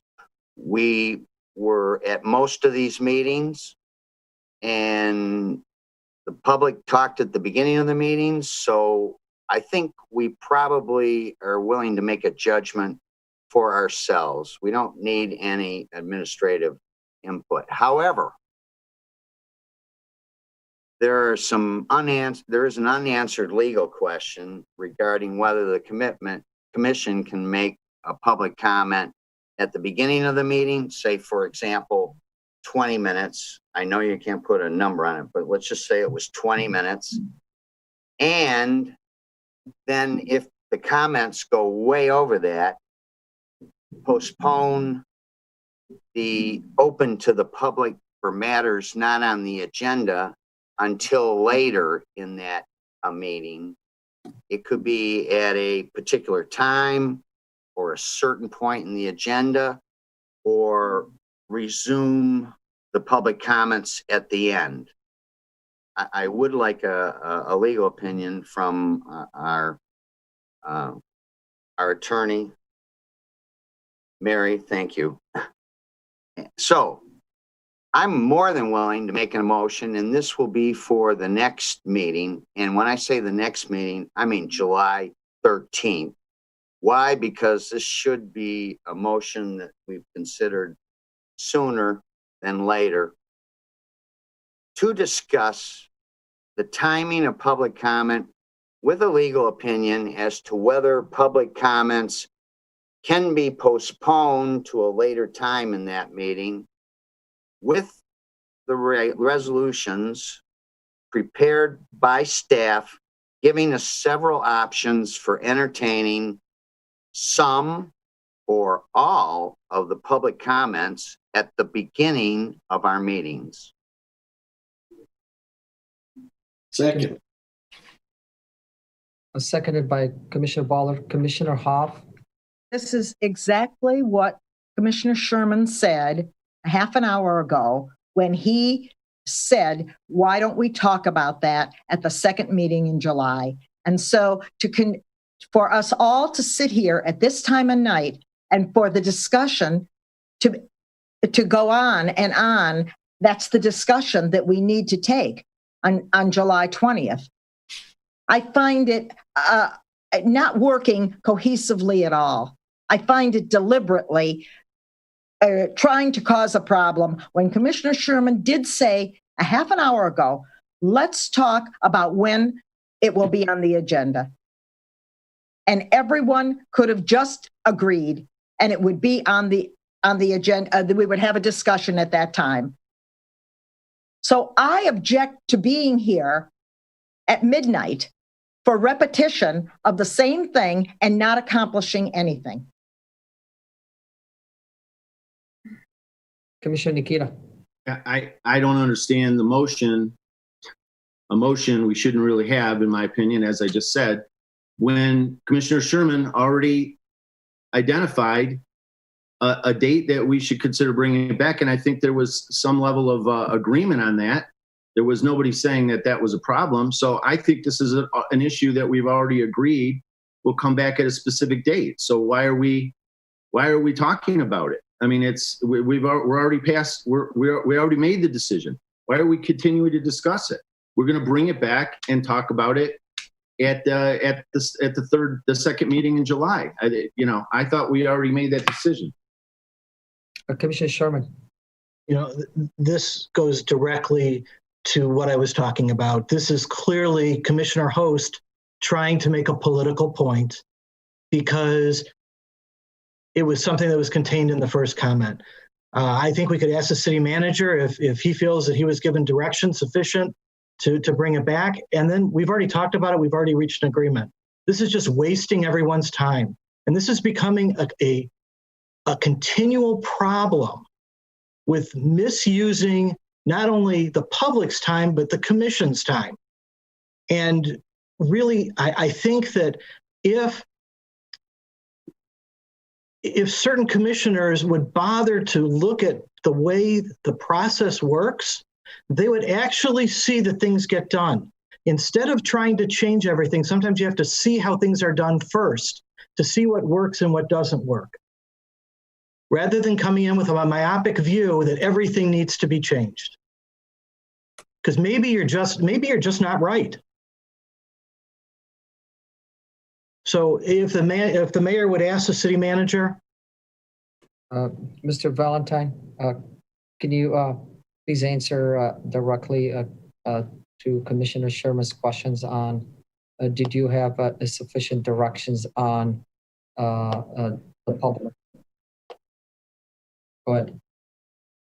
Yes, I believe based on the discussions this evening that there is an interest by the commission to bring that item back. June 20th, I think, is what was suggested, and I can certainly do that on July 20th, excuse me. Commissioner Baller, go ahead. Yeah, the motion is to do it on the 13th. And I think it's interesting that veteran commissioners feel that when Commissioner Sherman raises the question with virtually no discussion, that it's a done deal, that he said it, we all agree, and that's all that it took. I've raised this topic numerous times. We've had discussions at the end of meetings about this, and nothing happens. And the city manager asserts that we need a discussion that involves everyone. So it's kind of like one commissioner's voice carries more weight than another commissioner's. This is proper protocol. I have no problem with this, and I'll call the vote. If you want, we can go back to the way you guys used to do things, and I'll call the vote. Right. Any other comments from the commissioners? I do want to elaborate on. Oh, well, hold on, Commissioner. I would just say that I think we have we've defined an established date to take a look at this on the 20th. We've also established that the first meeting in July is going to be quite busy, and we'll likely not have time for it then. I suggest that we've already made the decision, or at least that's the logical point to put this. And so, it seems like the logical opportunity to take a look at this, and that's the commentary that I think I didn't see any discussion against that when we talked about it earlier. It seemed like that was fine. Everybody wants to talk about this. We're getting back to the point of actually having discussion after this. The Zoom meetings are finally getting summarized now, and we're able to move forward, and that's the logical time to do this. Commissioner Nikita, I just want to clarify something also. Commissioner Sherman earlier comment, I don't believe, but we could go back and look at the minutes. I believe your comment, Commissioner Sherman, correct me if I'm wrong, is to bring back the discussion of the minutes the public comments. When we come back, you did not specify a date. You just said when we resume normal business. Am I correct on that? No. It was to bring it back, assuming that we're going to be back live the first meeting in August. Yes, that's what you said. So to bring us back the second meeting in July, to have that conversation. So when we go live again, when we're back to a normal circumstance, got it. To know which way we're going to go. Okay, thank you for clarifying that.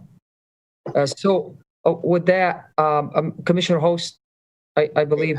Maybe I didn't clarify. I'm agreeing with Commissioner Sherman, Mr. Mayor, that this should be on the docket. But the real premise, and I say this to you, Mr. Mayor, I've been telling you for a month, just on the public safety aspect, that we should have a workshop yesterday. I'm pleased that we have a month later come to some form of resolution, thanks to the goodness of our police and our fire department and our staff. I'm more than willing to wait until the 20th, but wouldn't it be better to do it as soon as possible, Mr. Mayor? And that way the public might have a better opportunity before August. Before July would have been better. But the point is, this can't happen sooner than 2 weeks from now. If it was sooner, I would have made a motion to make it prior to July 13th. This is a big issue because our time isn't as important as our public's. And every meeting we have, which, hey, I'm sorry, I'm talking, forgive me. I'm trying to communicate with you people. Isn't it ridiculous that our citizens have to listen to all this and then it's opened up to their comments? So that's why I'm pushing for the 13th. Okay, so let's wrap this up. Commissioner Baller, I'll give you the floor. Yeah, I just want to real quick read from the transcript of the closed captioner, Commissioner Sherman's comments at 23:13. But with that said, I was actually hoping to make a comment tonight on an issue that I was hoping we'd be able to discuss once the meetings went back to being in public. Unfortunately, it looks like we're going to still be doing this by Zoom for another month. But with that said, we had a trial period for the public comments, and the intention was that at the next public meeting that we had, we were going to bring that back to discuss the results of our test. And since hopefully we will go live again the beginning of August, I would like if we could do that at the second meeting in July to discuss how the test went, whether we need to do a second test, whether we have enough data. And so that's my first comment. He then went into his next comment. So there was no response from anyone on the commission. He was clearly suggesting that we discuss the results of the test, discuss whether we need to do a second test, and whether we have enough data. Okay, that is not at all what Commissioner Host has said. Commissioner Host has said, we don't need to discuss data. We were all here. We all watched it. We all know in our gut whether we feel it works or not. We could cover this in a 5-minute agenda item at our next meeting, because I can tell you, I'm pretty sure that it's going to go quickly. But just to set the record straight, that is what Commissioner Sherman said, and I believe that's what Commissioner Host is presenting a difference. I didn't hear any consensus. There was zero discussion.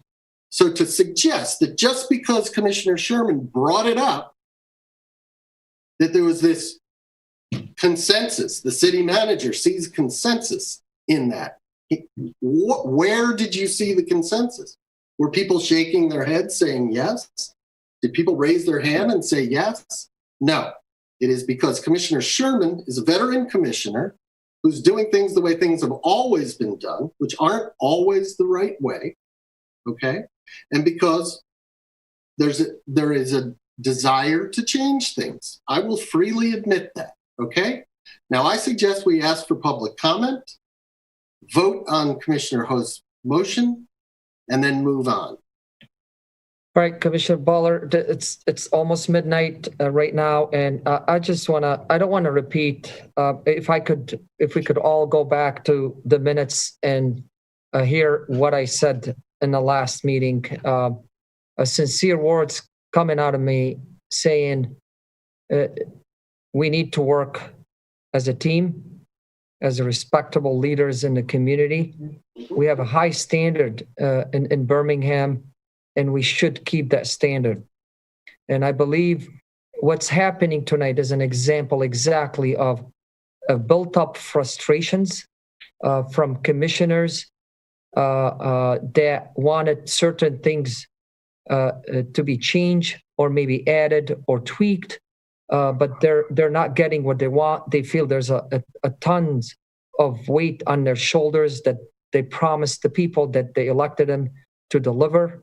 But again, if this will be continuing to be the same case, if we don't build a trust among each other, despite the respect that owed to one another, but I don't want to keep preaching right here.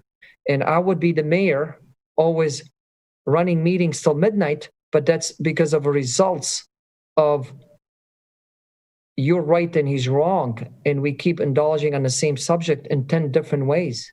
I hope that this give us a good example of we need to unite our thoughts. We need to respect each other more, and I hope that things will change to betterment of the city commission overall. And I hope that motions that was done today, that was unprecedented, as we said, that could be maybe a wake-up call for us to work collectively and to communicate collectively. Therefore, we don't need to do that motion. We really don't. I don't believe there's a reason to make a motion, and we are running another meeting right now. This is, to me, another meeting with motions and seconded and comments on the commissioner's comments. I don't have any other explanation. It's another meeting. But I guess, again, I'm repeating myself. This is a built-up frustration that led Commissioner Baller and other commissioners to do so. I hope that we can relieve that frustration and show both parties, and I don't want to call left or right, but I'm stuck in a very many uncomfortable position here where I have to make the call. And I hope it doesn't continue that way, because this is not going to build a strong team and a strong leadership. And that's not what Birmingham is about. With that, I would like to, any other public comment on the motion, as I would like to, the clerk to call the vote, please. And we have to call it for the night. Public comments? Yeah, that's what I ask. Any public comments? Connie Boutros. Oh, go ahead, Mr. Boutros. Oops. It's Connie Boutros, 711 Bates. I just want to take a second to say thank you to Commissioner Host, first for truly being an advocate to trying to put the public interest above your interest and your time. I think this is very admirable, and it only shows the character and the message of what you're trying to achieve. I mean, again, Pierre said it, or Mayor Boutros said it, and also it just, to me, we're motioning and seconding and keeping the public for midnight for simple tasks that Commissioner Host is asking, which is for the benefit of the public. So if a resident has a comment, you said it on the beginning of the meeting. So thank you, and thank you for being persistent. I'm behind you. I think there will be 99% of the resident behind you. Also, just a comment is, in order for everyone to move forward, I think we should practice what we preach. I simply was asking a question, and I was basically attacked by saying that I was personally attacking, but then yet Commissioner Host make a comment, and then another comment was said that, because he's not veteran and maybe he's simply wrong. I think that's a personal attack. Mr. Boutros, please, I would like to keep your comment on the motion. We have a motion on the public comments, and please just stay tuned and focus on that if there's any additional comments on the motion itself. Okay, great. So what I'm saying is that, again, I want to thank Commissioner Host. If you guys would have moved it to the 13, we would have not been here till 12 discussing this. The interest is very, very clear. He's putting the interest of the public among first and foremost. And then I wish that, again, we didn't have to discuss this till midnight, simply by just putting on his agenda and as a simple thing as allowing the public to speak in the front. Thank you for your comment. Any other public comment? All right, seeing none. Alex, could you please call the... Could we please hear what the motion is? Oh, sure. Alex, would you want to repeat that? Yeah. So Commissioner Host made a motion to have a discussion on public comment for July 13th with suggested resolutions that give them various options on things that they could do with public comment. Including a legal opinion. And with a legal opinion as to whether public comments can be postponed till later in the meeting, as well as obviously the first part of the meeting, the first of the public. Okay. Is that clear, Alex? Commissioner Hobb? Okay. All right. Any other comments? Commissioner Nikita? Again, I think we should talk about this. We always plan to talk about this when the study was done, and the time is really after the COVID issue is subsiding, which is basically now. So I'm all in favor of having the discussion of this issue and determining how we move forward. But I am not in favor of creating a motion in commissioner comments without a proper dialogue about what a motion is and opening it up to an agenda item that's noticed. So I have an issue with this approach, and I can't support a motion at this time, but I support the idea of bringing this back, and as soon as we can in July, I'm fine with that. We needed to do it anyway. This is the time to do it. So I'm all in favor of that, but I'm not in favor of a motion under commissioner comments in an unprecedented manner. Okay. Commissioner Sherman? I second what Commissioner Nikita said. This was already, as the city manager indicated, this would be coming back on the 20th. There's no purpose for this. This is not the way to do things. It is just extending the meeting, and I think maybe that may be the purpose here. So I will vote against this also. No further comments? Alex, could you please call the roll? Commissioner Host? Yes. Commissioner Baller? Yes. Commissioner Sherman? No. Mayor Pro Tem Long? Yes. Commissioner Hoff? No. Commissioner Nikita? No. Mayor Boutros? Yes.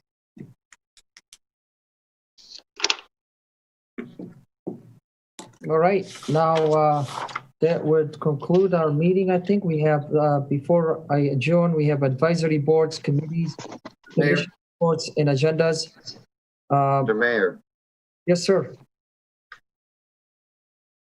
This nice lady in the corner. I'm sorry, Mayor Pro Tem. Mayor Pro Tem Long.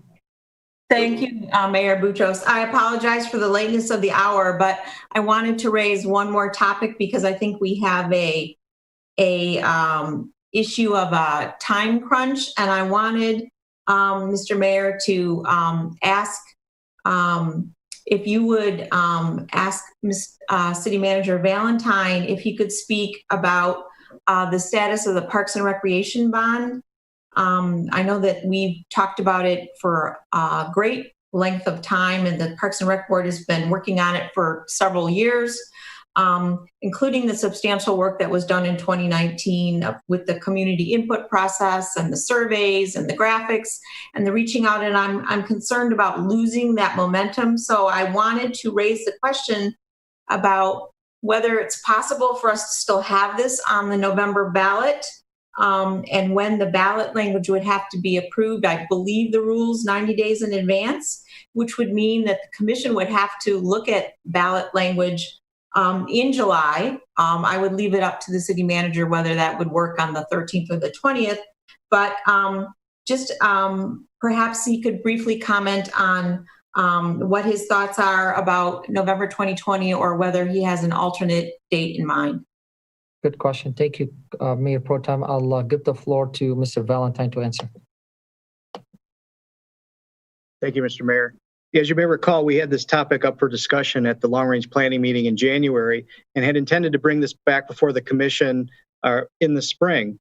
Again, we're in a situation where we realize we're in a COVID environment and things have changed. This item has been tabled as a result of that. If you want to bring that back, there is a time frame with that.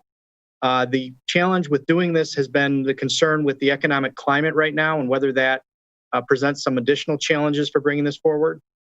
We can certainly bring that back if that's what the commission wants to do at a meeting in July for further consideration. Go ahead. You may continue. Yes, thank you. I do agree that there are probably some concerns about the economic climate. I also believe that we have heard from many, many residents, and we've read on Nextdoor and in several other comments I've received, that the pandemic made the case for the parks to the community, and there's increased awareness of how important and vital they are now, and that would be an argument to trying to move this forward before we lose the momentum and the pricing and all the work that was done, in 2019, because it's my understanding that we would wait a whole nother year till November 2021 if we don't do it in November 20. And I think several of the groups, especially at Adams Park, probably really don't want to wait that long. Yeah, you may continue, Mr. Valentine.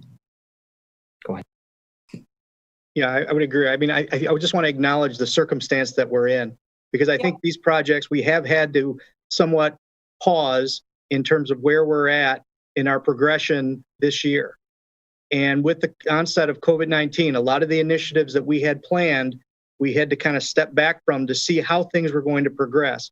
We initially were put in an environment where we were looking at probably a month or so of some limited movement and mobility within our lives, and that had been extended. And then subsequent to that, that had been extended. So these emergency declarations have continued to move forward. So at the same time, we've had to kind of evaluate how we're moving forward. Now you look back 3 months and we realize this is not going away and this is going to continue. And we have to reassess, I think at this point, how we want to proceed going forward. We're now looking at advancing some of these initiatives that were paused, with the understanding early on that this may just be for a month, maybe 2, but that's no longer the case. So I just wanted to acknowledge in hindsight how we got to where we're at, because there was kind of a progressive approach to this that no one had a roadmap for. This was kind of just learning as we go. And now we're kind of learning a lot more than we did 3 or 4 months ago. But looking back then, there was no clear pathway in terms of how we were going to progress in this new environment. Again, we know a lot more now, and I think we're more apt to moving forward. So I just wanted to acknowledge that. Thank you. Thank you, Joe, for a wonderful explanation. I just want to add to Mayor Pro Tem Long, Mr. Valentine, there's a deadline to be met. As I understood from you, Mayor Pro Tem Long, there will be we will be facing a deadline with to put the bond on the ballot. Am I correct, Mayor Pro Tem Long? Yeah. I understand that the language has to be approved at least 90 days in advance, which means the commission would have to take it up in July. And my question is, Did City Manager Valentine think that we could undertake that in July? And Joe, the question to you: could we? With the crisis that we face, and unfortunately this pandemic situation now, and what you mentioned earlier, that you had to prioritize things and put things on hold, do you think could we achieve that deadline? Go ahead, Joe. I believe based on the prior conversation we've had with bond counsel, we can present you with something in July. So that is possible. What you want to do with it at that point is certainly up to you. Okay, great. Did that satisfy your comment, Mayor Pro Tem? Yes, and if there was consensus from the commissioners that we would like to happen, to happen in July without the necessity of a motion, I think that would be an awesome thing. Great. Do I see everybody's nodding heads? No. Any objection? I'm willing to. I would certainly like to hear the report from the administration. I'm not saying gung ho on the bond, but I sure don't want the deadline to pass without considering it. That would be my opinion. Okay. I agree. We're interested in hearing what the other commissioners think. We have a consensus from everybody, I should say. Do I say no? Commissioner Hoff nodding her head in the different directions. Commissioner Hoff.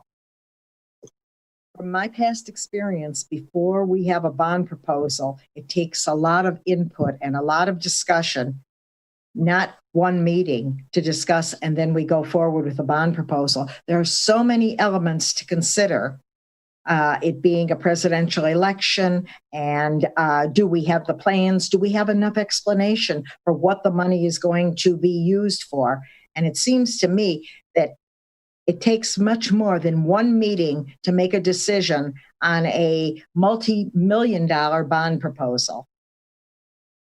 Mayor Pro Tem Long. I would normally agree, but this is the same bond list that was presented to the commission back in 2019 with the absence of the $2 million repair to the ice arena. So the language is there, the community input is there, the prices and plans are there, and the commission has already seen this list already because when I was on Parks and Rec, we brought it to you.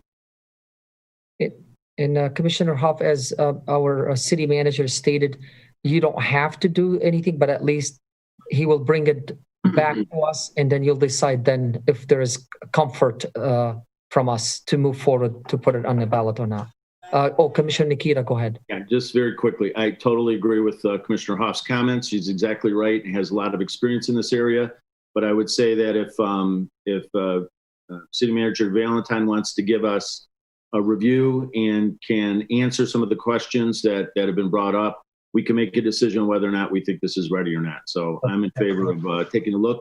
It's a timing issue, and if we can possibly feel comfortable moving forward, then so be it. And if not, then we'll pass and do it another time with better. But I think I'd like to hear Joe give us the details on whether or not he feels and can answer the questions that we have.